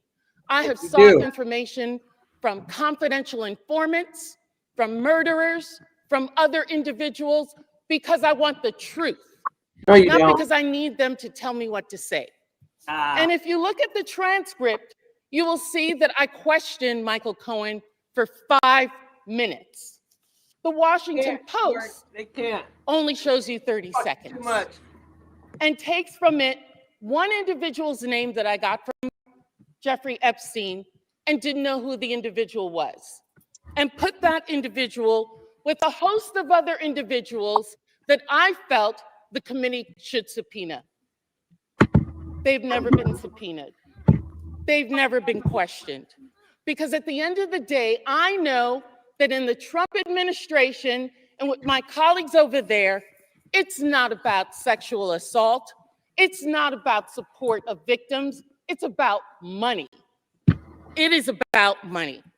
I have consistently stood against sexual violence and the exploitation of women and children. I've heard this in previous careers, as well as here in this body. We all know that Jeffrey Epstein's actions were absolutely reprehensible. Hi, As an Candy. constituent, No, I'm shouting as an at this individual broad who behind gave donations to right me, now. when I learned Candy, I said hi to you like twice already. after his investigation, I gave that money to women's organizations in my community. Not back to him, but to women in the community who needed that support. That's what I think should have been done, and that's what I did. They've taken a text exchange which shows no participation, no assistance, no involvement in any illegal activity, and weaponized it for political theater. Oh Because that's my what this gosh. is. This has been reviewed by federal courts. Any charges, victims who initially had a case against me, without prejudice.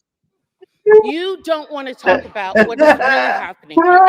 Your attacks on working families, your protection of powerful predators and corporate criminals. You want to talk about texting felons? How often do you text President Donald J. Trump? God.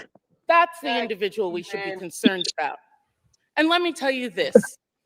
I am not going to support the wealthy and connected who continue to exploit workers and evade taxes, powerful figures with credible allegations who face no consequences, and corporate interests profiting from human suffering while families struggle. And let me tell the people of the Virgin Islands. Here. Oh, that was funny, man. You caught me good. Point of order is you may not call the President of the United States a felon. Bitch. Good, Mark. Point of order is under consideration, and we're not going to lose order here either, so please. May I continue? May I continue, Mr. Members Speaker? are, however, reminded to refrain, as mentioned a little while ago, from making personality commentary towards the president. The point of order is not timely, so the gentlelady is recognized. Thank you, Mr. Speaker. Exactly, What is Jelly. happening here? That was such a. I feel sorry for my right colleagues. there. What the I feel hell sorry did I for this body. I see members coming and speaking against me who I've never even had a conversation with. You don't know me. You don't know the work that I've done. You don't know the support that I've given to families, to individuals, to support people. I worked a full-time job with children under the age of 5, going to school, law school at night. Do you think I would risk my law degree for any individual? Yes. Never mind a reprehensible individual by Jeffrey Epstein, I would not. But what I'm about is the truth. And let me tell the people of the Virgin Islands, this attempt at intimidation will pass. We in the Virgin Islands do not back down from a fight. That is how we won our freedom, and that is how we will continue to grow our equality. And if you censure me, take away a Come committee, on. I will Thank you, Tim.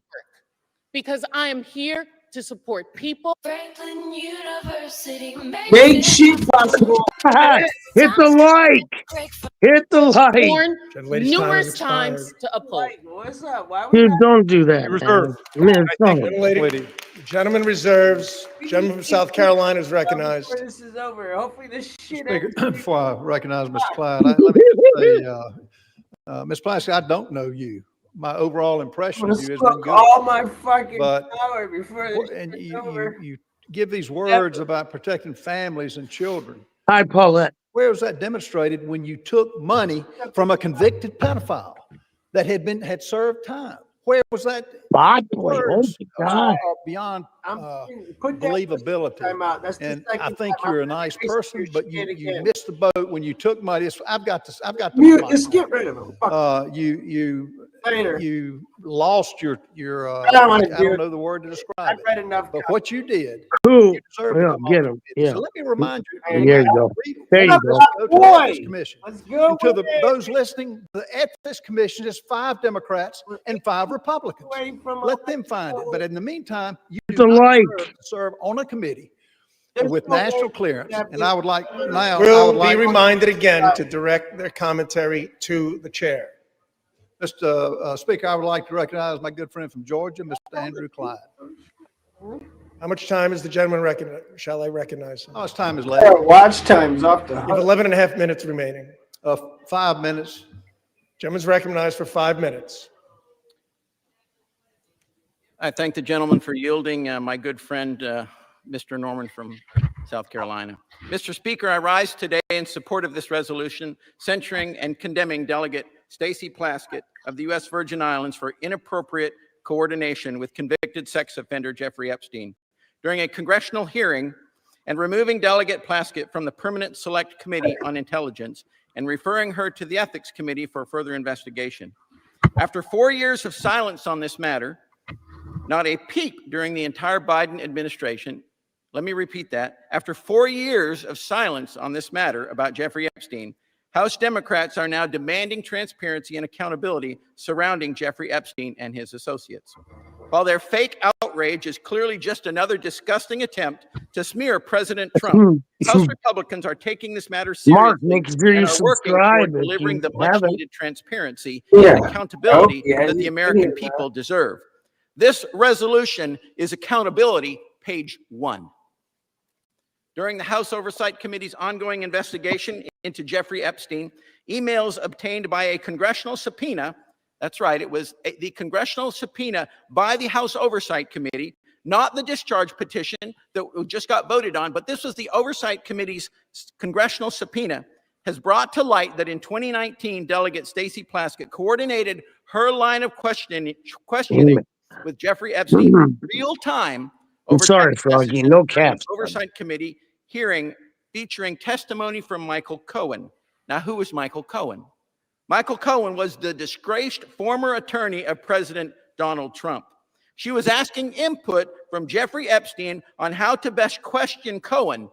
And Cohen was himself at that time a convicted felon from 2018.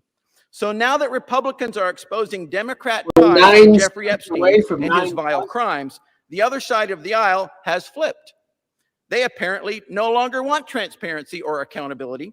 Why? Because they don't want the truth. They want to weaponize a serious matter into a distraction, all in an attempt to take down President Trump and to hurt his administration and what he's doing to make America great again. The actions taken by Delegate Plaskett reflect poorly on the House, and this body needs to hold her accountable. I urge all of my colleagues to vote to adopt this resolution to show the American people that those who colluded with Mr. Epstein, including members of the House, will be held accountable, and this resolution is the beginning of that. I thank you, and I yield back. To the chair. Speaker, I reserve. Gentleman from South Carolina these reserves. guys are Gentleman just from Maryland yapping is away. recognized. Proud to yield 1 minute to the distinguished minority leader, Hakeem Jeffries. Yes. Leaders recognized. Yipping. Thank you, Mr. Speaker. I thank the distinguished gentleman, my good friend, from the great state of Maryland, the ranking Democrat on the Judiciary Committee, for yielding. Don't forget to subscribe. Opposition. This resolution, this effort to censure Delegate Plaskett, to rip away her membership on the Intel Committee is nothing more than a political stunt by a desperate, failed candidate for governor, trying to pander to the people back in South Carolina. There's Nothing like more than 400 people waiting. You want to make the Everybody's statement like, man, fuck this. about who brought disgrace to the House. The actions of this House Republican majority have brought disgrace to the House of Representatives from day one of this presidency. Mark's still here, dude. The reality is, if you want to talk about fealty to the Constitution and things of that nature, He just wrote, "I'm still here." Then he had to go to work a while ago. you function from the very beginning He said, poor of your Obama. so-called majority, Mr. Speaker, not as a check and balance on an out-of-control administration, but as a reckless rubber stamp for Donald Trump's extreme agenda, and you are failing the American people. You failed to keep your core promise. Your core promise to the American people was that you were going to lower costs on day one. Costs haven't gone down here in the United States of America. We can only wish, Susie. I wish this is a was complete Discord. and I'd be total failure. It's a disaster. The American people are hurting. And so every week, you come to the House floor now that you've returned from your 7-week taxpayer-funded vacation. My head is rolling. And come up with another stunt to try to distract the American people. Even though he's Or perhaps you were ordered by your puppet master, Donald Trump, who wants to distract the American people today because his effort to suppress the Jeffrey Epstein files has failed spectacularly. But he already We believe said in he'll transparency. release it. Just We believe in My accountability. We believe in due God, process. dude. That's the opposite of what is happening on the floor I today. can't believe I have to Now, watch let me be this. very clear about Stacey don't say Plaskett. that. She's a woman of great intelligence and a woman of great What do integrity. you want me to say? Are you guys that big of a And she deserves better than what she's you receiving friendly comments and from say House what Republican things you want? extremists. Come on, y'all, do it. She deserves the opportunity to Tell be the heard. shit. Just try not She to deserves due words. process. Come on, She y'all. deserves the ability to make her case, not to be prosecuted Yeah, by I'm gonna hear it. I've been fucking lawyer laughing my ass off on the floor of the House. reading these comments, and I Google that got if you want to more. know what it means. Man, no caps, bro. And The so-called no free trigger world warning. want to lecture us about proceeding at this moment. The actions that you continue to engage in will have consequences. Consequences today, consequences tomorrow, consequences next week, consequences next year, and certainly consequences when the There are going to be American consequences. throw this House Republican majority out in the aftermath of the election next November. Be very careful about the extreme actions that you continue to engage in. Now, it's extraordinary to me, week after week, censure after censure, and I wonder, is it just coincidence that the last 3 censures we've had on the House floor happen to involve, first, you tried to censure Monica MacGyver. Monica Lewinsky? And then, Mr. Speaker, Republicans tried to censure Ilhan Omar. Yeah. And now we're on the floor, and you're trying to censure Stacey Plaskett. What is it exactly that those 3 individuals have in common? They're commies, and they're freaking House Republicans are going to have to answer for the things, the extreme things that you continue to do. Like you. And the American people know this is a phony majority. It's a fake majority. It's not a real majority. Republicans aren't doing anything to make life better for the American people. And that's why we're on the floor right now. There's nothing that House Republicans can do to disgrace Stacey Plaskett because House Republicans continue to disgrace themselves. And so whatever happens later on this evening, the American people will hear from Delegate Plaskett beyond this, making people of the You could Virgin have Islands. told me that you added that, and it would have made it. It was surprising. Dude, Never be lectured come on. on issues related to accountability and transparency and principle and ethics from this group of extreme House Republicans who continue to visit a national nightmare on the American people, bending the knee to a wannabe king, doing real harm in real time, and at the end of the day, your time is coming as well. I yield back. Hold on. Chairman What yields. do I got for this guy? Hey, how much time do we have? No. Chairman has 4.5 minutes. 3.5 minutes. All members are again reminded, including Minority Leader, to direct your comments to the chair. I don't care. All members. No, I got to bring up this one Minority person Leader, here. refrain from engaging in personalities towards Somebody the said something bad. The gentleman from Maryland to say. seeks recognition. I know, we'll reserve. Gentleman from Maryland reserves. Gentleman Somebody from South said a bad Carolina. word. I can't find them. It's interesting that the minority leader mentioned that I'll get them in a second. not really a majority. I will tell you, 77 million people are a majority. They rendered the consequences to elect the president that has revived this country from a disaster 4 years under the Biden administration. Let's go back under a little bit of history here about the hearing. The messages show that Plaskett texted Epstein before the hearings that started that day at 7:55. She texted him, the sex offender, the predator on the children she says she protects. They had comments like she told Ms. Plaskett talk about his grades. She mentioned that she had a great looking outfit. This is from Mr. Epstein. Yeah. I saw it. 10:40, she broadcast a feed cut to Ms. Plaskett showing her moving her mouth as if she was chewing something. And Ms. Plaskett mentioned that she had multiple texts.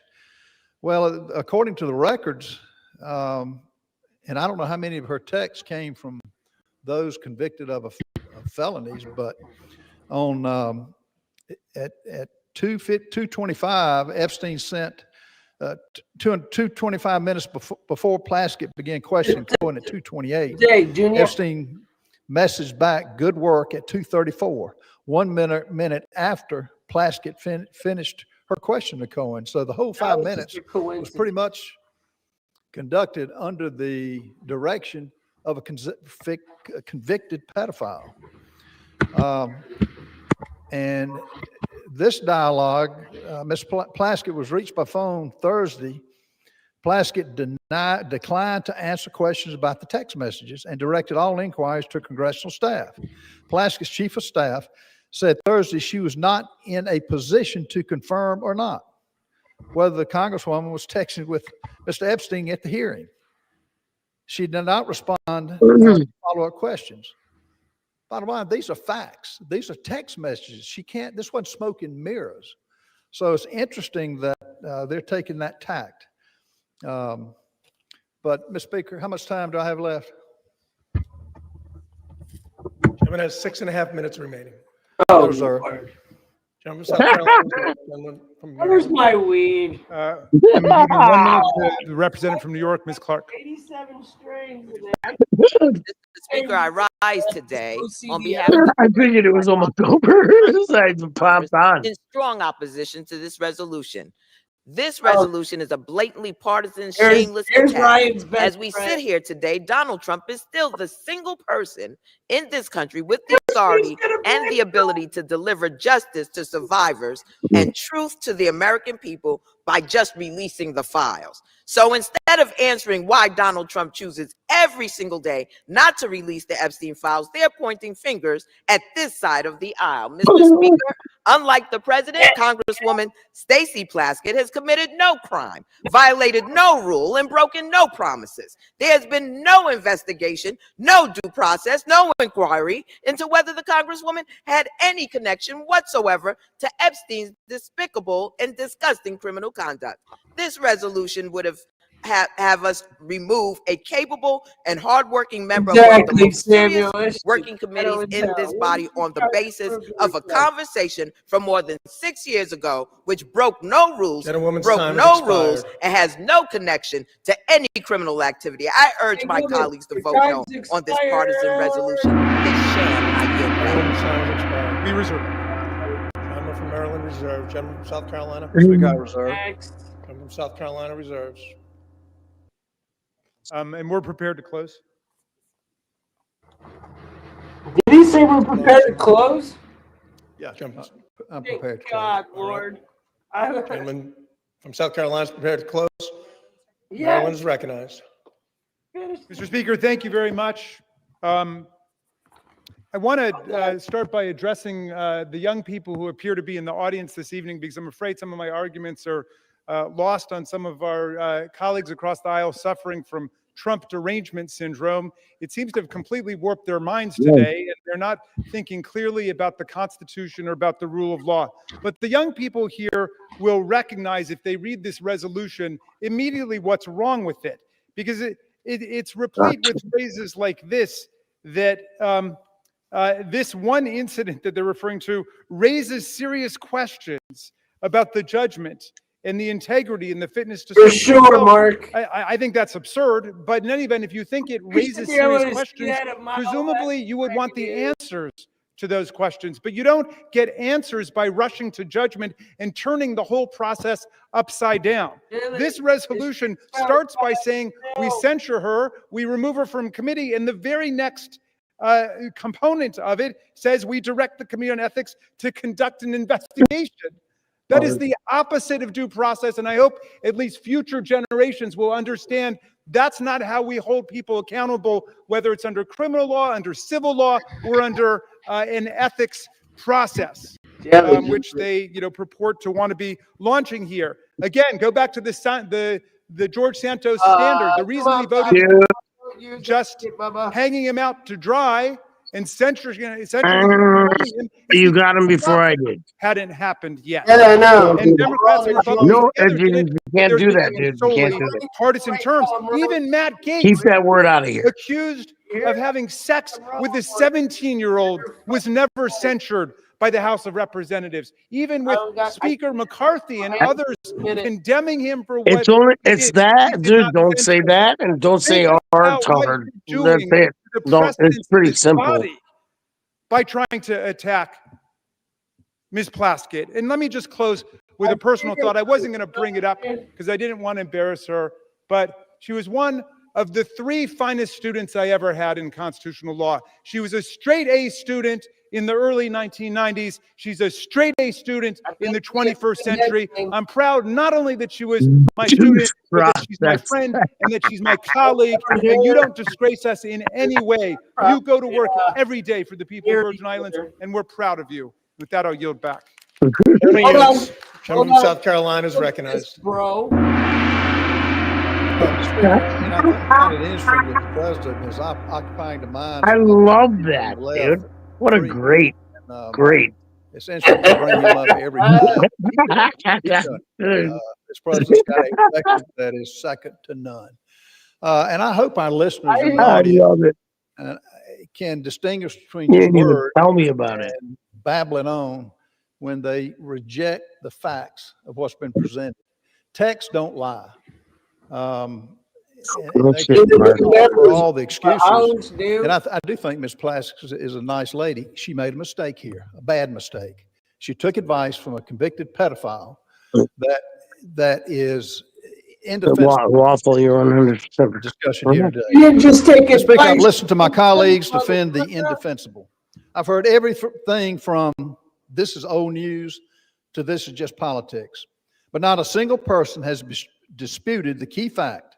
Written records and Epstein's own estate documents show Delegate Plaskett sought his input for an official hearing. Darlene, well said. This is the issue. Yeah. That alone. Everything else is just noise. This chamber cannot overlook that a sitting member of Congress coordinated with a convicted sex offender to prepare questions for an official proceeding. Imagine telling the American people that that's acceptable. Imagine explaining to parents all across this country that You Congress sees no can't sit problem with Mark. God relying on the dang counsel it, dude. of a predator. There's just Of our certain innocent. words you can't say, bro. Some of my colleagues want to blur the edges, soften the facts, or bury this under procedural fog, noise as I call it. But sunlight is the best disinfectant, and accountability is not optional. This resolution is not excessive at all. It is appropriate. It is measured. It is necessary at this time. The question before us is very simple. Do we uphold a minimal standard for ethical conduct, or do we just shrug and say, well, maybe next time? His southern accent already makes me want to go with the first Speaker. Yeah, hit the like. The public deserves better. The House deserves better. The American people deserve better. I urge adoption of this resolution, and I yield the balance of my time. Gentleman yields. Without objection, the previous question is ordered on the resolution. The question is on the adoption of the resolution. Those in favor say aye. Those opposed say no. In the opinion of the chair, the ayes have it. There goes my strawberry guava. Welcome to procedural democracy. What purpose does the gentleman seek recognition? I request a recorded vote, and I challenge the speaker's interpretation of the voice vote. The gentleman asked for the yeas and nays. I ask for the ayes and the nays. The yeas and nays are requested. Those favoring a vote by the yeas and nays will rise. Here we go. Here we The go. yeas and nays are ordered. Pursuant to Clause 8 of Rule 20, further proceedings on this question will be postponed. Oh my goodness! No. Our House and Congress of Congress. You fucking You take too long, you old bastards. Why? Why? Fucking anxiety attack, man. You make me smoke so much. Now you know why my name is this. Right. Why? Everybody who's sleeping.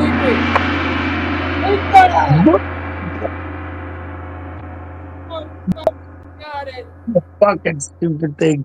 Come on, y'all. Smoke I it up. can't. Roll it I up. can't believe you added the gong. But man, there's no way. Come on. What's the matter, Mark? Talk that shit. This It shit's is funny. not alive. It is funny. It is funny, Mark, but man. Yeah, Jelly. What the fuck? That's what I'm saying. I mean, really, these fucks don't work for fucking months, but they take 8 hours to make a vote. It's a yes or no. I don't know why they keep flicking each other's jelly bean.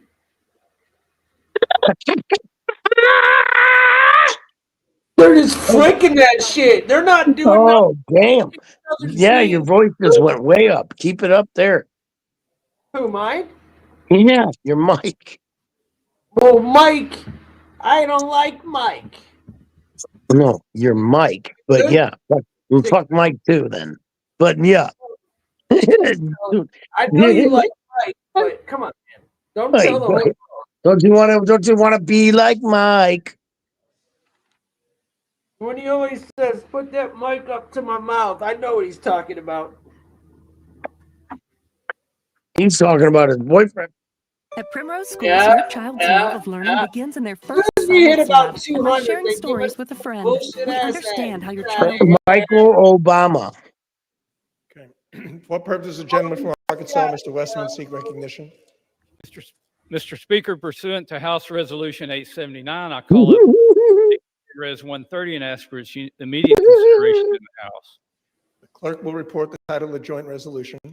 I got a joint resolution. Hit the likes, hit the likes, man. Chapter 8 of Title Do 5 United something States for Code us. of the rule submitted by the Bureau of Land Management relating to Buffalo Field Office Record of Decision and approved Resource Management Plan Amendment.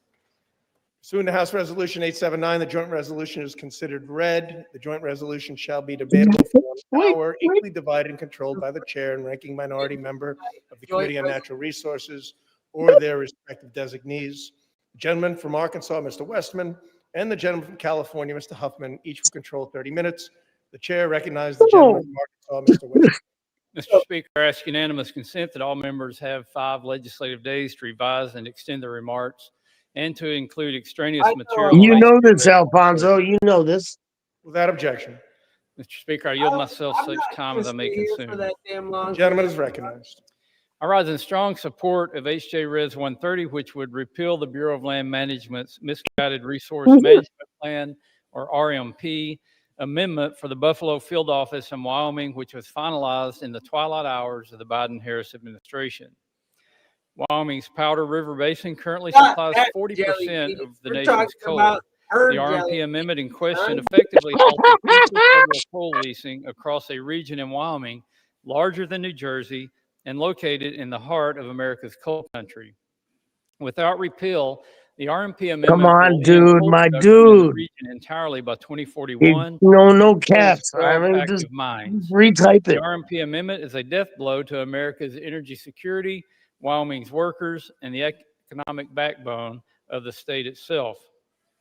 It is projected that U.S. electricity demand will grow by as much as 128 gigawatts through 2029, and global energy demand is expected to double by 2050. You wrote all that. Coal is reliable, Listen, dude, all that, dude. And now you got to get put in time out, the AI son? revolution and advanced Why? manufacturing. All that. The RMP amendment locked up an astonishing 48 billion short tons of coal. That's enough to meet U.S. coal demand for the better next than that, bro. 116 years.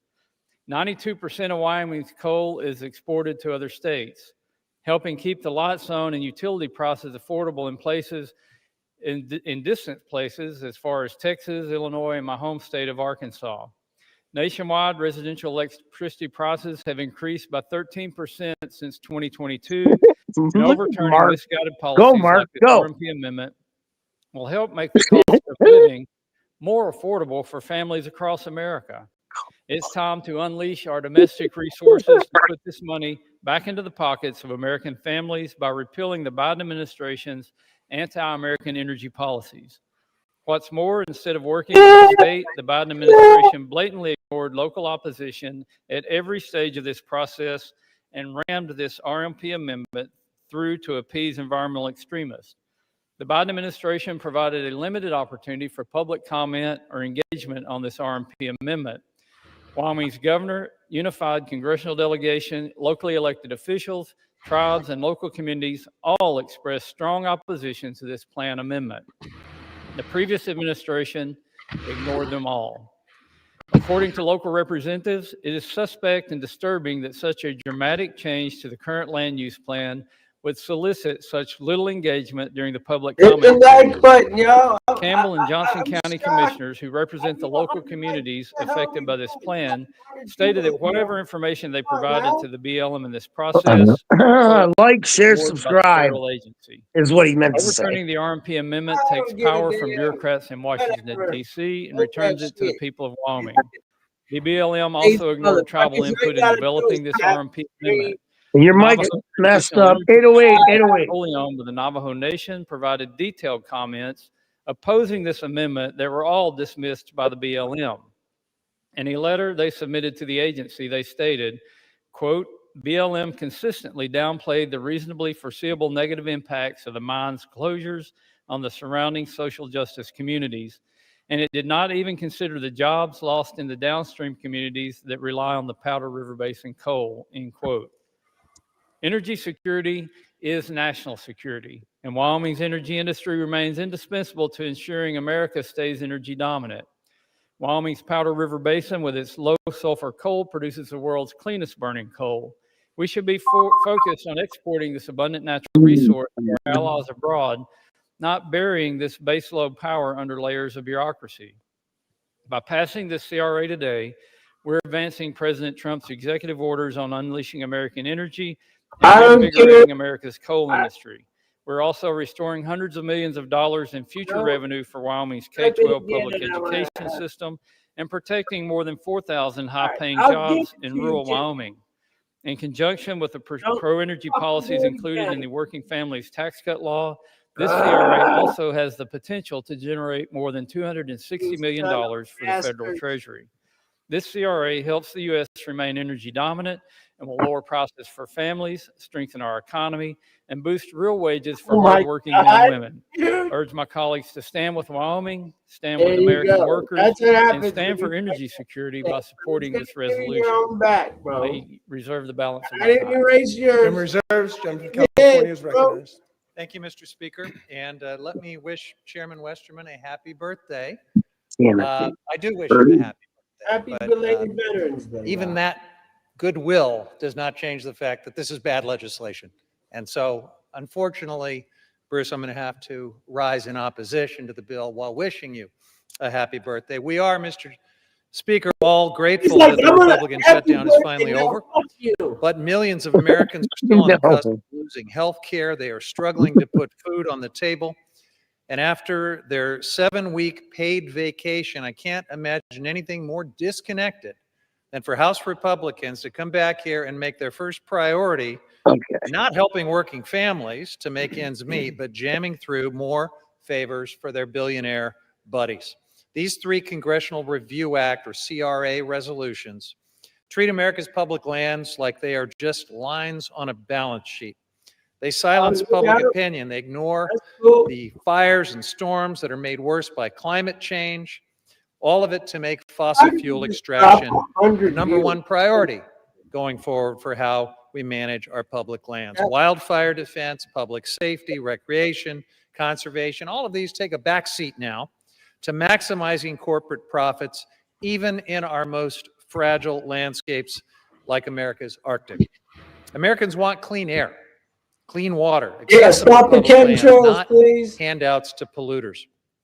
Overturning balanced, forward-looking BLM plans in Wyoming and Alaska is a colossal mistake. Across the federal land management agencies, plans like these are the foundation for responsible, sustainable management of our public lands. RMPs are the product of extensive public input, rigorous scientific review, you got him, Jim. tribal consultation, and balancing the activities on our public lands, from energy development to recreation, is what these plans do. They reflect the needs of communities, industry.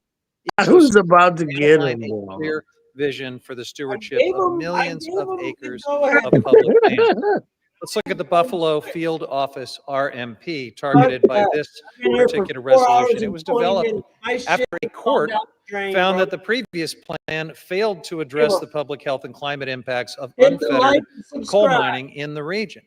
Importantly, the current RMP was also developed after robust tribal consultation and public input. I don't give a shit. So we're just going to throw that all away?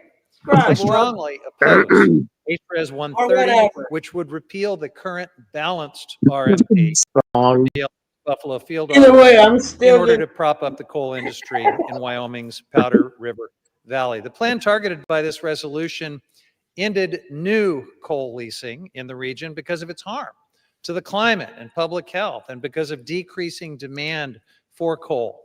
At the same time, the plan allowed existing mines to continue to operate through the end of their current leases. Rescinding this plan means locking us into unnecessary emissions and energy costs at a time when the planet and the American people cannot afford it.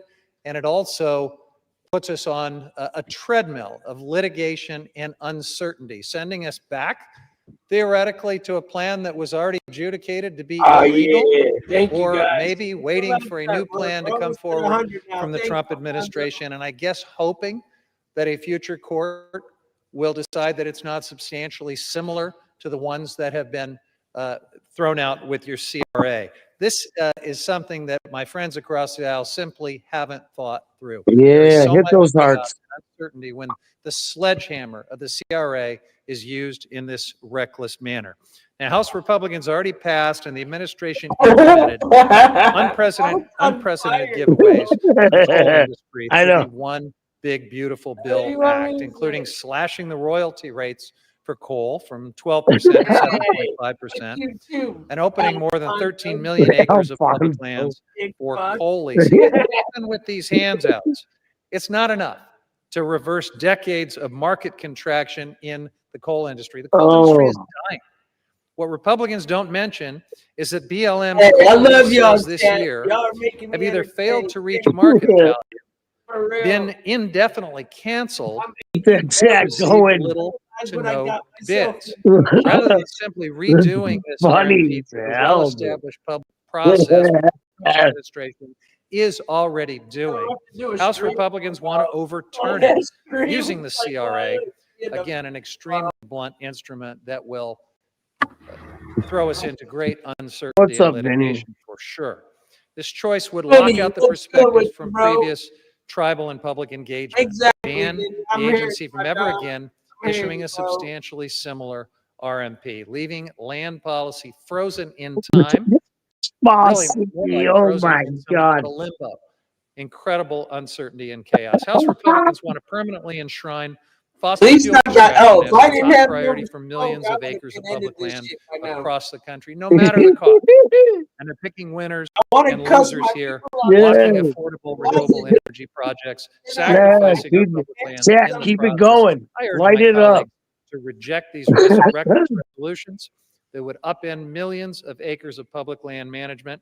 And reject this entire familiar playbook from congressional Republicans, trying to deepen our dependence on dirty fossil fuels that pollute our air, contaminate our water, and harm the public We health. just jumped up like 70 views. Or people, 70 people in the room, I think. Renewable energy. Our constituents deserve a lot better than this. We deserve clean, affordable, and reliable energy. We deserve good paying jobs and affordable health care. If you don't mind, America's health, just double tap the screen. Livelihoods. If Bubba was a horse. This legislation and my friends across the aisle are on the wrong side of history, trying to prop up the dying coal industry. No, we're done on 108. the wrong side of public land management, and they're on the wrong side We'll of be right back up. Watch. pocketbooks as they face rising electricity costs. That's why I oppose this resolution and reserve the balance of my time. Gentleman reserves.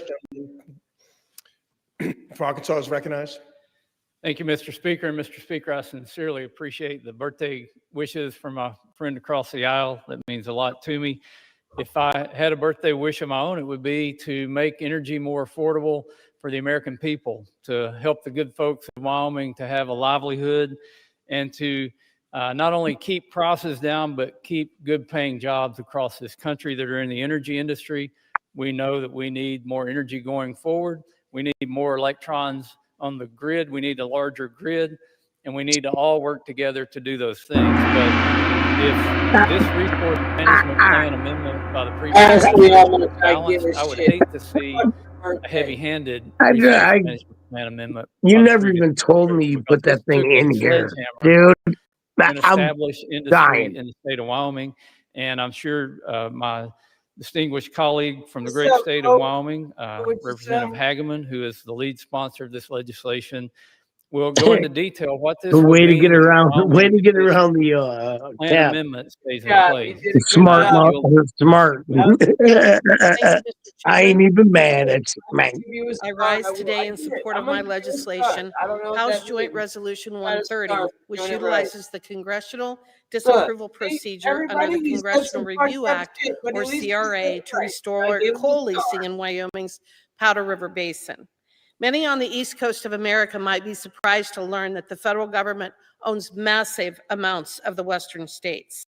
In Wyoming, the federal government owns about half of our surface estate and 60% of the subsurface estate, or our minerals. In Northeast Wyoming, the Bureau of Land Management's Buffalo Field Office owns and manages over 788,000 acres of land and 4.7 million acres of our mineral estate. Notably, this land encompasses Wyoming's share of the Powder River Basin, North America's largest coal deposit, responsible for the production of 40% of our nation's coal. Wyoming is the largest coal producer in the nation. We, in other words, are responsible Where are you from, Muffy? you can turn on your lights and heat your home. The BLM manages its public lands pursuant to the Federal Land Policy Management Act, which is implemented pursuant to what we refer to as resource management plans, or Rosie, man. RMPs. These RMPs are designed to maximize resource values for the public. The BLM is required to comply with a multiple use mandate, ensuring that these combination of uses meet current and future needs of the American people. In its waning days, the Biden administration issued an RMP amendment for the Buffalo field office, which pursued the no new leasing alternative, pulling 481,000 acres of America's largest coal reserves and resources offline. Hi, Christina. Making 40 billion short tons of coal unavailable and ending leasing in the Powder River Basin. I don't know. Don't even type it. The next person that types Neither it does it align with is Congress's gone. multiple use mandate. The Biden RMP is instead very clearly a mineral withdrawal enacted by climate activists in direct violation of the law. Let him do it one more time. See what happens. Decision to terminate mining in Wyoming's PRB is not only irresponsible and harmful, but downright illegal, a mechanism used by the governing elite to inflict harm on every single citizen of this great country to further climate change lunacy. If this RMPA is allowed to continue, it would risk 4,122 Later, jobs Mark. in rural Wyoming. Thanks for keeping us entertained. 2048 and millions of dollars in state revenue used to fund public K-12 education. All right, buddy. This seemingly localized decision has national repercussions as well. In 2024, Wyoming produced 191 million tons of coal, 171 million tons of which was shipped to 26 different states for producing electricity.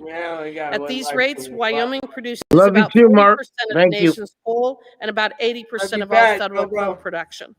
With coal generating as much as 23% of America's electricity at any given time, Wyoming coal supplies as much as 9.2% of the electricity produced in this country.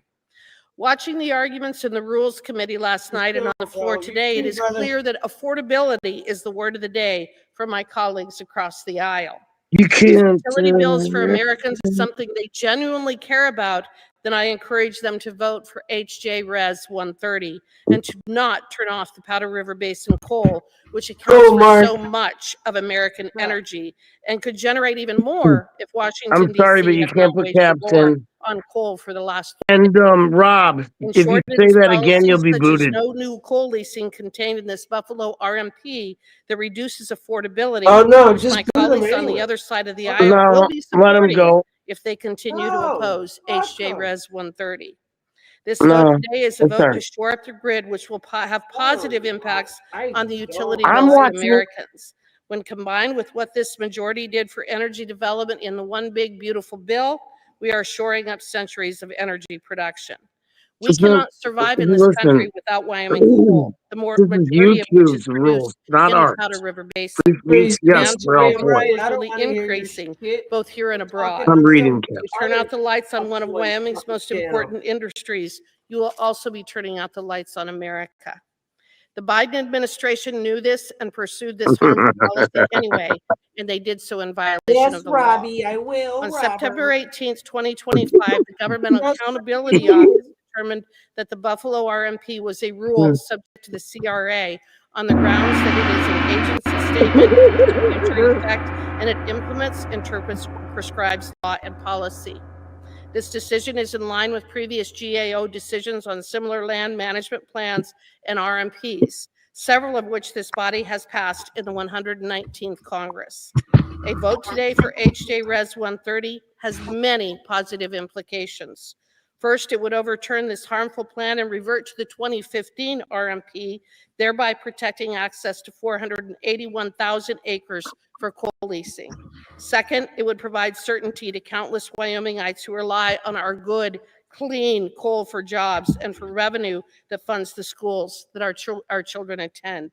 You can Third, put it him is in a vote timeout for the as long millions as of you want. Americans who continue to rely Which one? on Wyoming Rob? coal. Oh, he's and will gone. as well. Got him. Fourth, it's a I already win for got him. Congress, reminding the agencies All right, well, got him. are the primary policy-making branch of government.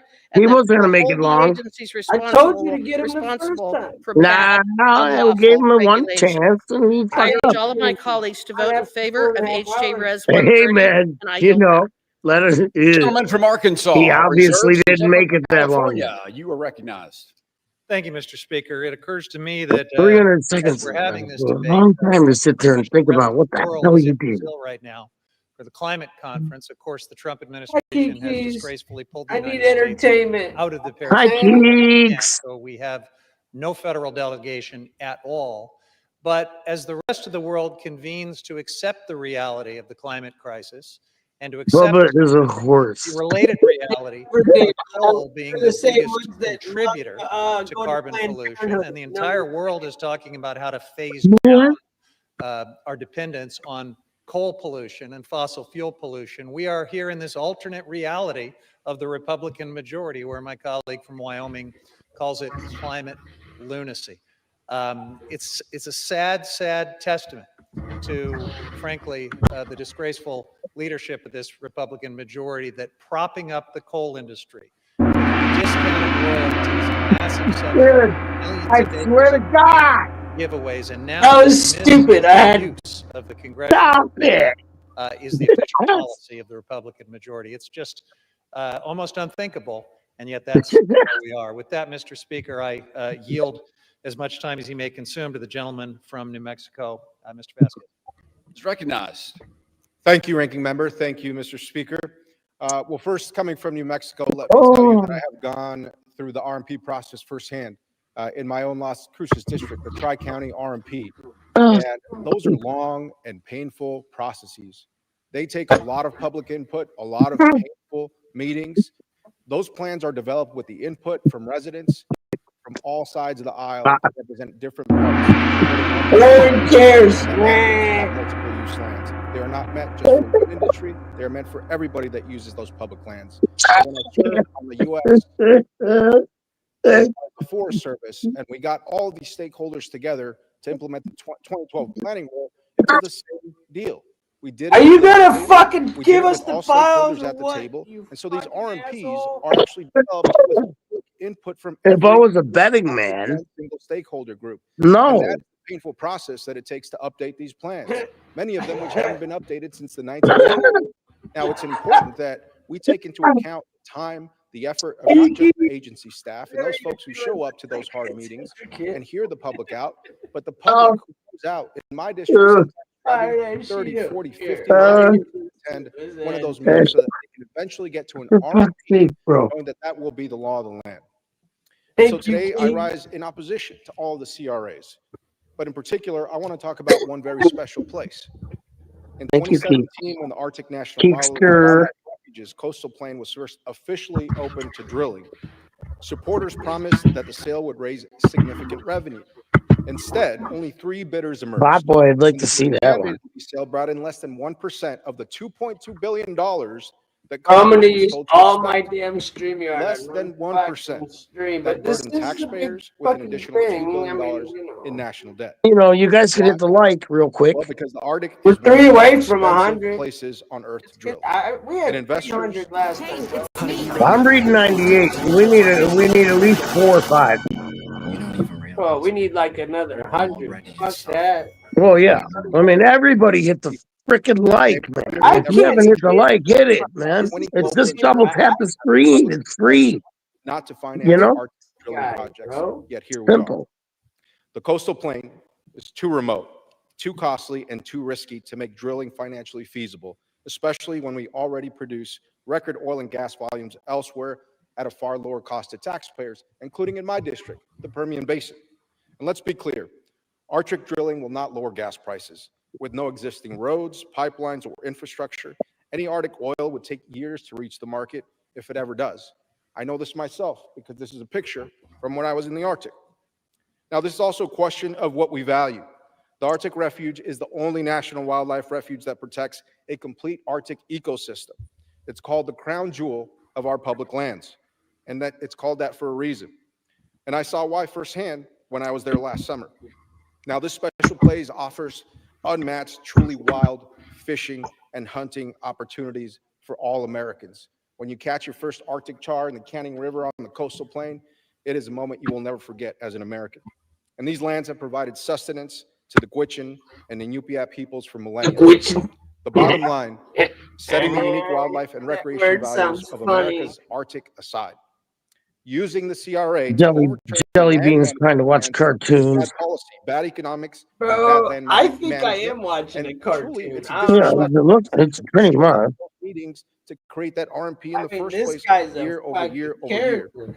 So by treating every resource management plan Congress is throwing the legal I status think of you every ran oil and into gas lease, something. every Fuck grazing this permit, and stupid recreational bill. activity across the West. What happened into with question. the other chick, dude? They And I just, ask my what Republican happened colleagues, to the chick? why pursue the CRA process when this I don't know, we're talking administration about has some already water revised now. the plan in question?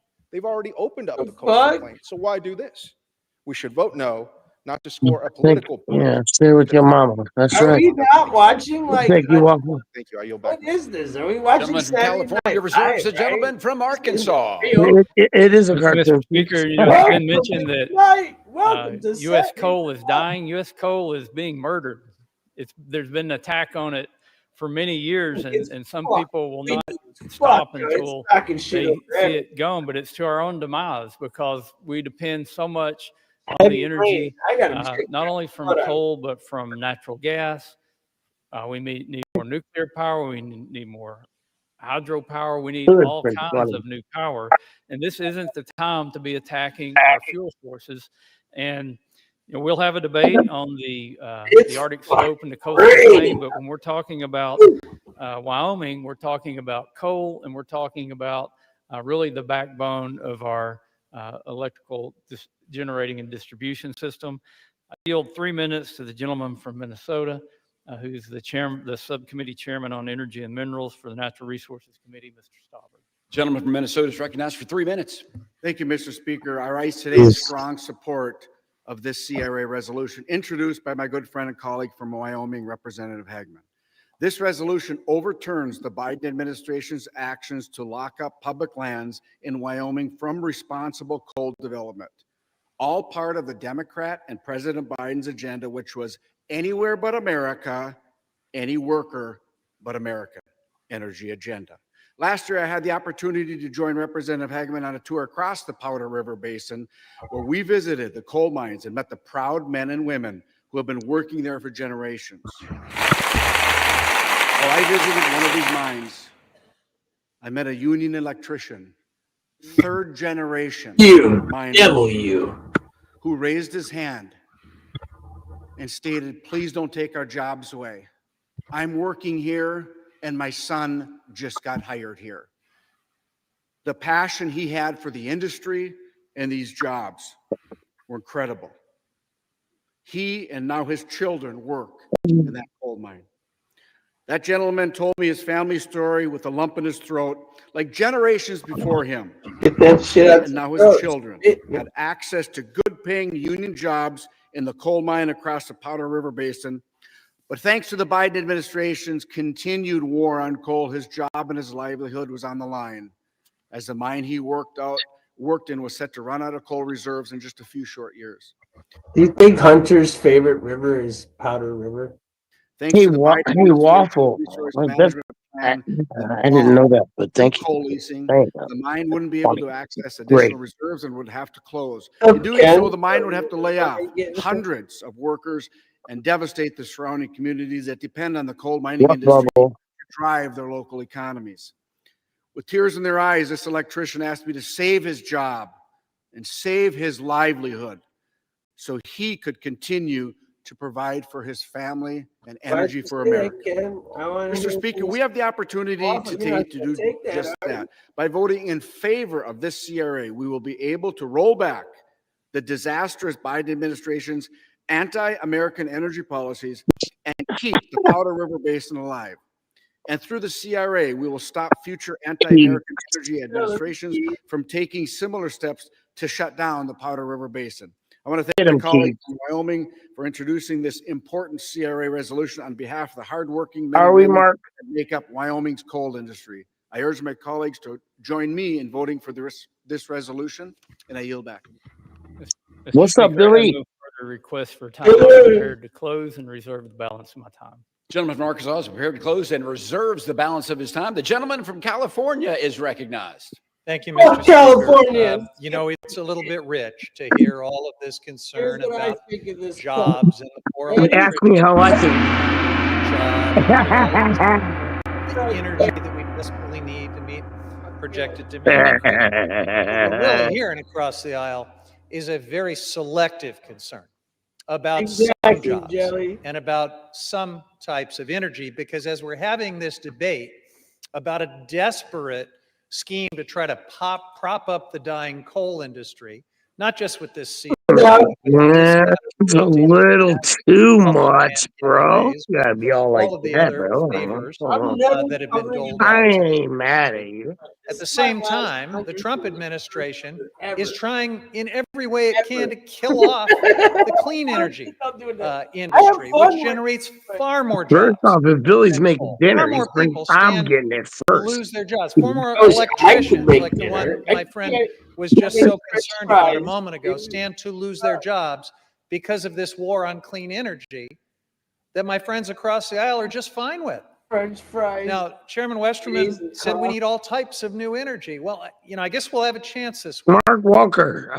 If that too is I just don't. more I happy doubt talk, it. more I don't hollow think words, so. because there'll be a markup on his legislation on permitting, and Democrats have been asking for meaningful changes to this war on clean energy as the first item to have a serious negotiation and discussion about that. We'll find out, and I What's hope wrong with that a little bit of Mr. reading President glasses delivers sometimes on his there? promise to work in good faith Speaker? with Democrats and to do something about the war on clean energy. But unless and until he does, and unless But and until his my glasses colleagues suck. across the aisle Anyway, stop pretending only that an selling. entire industry with far more jobs than Dan coal, Billy's far more cooking up some energy that can fucking be brought to some bear to meet bonbons over rising demand at far less cost, until they stop pretending that that war on clean energy is not happening, all of this, frankly, is Each you just know it. political theater. Now, Mr. Speaker, to the point about the so-called viability of coal, let's just zoom in on the coal industry in the Powder River Basin, the very place that would be impacted by this CRA. On October 6th, the Bureau of Land Management held a lease sale for 167 million tons of coal on public lands on the Montana side of this specific basin. The BLM received one bid that was valued, that valued each ton of coal at 1/10 of 1 penny. The administration rejected that bid and canceled the lease sale because that abysmal price did not meet the requirements of fair market value outlined in the Mineral Leasing Act. That's the reason that the BLM came together to finalize the Buffalo Field Office RMP amendment to address decreasing demand for coal, which is both the dirtiest and the most expensive form of energy. House Republicans would give away your public lands and waters to big coal for pennies, fractions of pennies. The coin that they are phasing out as practically worthless. It's about as valuable as the coal that they're trying to subsidize. This resolution will do nothing to address skyrocketing energy bills in Wyoming. A conservative former Wyoming state representative recently penned an op-ed that clearly speaks to what's happening on the ground. Why is that? If nobody Meaningful, else is laughing when that legislators happens, do not then rely fuck on wishful you. thinking to make long-term policy decisions. It's time to take off the aluminum foil hat filled with wishful thinking and make some real decisions based on responsible. And you ain't been around. And you ain't been around, Jack. The gentleman from California reserves, the gentleman from Arkansas. Mr. Speaker, I'm prepared to close and continue to reserve. Gentleman continues to reserve. Gentleman from California. Thank you, Mr. Speaker. In closing, I strongly oppose this resolution using the CRA to overturn this RMP and the others that we're debating this week will throw our public lands into chaos. It completely sidelines the input and perspectives of local communities who spent years working with BLM on this plan. And it's another reckless attempt to prop up the fossil fuel industry and line the pockets of polluters, all at the expense of affordable energy and good-paying jobs. The Buffalo Field Office RMP allows existing coal leases to continue with reasonable safeguards to reduce emissions and protect land and water. Congress should not be overturning this plan with the sledgehammer of the CRA. I strongly urge my colleagues to vote no on the resolution, and to my Republican colleagues, I urge you to think twice about the consequences of this action and setting this chaotic precedent. I yield back. The gentleman from California yields. The gentleman from Arkansas. Before we go, I want to roll another. Thank you, Mr. Speaker. And since my you need to catch up. will be marking up in committee on Thursday, even though it is not on the floor today, I'll put in a shameless plug for our bipartisan legislation that is not only tech neutral, but it's agnostic to the project type. It would definitely help us produce more energy in America, and it will also help us to build things in America again, something we desperately need to do. And we'll debate that Thursday, and hopefully someday we'll be out here debating it on the floor. But as we look at this particular RMPA that is on the floor today, because the Biden administration on their way out pushed something through by rule that they could never get passed into law. And a CRA, I remind you, is so that Congress can exert its legislative authority over an administrative agency or over an administration. And I would remind future administrations not to make dumb rules when you're going out the door, or somebody in Congress will be standing here, maybe on the other side of the aisle, doing a CRA to turn back the rulemaking ability that is not lawmaking, as we're instructed to do in the Constitution as the legislative branch. But in response to the actual RMPA that we're talking about, the CRA on it today, now is the time to unleash American energy. The Buffalo Field Office Resource Management Plan would not only devastate Wyoming's energy workforce, it would raise Where's the gong? nationwide. Where's the fucking gong, We dude? are in a competition. We're in a competition with China that certainly hasn't backed off. Matter of fact, they're building at a rate of about I can't believe there's a gong. coming online. Oh my God. Because they know they need reliable energy, they need affordable energy, and they need that to establish their manufacturing dominance and to beat us in the race for AI. Yeah, right, Jelly? We can't allow that to happen. Even though China produces twice as much electricity as we do today, we shouldn't be discriminating against any energy source. We should be trying to produce as much energy as we can so that we can win in that competition. By passing this CRA, we're restoring the BLM's multiple use and sustained yield mandate and preventing future administrations from locking up America's natural resources. The era of curtailing multiple uses of our federal lands hopefully is over. It's time to usher in a golden age of unleashing our energy and mineral resources. I urge adoption of this bill, and I yield back the balance of my time. The gentleman from Arkansas yield. All time for debate has expired. Pursuant to House Resolution 879, the previous question is ordered on the joint resolution. The question is on you say joint resolution of the joint resolution. Those in favor say aye. Those opposed say no. The ayes have it. Third reading. Joint resolution providing for congressional disapproval under Chapter 8 of Title 5 United States Code of the rules submitted by the Bureau of Land Management relating to Buffalo Field Office Record of Decision and approved Resource Management Plan amendments. Epstein, you dummies. The question is on passage of the joint resolution. Those in favor say aye. Those opposed say no. The ayes have it. The joint resolution is passed. For what purpose does the gentleman from California seek recognition? You'll never guess why. I'm going to request the yeas and nays.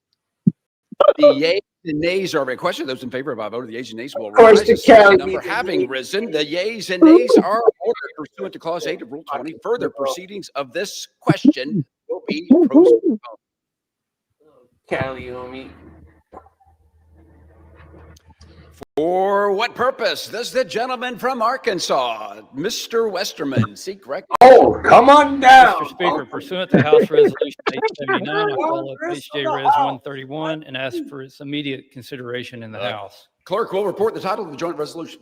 House Joint Resolution 31, joint resolution providing for congressional disapproval under Chapter 8 of Title 5 United States Code of the rules submitted by the Coastal Plain Oil and Gas Lease Program Record of Decision Pursuant to House Resolution 879, the joint resolution is considered read. The joint resolution shall be debatable for 1 hour, equally divided and controlled by the chair and ranking minority member of the Committee on Natural Resources or their respective designees. The gentleman from Arkansas, Mr. Westerman, and the gentleman from California, Mr. Huffman, will each control 30 minutes. The chair recognizes the gentleman from Arkansas. Mr. Westerman, you are recognized. No fucking way am I listening consent that all members be given 5 legislative days to revise and extend their remarks and to include extraneous material on HJ Res 131. Without objection. Mr. Speaker, I yield myself such time as I may consume. The gentleman is recognized. I rise today in support of HJ Res 131, which would repeal a Biden-era record of decision or a ROD restricting oil and gas production on 1.16 million acres within the 1002 area of the Arctic National Wildlife Refuge, also known as AMWR. The 1002 area of AMWR was specifically set aside by Congress for its oil and gas potential and estimated to hold anywhere between 4.25 and 11.8 billion barrels of recoverable oil. Prior to the passage of the Working Families Tax Cut Law, which requires 4 lease sales to be held over a 10-year period, Congress had previously mandated energy leasing in the area, an action that had the support of local North Slope communities and native villages. In fact, last Congress, we held a bipartisan legislative hearing on H.R. 6285, Alaska's Right to Produce Act, where we heard from tribal representatives, including Inupiat leadership from the native village of Kaktovik, the only indigenous tribal community within AMWR. In that hearing, Doreen Levitt, Director of Natural Resources for the Inupiat community of the Arctic Slope, said, and I quote, "The North Slope Inupiat live in one of the most remote areas of the country, with none of their communities connected by a permanent road system to each other. Julie, you're lucky I was in the bathroom. Now I gotta check everything you did Seek ever. out opportunities and partners to strengthen their regional economy," end quote. Instead of working with Arctic Slope communities to create economic opportunities, the Biden-era ROD further limited the economic prospects available to those in the region, reducing investment and cutting off essential new infrastructure that would support resource development. During President Trump's first administration, consistent with federal law and local voices, the Department of Interior finalized plans to make all 1.56 million acres Gary, how are you now? available to oil and gas leasing. Lamentably, in 2024, the Biden administration disregarded local tribal voices and reversed course, implementing a new record of decision that chose the most restrictive alternative, making available the minimal amount of acreage for energy leasing. I'm gonna tell you right now, Waffle, I don't like you. Stipulations in the ROD designed to I haven't been undermine reading. energy lease sales in the 1002 area. These provisions were horrifically successful, as the last lease sale held received no bids. The Biden administration's anti-energy decisions limit economic opportunities for local Alaskans and Alaska natives living within AMWR. Congress must move to repeal the Biden-era ROD that runs counter to congressional intent and unfairly reduces economic opportunities in the region.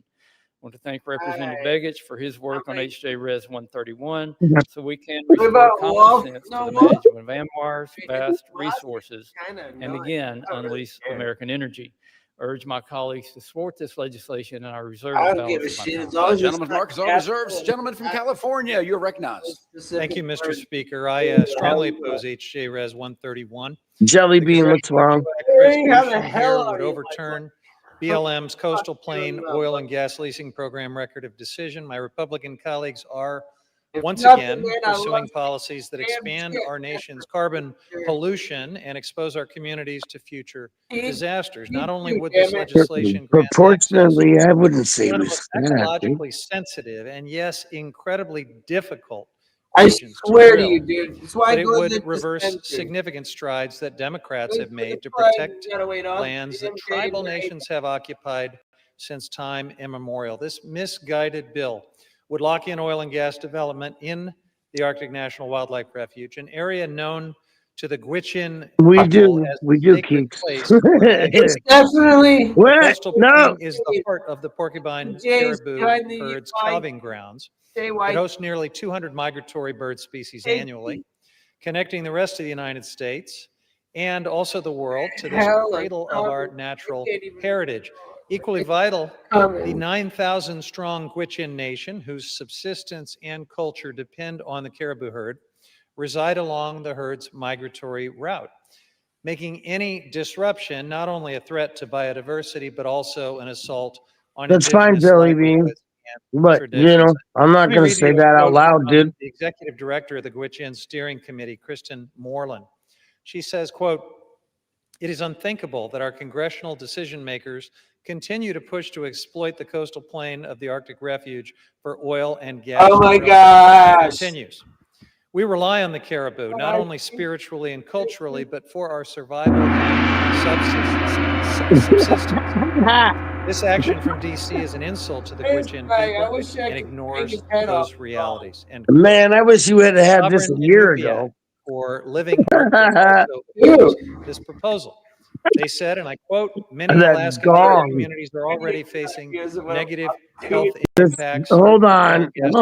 Please. Struggling to provide for their That families. doesn't, you can't even do that, dude.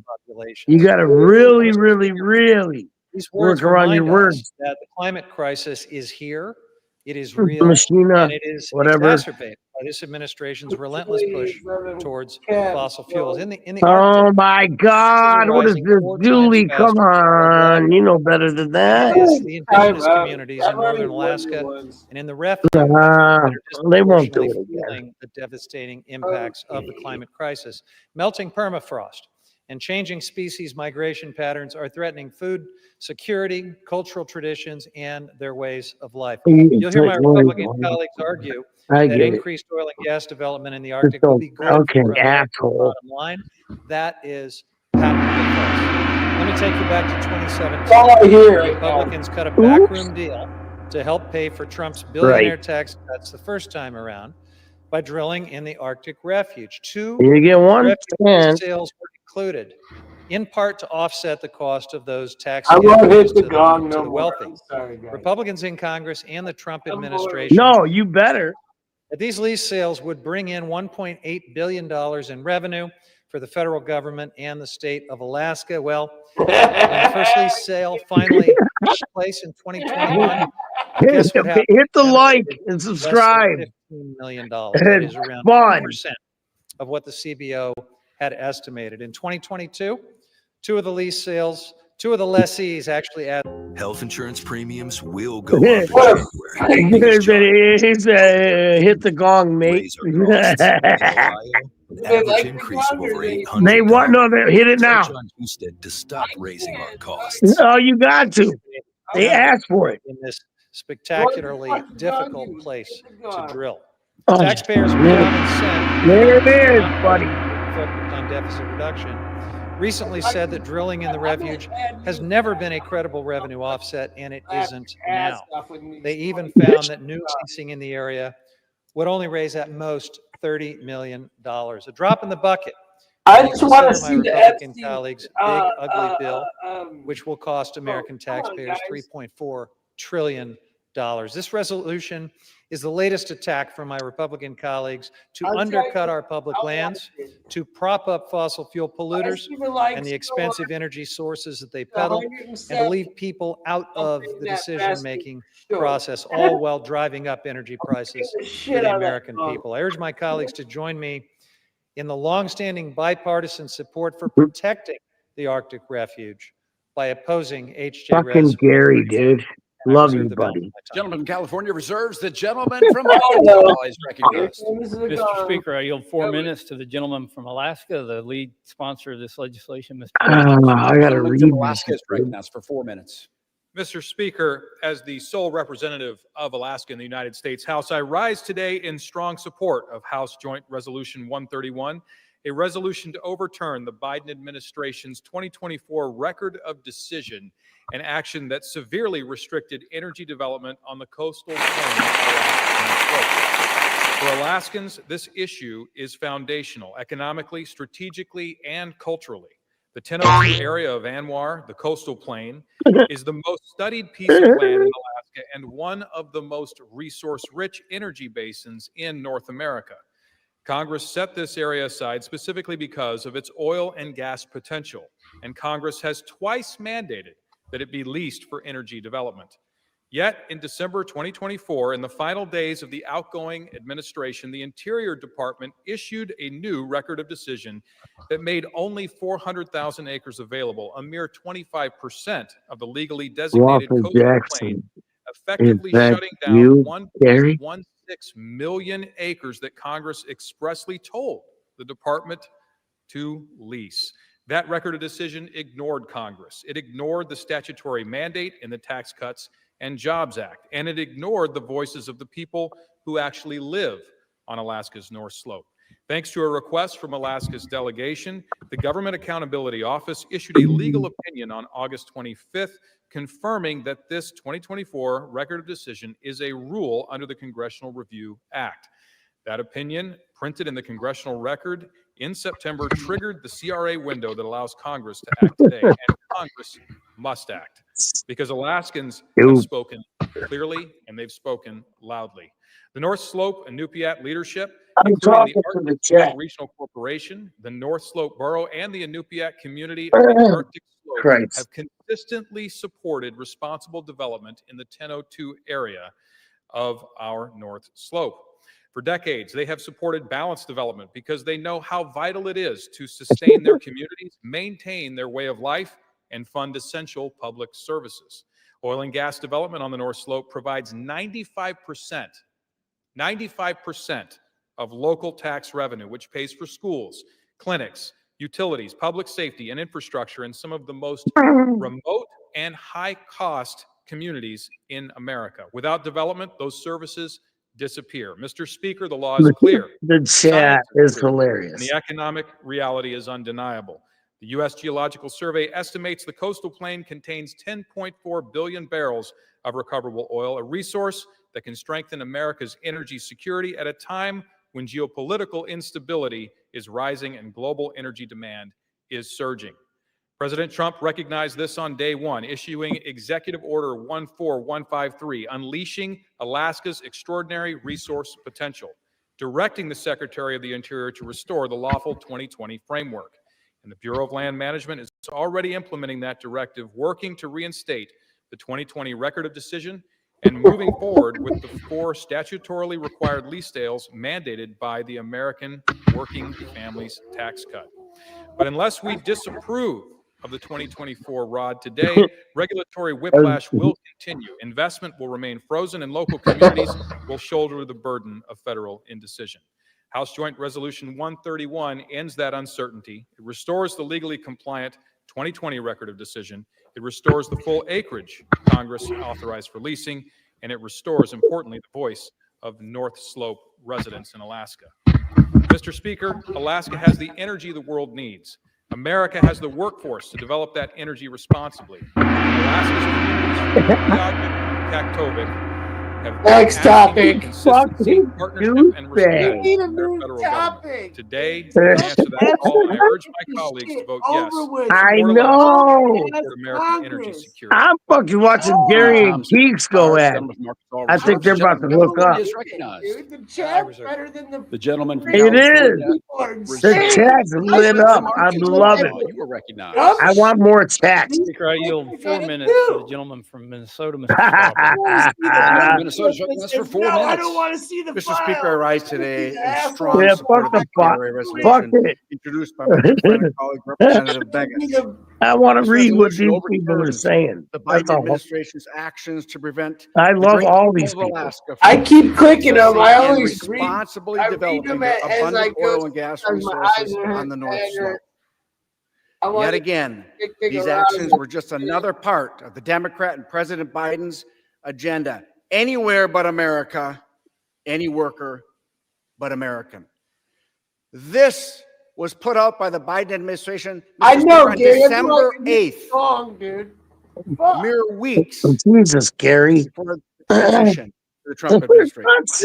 Last Congress, fuck, was man. called to introduce I gotta take that down, bro. which reversed You know many that. of these I'm sorry, but I have to. anti-American energy policies of the Biden administration and passed the House. I can't. What the fuck you want me to do? Alaska is blessed with a tremendous wealth of natural resources. When Alaska was admitted to the Union, there was a specific condition laid out that the new state Look at somebody abundant natural speaking resources for the benefit of all Alaskans and all Americans. The Biden administration took steps. What do you want to do with that one?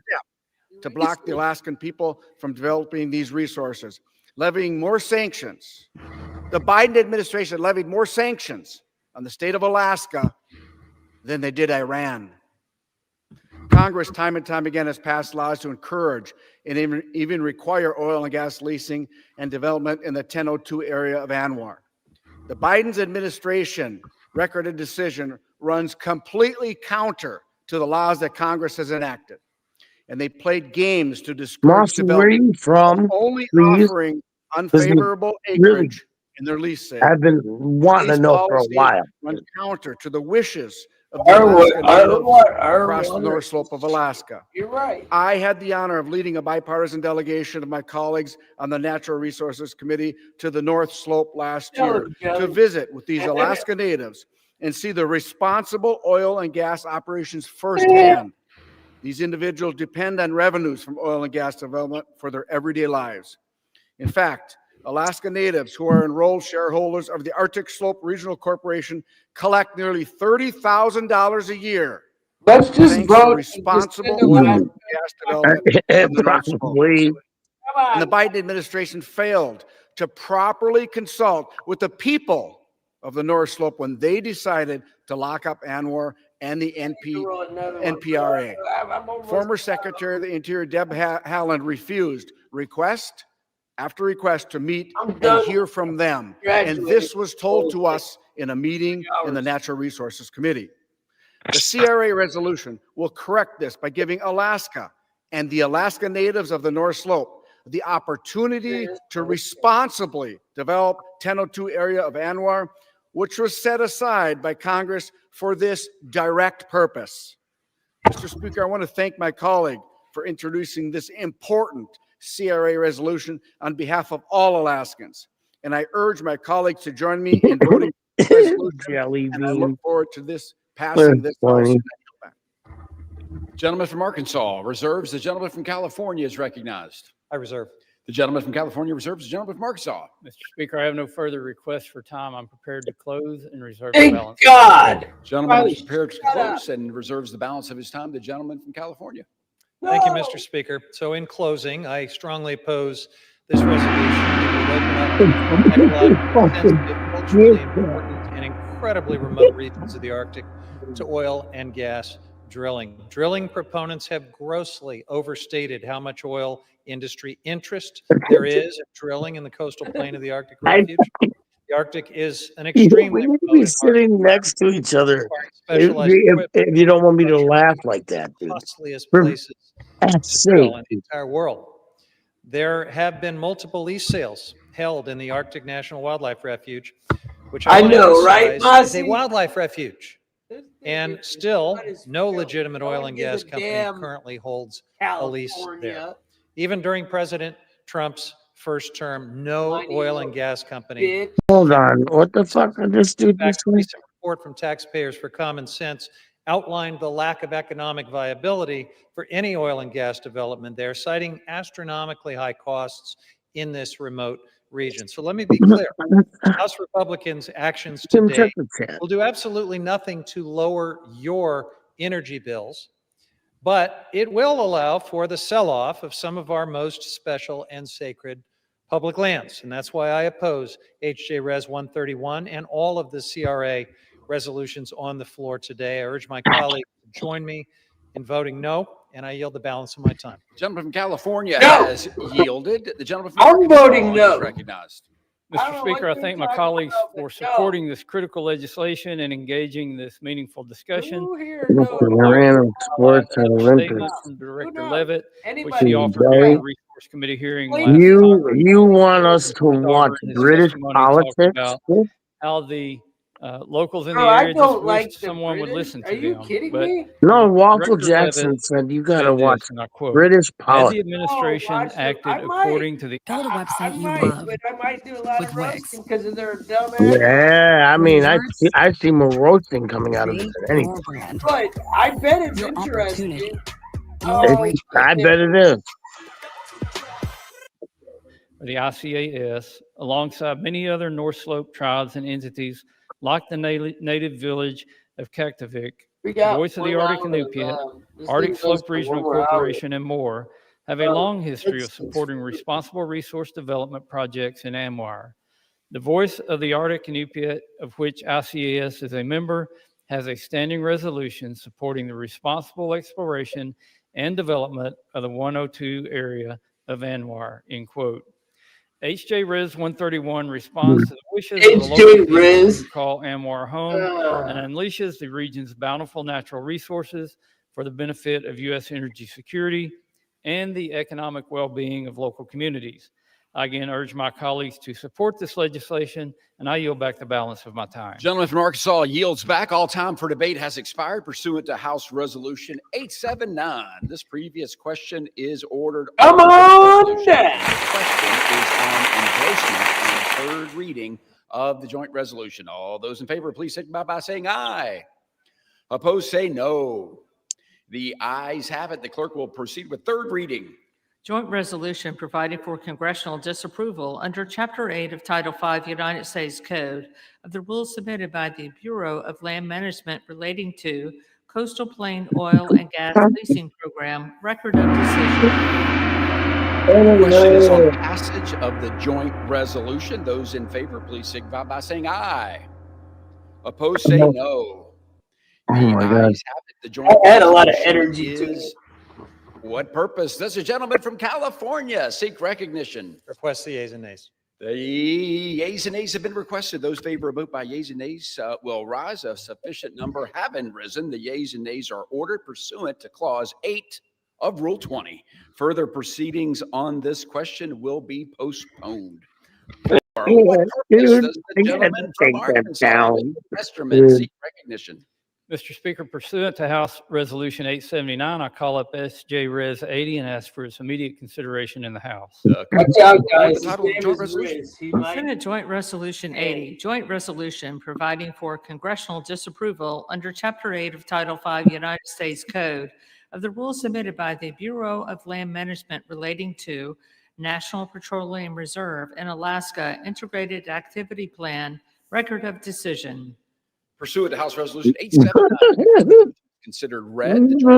It's stupid chat got me going. Sorry. Equally divided and controlled by the chair and ranking member of the Committee on Natural Resources for their respective designees. The gentleman from Arkansas, Mr. Westerman, and the gentleman from California, Huffman, will each control 3 minutes. The chair will now recognize the gentleman from Arkansas, Mr. Westerman.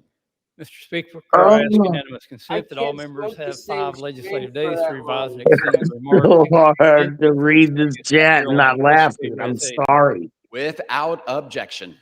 Mr. Speaker, I yield myself such time as I may consume. Gentleman is recognized. It's Rise impossible. today in support of SJ Res 80, which repeals the Biden administration's 2022 Integrated Activity Plan, or IAP, for the National Petroleum Reserve in Alaska, also known as the NPRA. Under the Naval Petroleum Reserves Production Act of 1976, the approximately 23 million acre NPRA was designated by Congress due to its vast energy resources. In 1980, Congress amended the act and directed the Secretary of the Interior to conduct, quote, an expeditious program of competitive leasing of oil and gas in the National Petroleum Reserve in Alaska. Quote. In 2020, in President Trump's first administration, the Bureau of Land Management released its IEP for the NPRA. The 2020 IEP listened to local voices and opened up access to over 18.5 million acres of the NPRA for oil and gas leasing. Over 13 million acres were made available for new infrastructure development. Nuggeruk Archer, president of the Voice of the Arctic Inupiat, stated in a September 2023 Natural Resources Committee hearing that, quote, We also felt heard when BLM released an NPRA integrated activity plan in June 2020. Okay, dude, Waffle, what is, dude, it's been hours, dude. You know you The can't type IEP in all outlining caps. management activities for the natural resources God throughout damn the it. NPRA was thoughtfully crafted by the first Trump administration, taking into account the voices of local indigenous tribal communities. Regrettably, in 2022, the Biden administration placed the 2020 IEP within We are, Bubba. reducing the available acreage for oil and gas leasing by Yeah, 30%. no problem, Bubba. Waffle, you're good. We're waiting for them to do the in November 2023, during another hearing on the matter, we heard from Commissioner John Boyle of the Alaska Department of Natural Resources, who expressed concerns about the Biden administration's NPRA rulemaking process. And again, I quote, "The process to date has been confusingly deficient as the Bureau of Land Management has scheduled and canceled public meetings on short He's notice, still passing avoided consultation slowly. obligations, and attempted to avoid procedural safeguards that meant to keep rulemakings of enormous public cost and consequence from being hastily and arbitrarily implemented. Trying to push it Neither out. comprehensive You environmental got nor the economic mod. reviews have been You're completed good. for a proposal that will Didn't do dramatically anything change wrong. environmental and economic management of what may be the largest federal petroleum asset in the country. In that same hearing, Mr. Hartriak shared, again, I quote, "This decision, coupled with further protections for NPRA, will undoubtedly shrink the economic opportunities available to the North Slope. It virtually guarantees to set us back on our journey towards self-determination by requiring further reliance on the federal and state government to provide for the basic needs of the people on the North Slope." End quote. Ultimately, the Biden administration stymied energy production within the NPRA and failed to offer leases in a manner that would boost revenue and provide economic stability I'm gonna light this up. and the state. I have Most a recently word. Well, hold settled on. the NPRA took place in 2019 when the BLM leased over 1 million acres, generating more than $11 million, including roughly $5.6 What was million. that? I haven't a word. Revenue from developing This these resources monotone is prick essential to has livelihoods of all said, Alaskans. I'm For getting a example, in headache. FY 2022, How does that Alaska's make oil you and natural gas production, feel? largely driven by the What's up, consequences Gary? of the pro-energy policies of the first Trump administration, generated $4.5 billion in state Congratulations. Oh my and gosh. supported over 69,250 direct and indirect jobs. Let me see if Alaska's role as a leader in unleashing American energy dominance will continue. In the Working Families Tax Cut Law, Congress highlighted the importance of the NPRA and required 5 lease sales to be held in the area over the next 10 years. To ensure our energy independence, we must unleash American energy and ensure access to our own resources here at home. This legislation is an important step in doing just that. I thank Representative Begich and Senator Sullivan for their work to bring SJ Res 80 to the House floor so we can nullify yet another misguided Biden-era action and take another step to put our nation's energy policy back on the right track. I reserve the balance of my time. Gentleman from Arkansas reserves. Gentleman from California, you're recognized. Thank you, Mr. Speaker. I oppose SJ Res 80, which would overturn the BLM's 2022 integrated activity Updating her record of Tinder. decision for the National Petroleum Looking Reserve for of my Alaska, dog, my more shit's commonly gonna referred to as break right now. NPRA.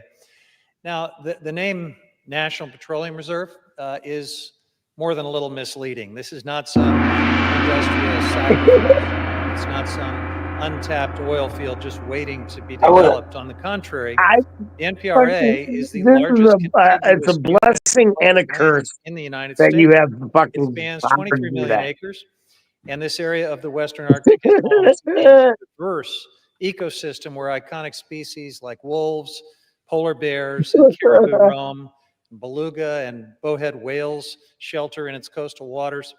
Millions of migratory birds rely on this intact landscape and critical waters and wetlands that are the NPRA. The legislation before us today would withdraw a smart and well thought out plan to balance conservation and development in the NPRA. The 2022 NPRA plan was developed over more than a decade of engagement with a variety of stakeholders, scientists, experts, indigenous communities, NGOs, and You must be industry. It aimed to limit the from disruption Ohio. and ecological harm from existing oil and gas development while also designating special areas to protect habitat for the many species that call this amazing place home. I respect that there are a variety of views on how to manage our nation's public lands, but it won't be possible for future administrations to incorporate feedback and comments on proposed actions in the NPRA if Congress approves the resolution before us today. The CRA, as we've said several times in the course of this debate, is a blunt instrument. It would prevent BLM from ever issuing a substantially similar replacement. So this path would strip local land managers of the ability to respond to on-the-ground changes and needs for the future of the NPRA. My friends across the aisle, you don't need to do this.